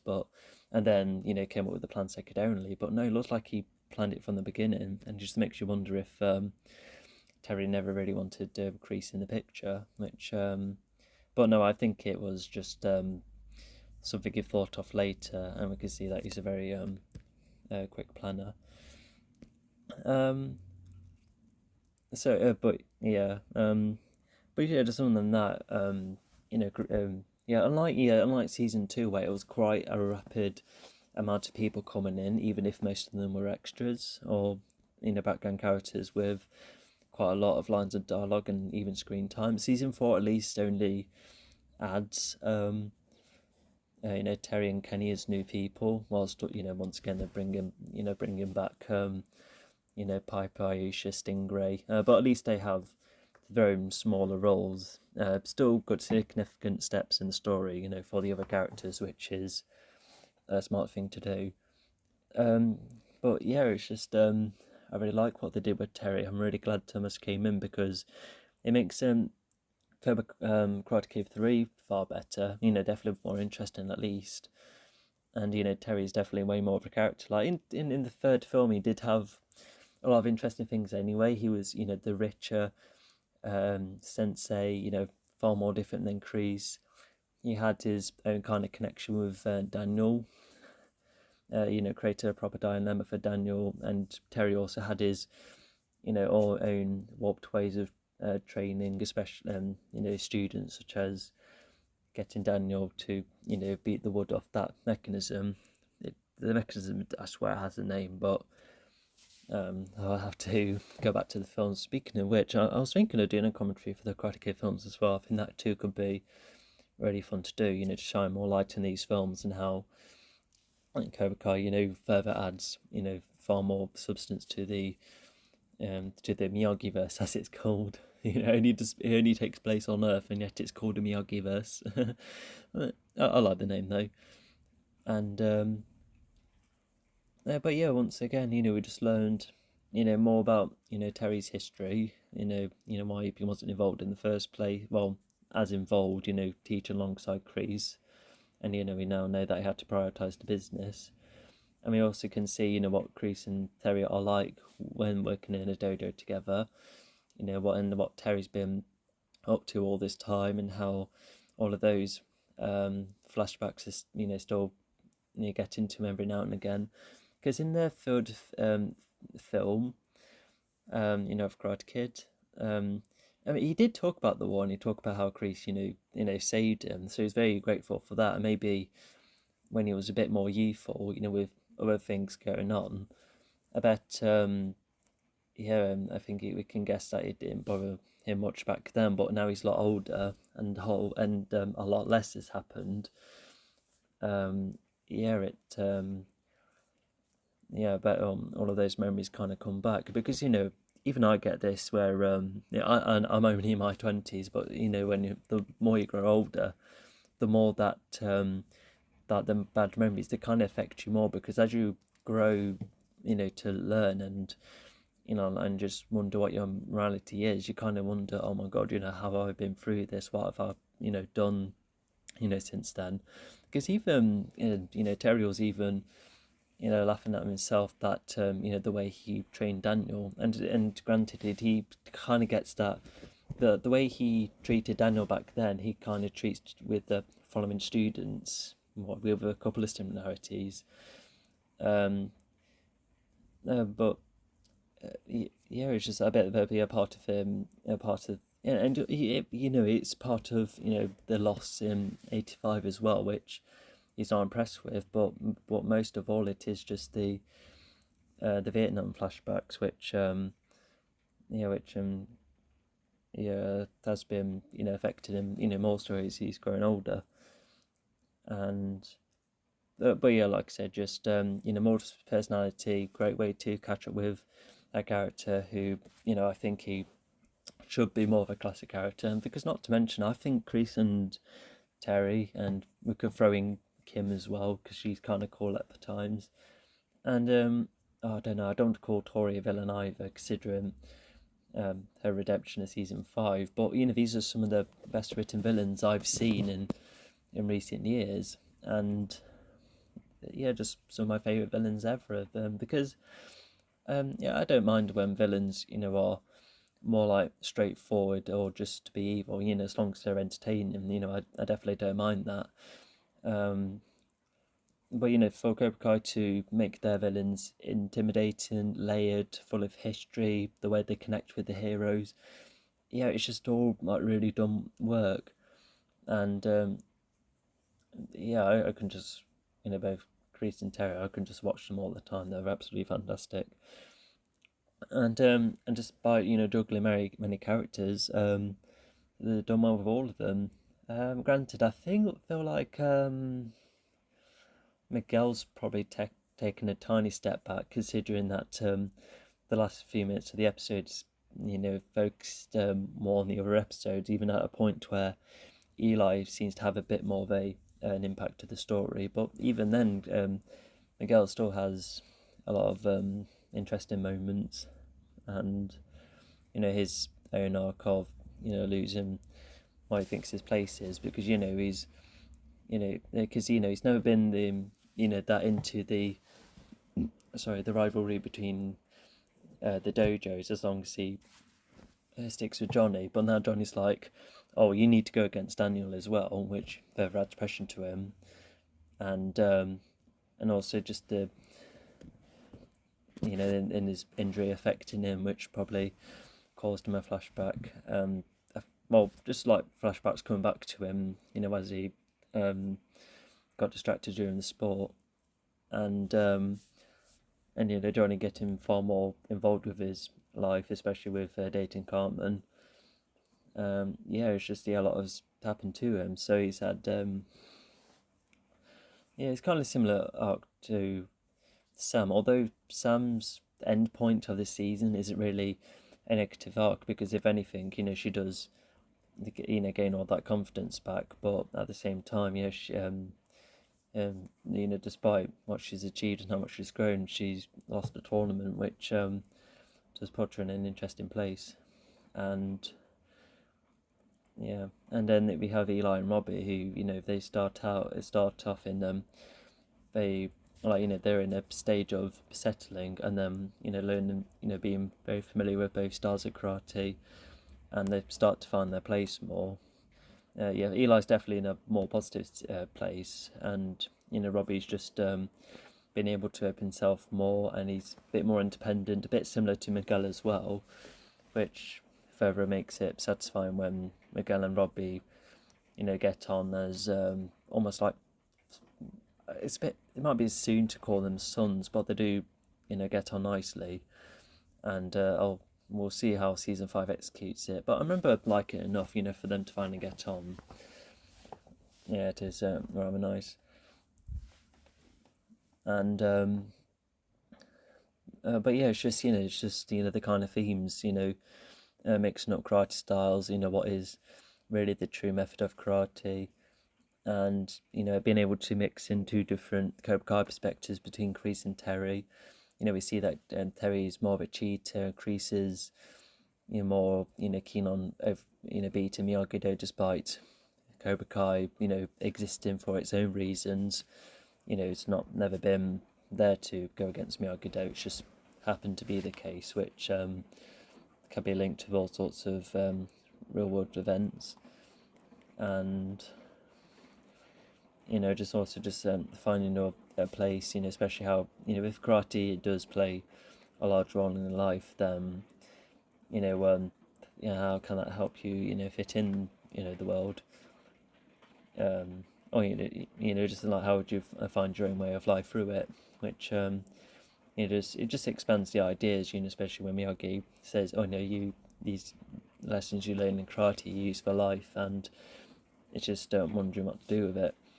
So yeah, it's just nice to extend those concepts. Although to and go back onto the final episode, so for Stingray to lead to Kreese's arrest, that is, I just remember being really shocked and surprised.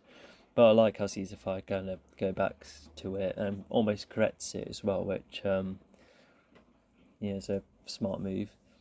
And we see the rest of the tournament with more lengthier fights, between the more significant characters, and the fighting's pretty cool, especially Robbie and Eli. Some proper good stuff. A lot of very unique moves which we haven't seen until now, so that's fab. And and even Kreese still having some kind of feelings for Johnny as well, which still makes him sympathetic. Because whilst Kenny kind of becomes Terry's student, and with Terry getting on with Tori as well, he never really has any kind of sentimental connection to anyone, because he's mostly neutral. He's either talking to others like business people, or like friends, or just trying to walk with other people, trying to give people a side to him that's not true to himself. It's just he's very he's just like people act differently when meeting all sorts of people, and but he's definitely not one of them.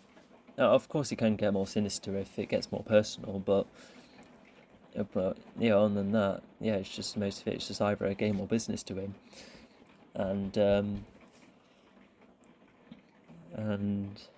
also worth mentioning to have another match that's gone over the time limit. That's cool to get back into that idea, especially, and the 1985 concept is a totally different story, but to see the overtime in a modern tournament adds to the variation. That's cool.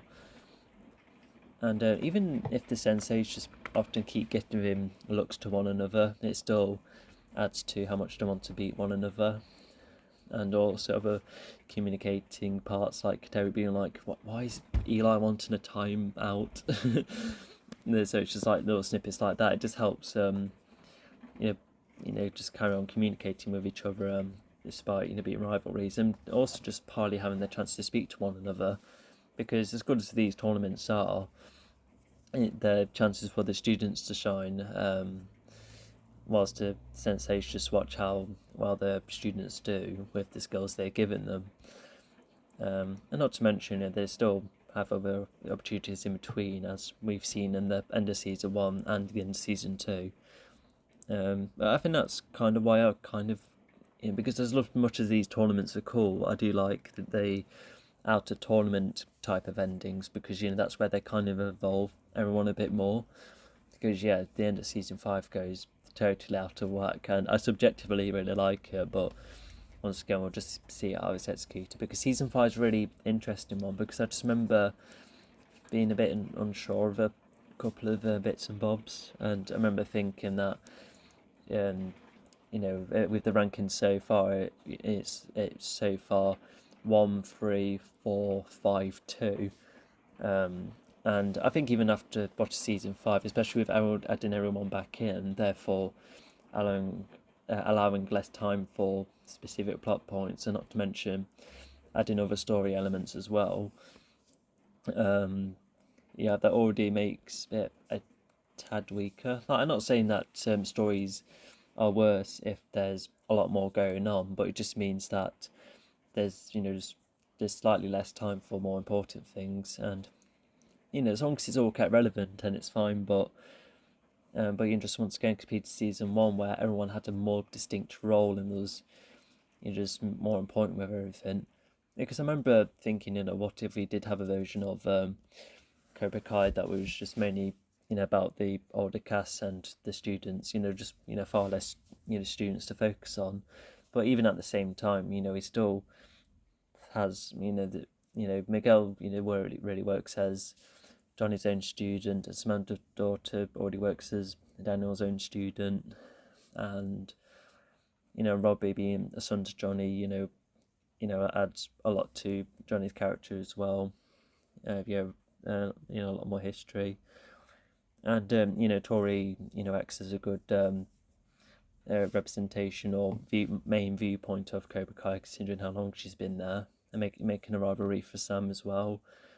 So yeah, thinking about it, other than all of these, it's just you just almost can't imagine the story of Elton. Like, granted, I bet some people would have preferred less focus on the students, especially with season 2 having more than double the number of them, but it just adds depth to the the students in the dojo. Just getting enough personality to them, which further makes it more intense when the dojos do against one another. So yeah, I'm just at this point I'm really struggling to imagine it. But once again, I think I can see how the story or the entire thing could have been sticking to more specific elements. But I think it still works okay. It just makes you wonder what another good version of the show looks like, despite being really pleased with what's there so far. And what else has paid off? Sam and Tori, their rivalry kind of goes a bit calmer after this. It's almost like, arguably, I bet their rivalry kind of peaked at season 3, where Tori's at her most vicious, but later on looks like she's got more softer at a point where she feels bad losing against Sam, and kind of like Robbie, is just not acknowledging all of the influence she's been given, making all confused, and so the softer side of her has kind of come out and about. And whilst Robbie's had, Johnny kind of acting as an emotional anchor, Amanda kind of made Tori open up in various ways, especially at the point where Tori's accepted help from someone else as well, which once again just a very interesting step for her. And and just there's other elements as well. Once again, Kenny really works as not only a very neat payoff, like once again it is adding a bit more to the story to have yet another Cobra Kai student, granted one with his own concepts, and having a rivalry for Daniel's son as well, further adding to how far school bullying can be, especially with karate involved, further adding the cycle which the first film shows off and we see come about again. And also Cobra Kai winning and see the empire of Cobra Kai come about. Once again, just a very interesting story thing to explore. And so far we've just been seeing Terry's influence of Cobra Kai, with the more merchandise, therefore more students, and adding a lot more to the dojos as well, like some gym stuff, which is just very cool. Just adds to the world building almost. And Johnny's dojo is a bit more refined as well, even after leaving Daniel. So that's nice, because it was just a club in there in a public park, but now it's like a proper dojo, especially with a branded car and the type of red gi they got. Yeah, it's fab.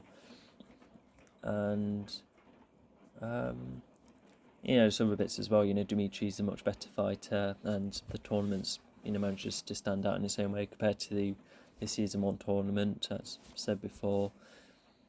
It's just a lot of things it's done really well. Despite how much it's having to juggle, it's done well, despite of it.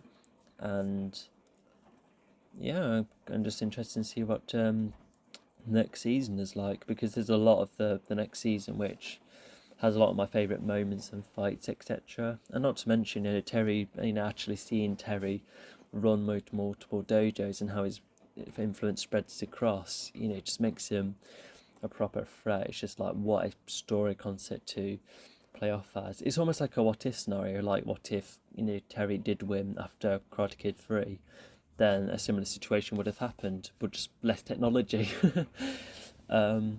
and you know, them being a bit younger. Well, actually, no, 30 years younger. Anyway, I think that's what I have to say. So I hope you enjoyed season 4. You can see why I was conflicted whether which one's better, but once again, I think season 3 was just a bit more focused on the more important parts compared to how much season 4 had to juggle.